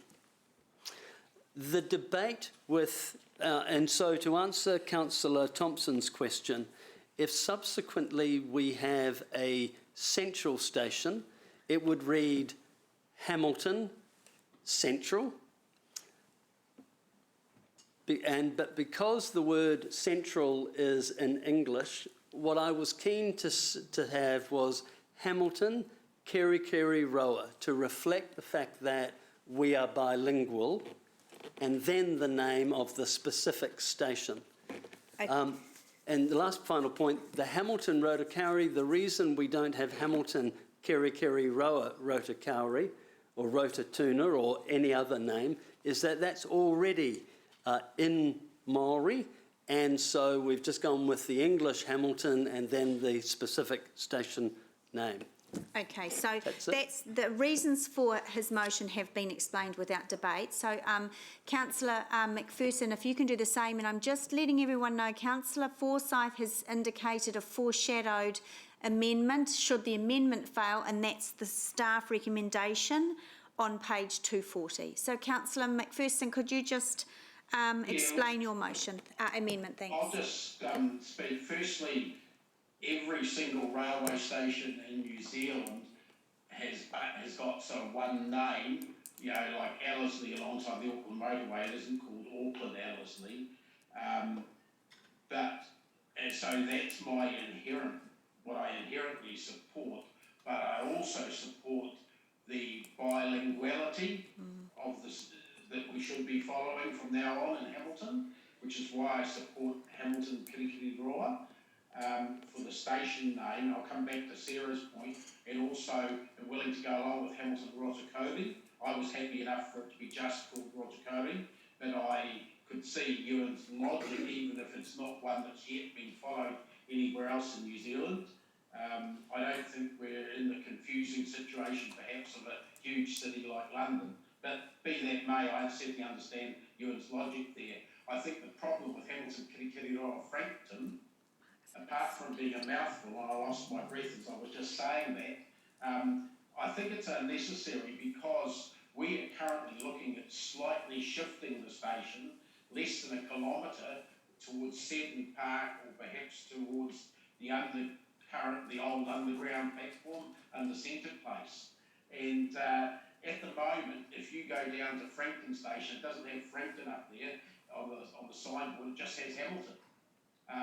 And I would change that to Hamilton Kirikiri Roa, because that is the Hamilton Station at the moment. If it shifts into Seton Park, that will be Hamilton Kirikiri Roa, or the underground station in the future. The same. Frankton is not a place, the current Frankton Station is not a place that you'd willingly have long term as a station. It's almost impossible to get to via other modes of transport, except train. I just think for simplicity's sake, for bilinguality's sake, let's go with Hamilton Kirikiri Roa and Hamilton Rotokauri. There's a logic to that, and a relative ease for it being said in terms of announcements on the train, on the platforms, etc. It's a hell of a mouthful, unfortunately, what Ewan's suggesting. It's not illogical, but it is a mouthful. I don't think it's necessary. But let's not get into debate where we wanted the members to understand both of your reasonings for those naming. Now, Councillor Bunting has offered to second Councillor McPherson's amendment. So, you have a question? I'm just making sure. I don't think we should ever get into naming and colouring things, but anyway. So, Councillor Gallagher. Yeah, look, I mean, obviously, Mongai Norm is much more around this issue, but in this case, I'm actually going to ask his advice, all right? It's slightly different. I'd just be interested, Mongai Norm, in your perspective, and I think we're all meaning well, but I'm just wanting, it's not the end word, obviously. I just ask you. Yes, Manganorm, I'm happy for you to answer that question. Yeah, kia ora. And I kind of foreshadowed this discussion with the previous question around what does korikori mean. And korikori also means to move. So when the eels wiggle, they move. And so what it reaffirms is whakapapa and then the cultural narrative and history.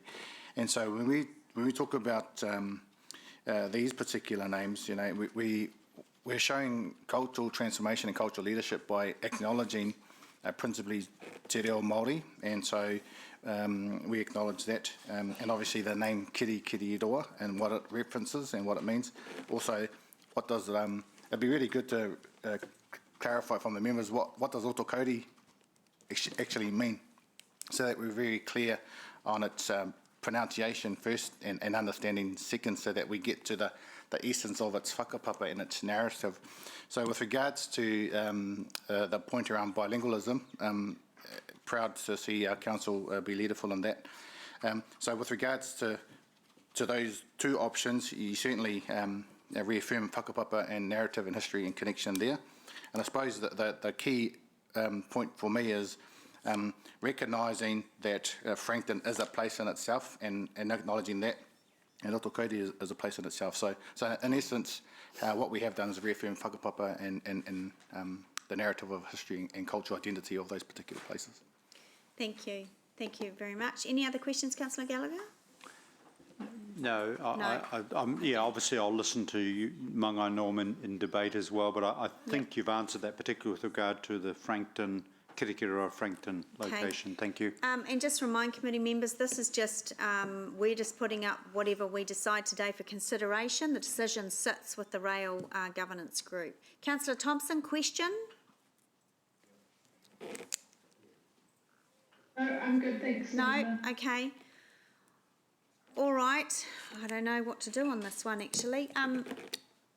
Okay, so there's no more questions, so we'll work our way through. We're going to start with Councillor McPherson's amendment first, so the words will be put back up on the board. We will debate this together, actually. Yeah.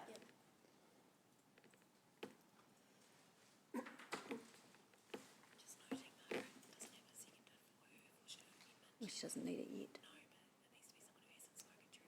Oh, yeah, okay. All right. So if the amendment fails and Councillor Forsyth's foreshadowed amendment gets airtime, which is the staff recommendation, if you're wanting as a member, if you're wanting to endorse that as a seconder, then you need to reserve your speech. So don't talk for the amendment if that's what you want to do, if you support that. All right, so let's go. But I will go to the mover of the motion first, which is Councillor Wilson. So we'll take these together, debate them together. Thank you, Madam Chair. If I lived in Auckland, or if I lived in other parts of New Zealand and I was travelling to Hamilton, and I heard the next station was Rotokauri, if I was in the know, I would realise that was at the north of the city.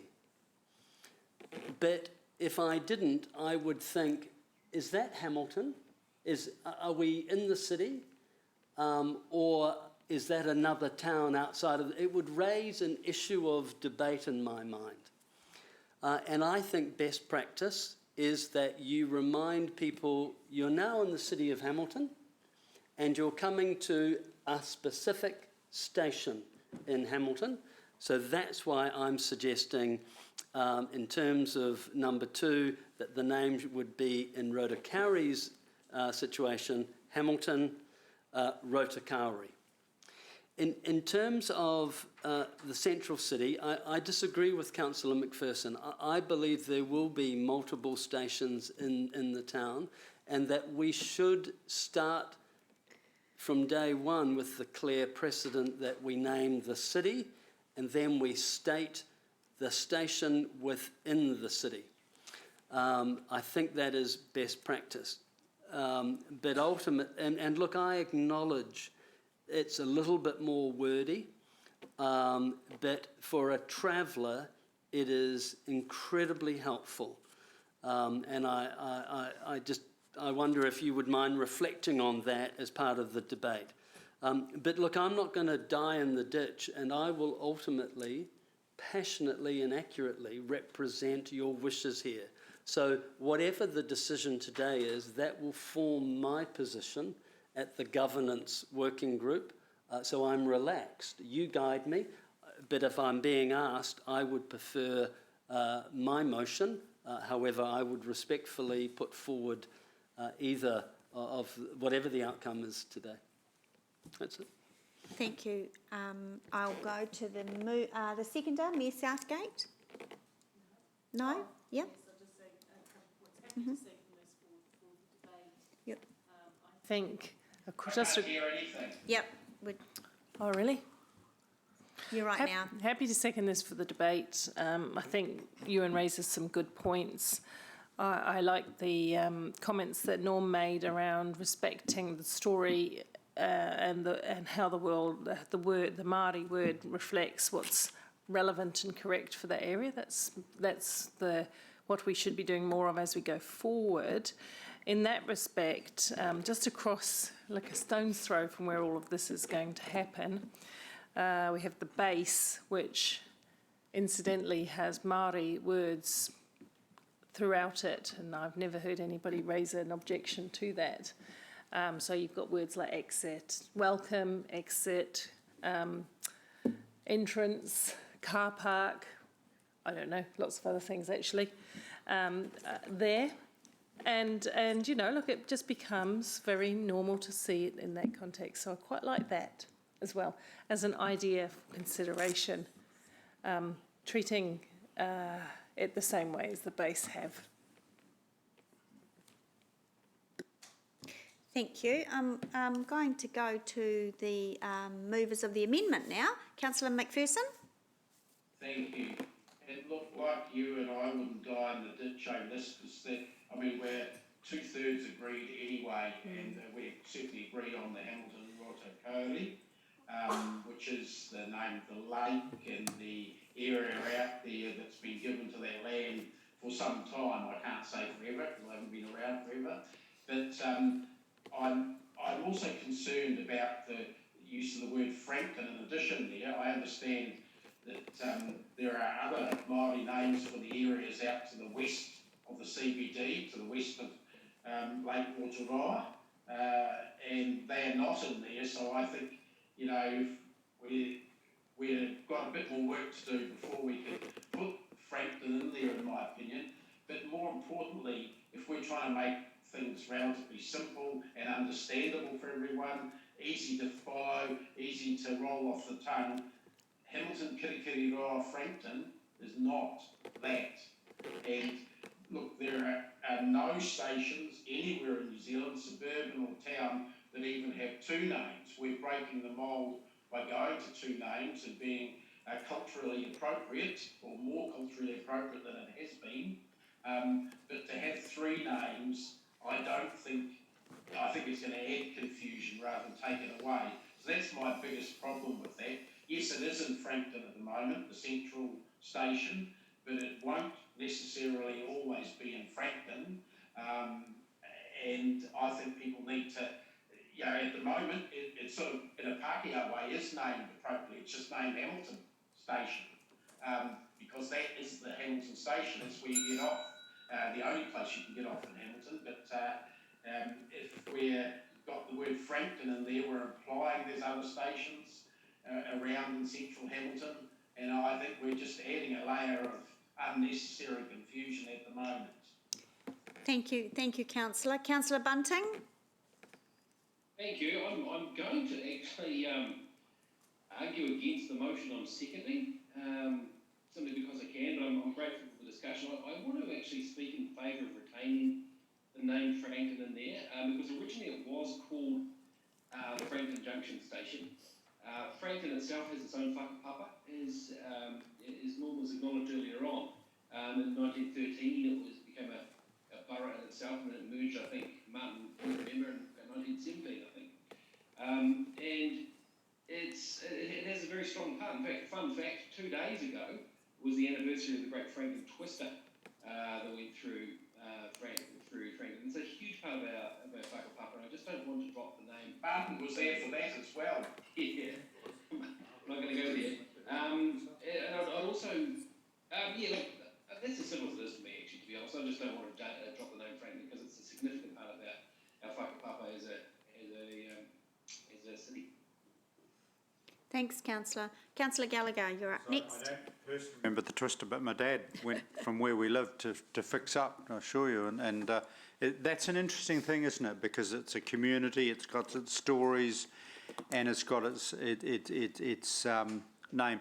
Obviously, I think I'm going to be voting for the Wilson mayoral motion, but if the amendment becomes a substantive motion, then I'll obviously support that. I think one of the narratives and the motive I have is two things.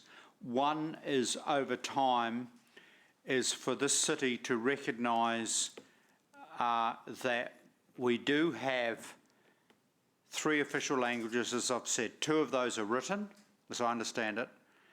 And in one of those languages, the term is Kirikiriroa and the other is Hamilton. Those of us who want to use both. But when we use either Kirikiriroa or Hamilton, we know what we allude to. And I want that journey, frankly, where one of our official languages is not some small afterthought under the major crest or whatever, but has a quality in terms of, and the Irish are good. So just bear with me. This is part of the broader discussion we're going to have around celebrating, in my humble view, both our names as a city, Kirikiriroa or Hamilton.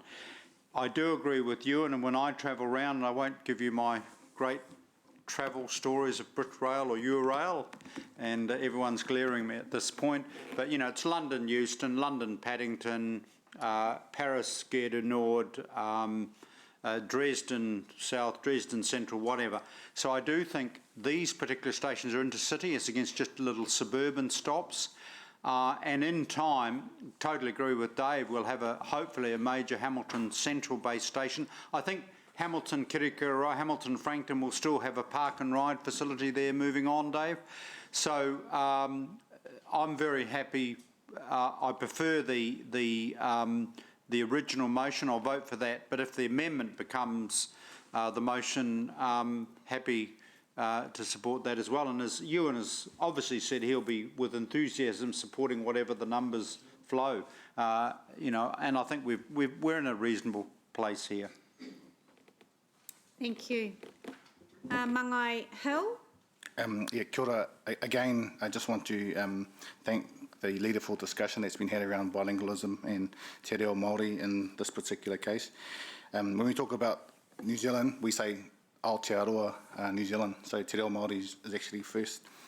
My preference would be Kirikiriroa first, Hamilton, Frankton, Kirikiriroa, Hamilton, Roto Kauri. So the 2 options that are on the table, I have another suggestion, which is putting the reo Māori name first, and it reaffirms what Māori is, and you can see what's going on around Aotearoa New Zealand as te reo Māori is becoming normal. Again, it's going back to the future. It's the traditional way of thinking, behaving and talking. Māori actually means normal. It means ordinary, it means normal. So we're doing things the Māori way, which is the normal traditional way. So in regards to the discussion, again, really proud of the cultural affirmation and narrative that's been acknowledged. And if there was a preferred option, it'll be Mangai Norm's one, which is Kirikiriroa Hamilton, Frankton, Kirikiriroa Hamilton, Roto Kauri. But that's not up there. Yeah, kia ora. Norm, I thought you were going to say your preference would be name it Norm's station. I'll just, a few words from me. I was attempting to look up New Zealand's longest place name of a town, and Norm, are you listening to me? I was saying I was trying to see whether our longest place name in New Zealand, which I'm not even going to attempt, was 85 characters, has a train station, and it's I think that they shorten it to Tamatea, who was a warrior, but you might want to look, there's 85 characters in that, and it would take me 5 minutes to pronounce it correctly, but I couldn't find that there was a train station. Look, I'm a bit conflicted here. I'm terrible actually at naming things. and terrible at naming businesses. I've had some really kooky businesses over the years with odd names. So I'm going to, but in saying that, I couldn't not let go of Frankton for some of the reasons that some of the elected members have said. For me, it's always been Frankton Railway Station, whether it is or not, whether there's a sign there or not. And I think for Hamiltonians, it's Frankton Railway Station. So, but I'm not going to die in a ditch, whatever it is called. Support Mangai Hills observations, actually, in terms of Aotearoa, New Zealand. I always actually say that, and it didn't occur to me until you pointed that out. So thank you for that. So that's all I want to say. Just go to the mover, Councillor Wilson, if you wanted to exercise your right of reply. A very brief right of reply. Two just very quick comments. Keeping in mind with announcements on, there's been a suggestion that there would be confusion and there's a mouthful. Keeping in mind that the announcements on the train are bilingual, so the first one will be potentially in Maori, and then at the next stop it would be in English. And obviously the Maori translation or announcement doesn't go Hamilton Kerikeri Roa, it just goes Kerikeri Roa Frankton Station. So I remind you that in the spoken word we're having bilingual announcements, so it's not repeated. So I think that's a real tick. Isn't that wonderful? The second point is, again, just the point, if somebody calls their parents and say, I'm coming in on the train, the parents are likely to say, is it Rotokauri or Frankton? And if you were to say, no, the Hamilton station, there would be a confusion, because actually the station in the heart of the city right now is Frankton. And that's why I think my motion makes the most sense.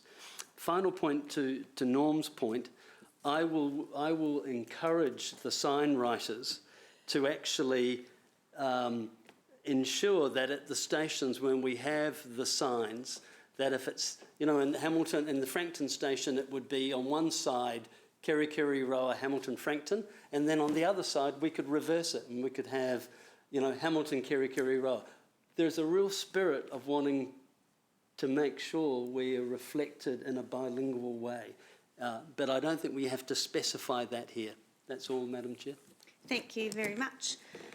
All right, so let's put the amendment, let's just pop that up on the board so we know which one. And thank you to Councillor McPherson on Zoom land for attempting to spell, I'm not going to check, that longest name in New Zealand.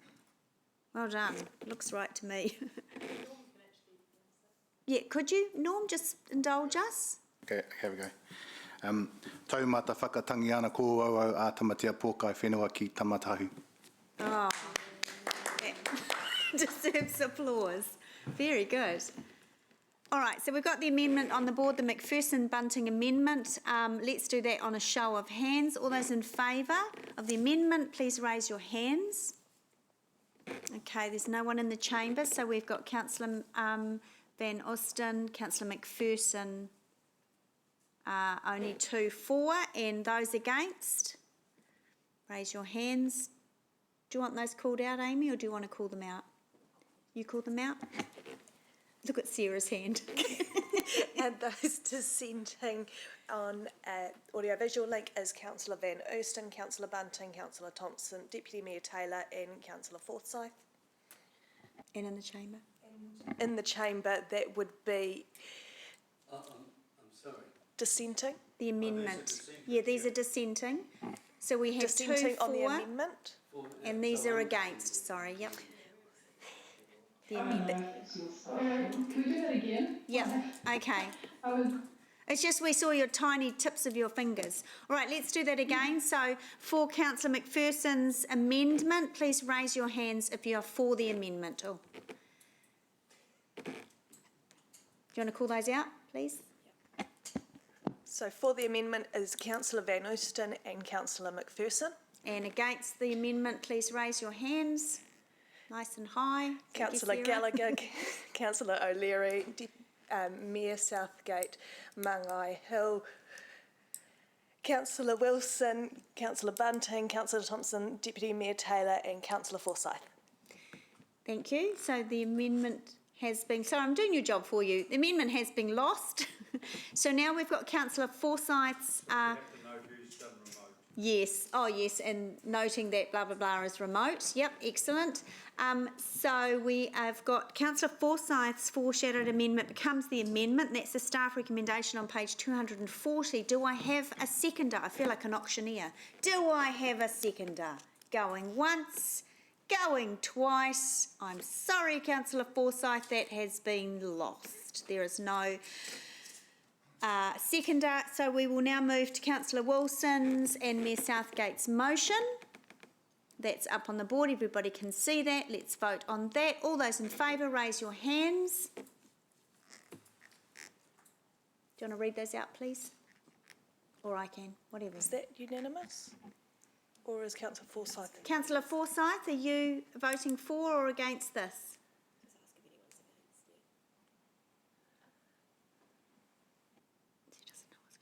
Okay, so that's we need you. Are you against Councillor Forsyth?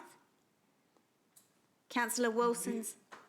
Yep. Yeah. Okay. All right. Put my hand up otherwise. Okay. So voting in support is Councillor Van Oosten, Councillor Bunting, Councillor Thompson, Deputy Mayor Taylor, Councillor McPherson, Councillor O'Leary, Councillor Wilson, Mangai Hill and Mayor Southgate. So that's and four. Councillor Gallagher. And those against the motion, please raise your hands. And Councillor Forsyth dissenting. The motion is declared carried. Excellent work. What time did we stop? 1:45. Does everyone want to stop for 5 minutes? For a pit stop? Yep. Well, let's make that 10, 25 past 3. I've only got a couple of items.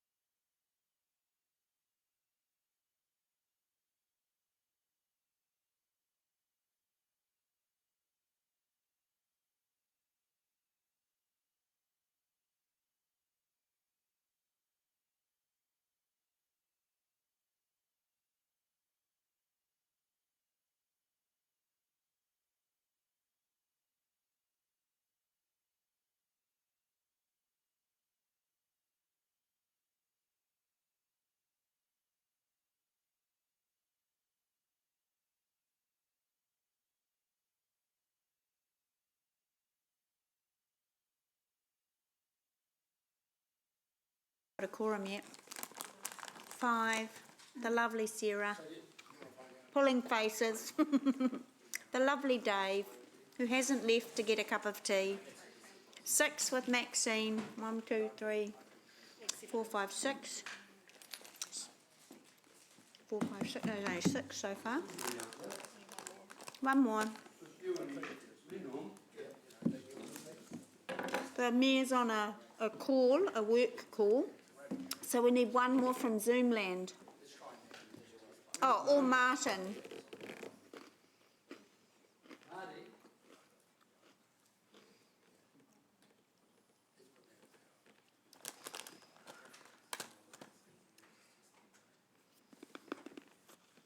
Oh, Deputy Mayor's here, so that's 7. 1, 2, 3, 4, 5. Oh no, because Ewan left to find Martin.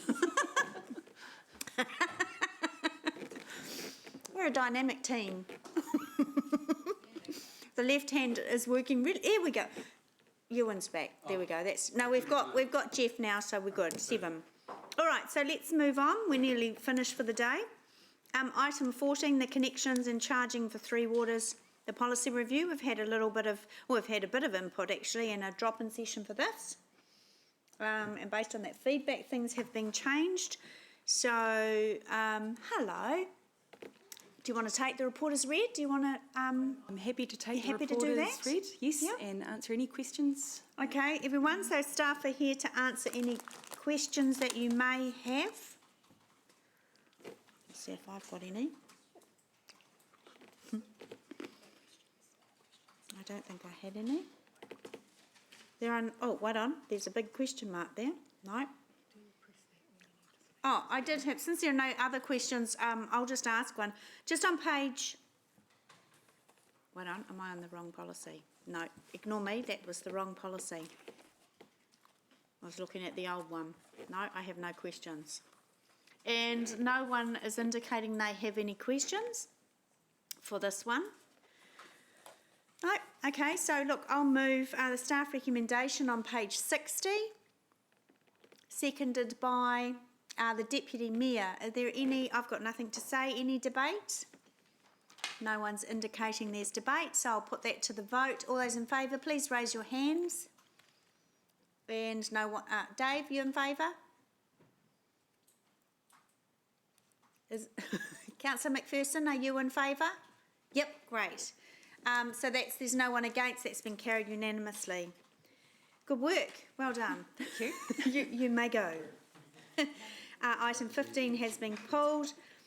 So what we'll do is, following on from the excellent chairing of Councillor McPherson, what he does with his committee, so all we'll do with this report, item 16, is receive it, and then Robin Denton's going to stay behind if there is anything. Now, Councillor Bunting, who is actually on a call with the Mayor as well, did raise something in these reports, and it's regarding the Rototuna the Gordington intersection, in terms of there's a statement in the report that with the work that we did there that says as a result of the death that occurred there, that's actually factually incorrect, and I've spoken to Robin and she agrees, so that will be corrected, yeah.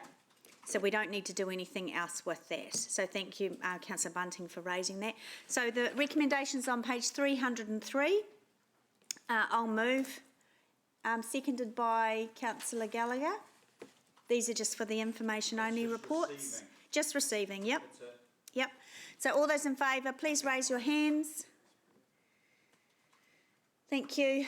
And there are none opposed. That's been carried. Right, I will move that we go into public excluded, seconded by the Deputy Mayor. Thank you. All those in favour? Any against? None against. That's carried. All right. We'll just close the door.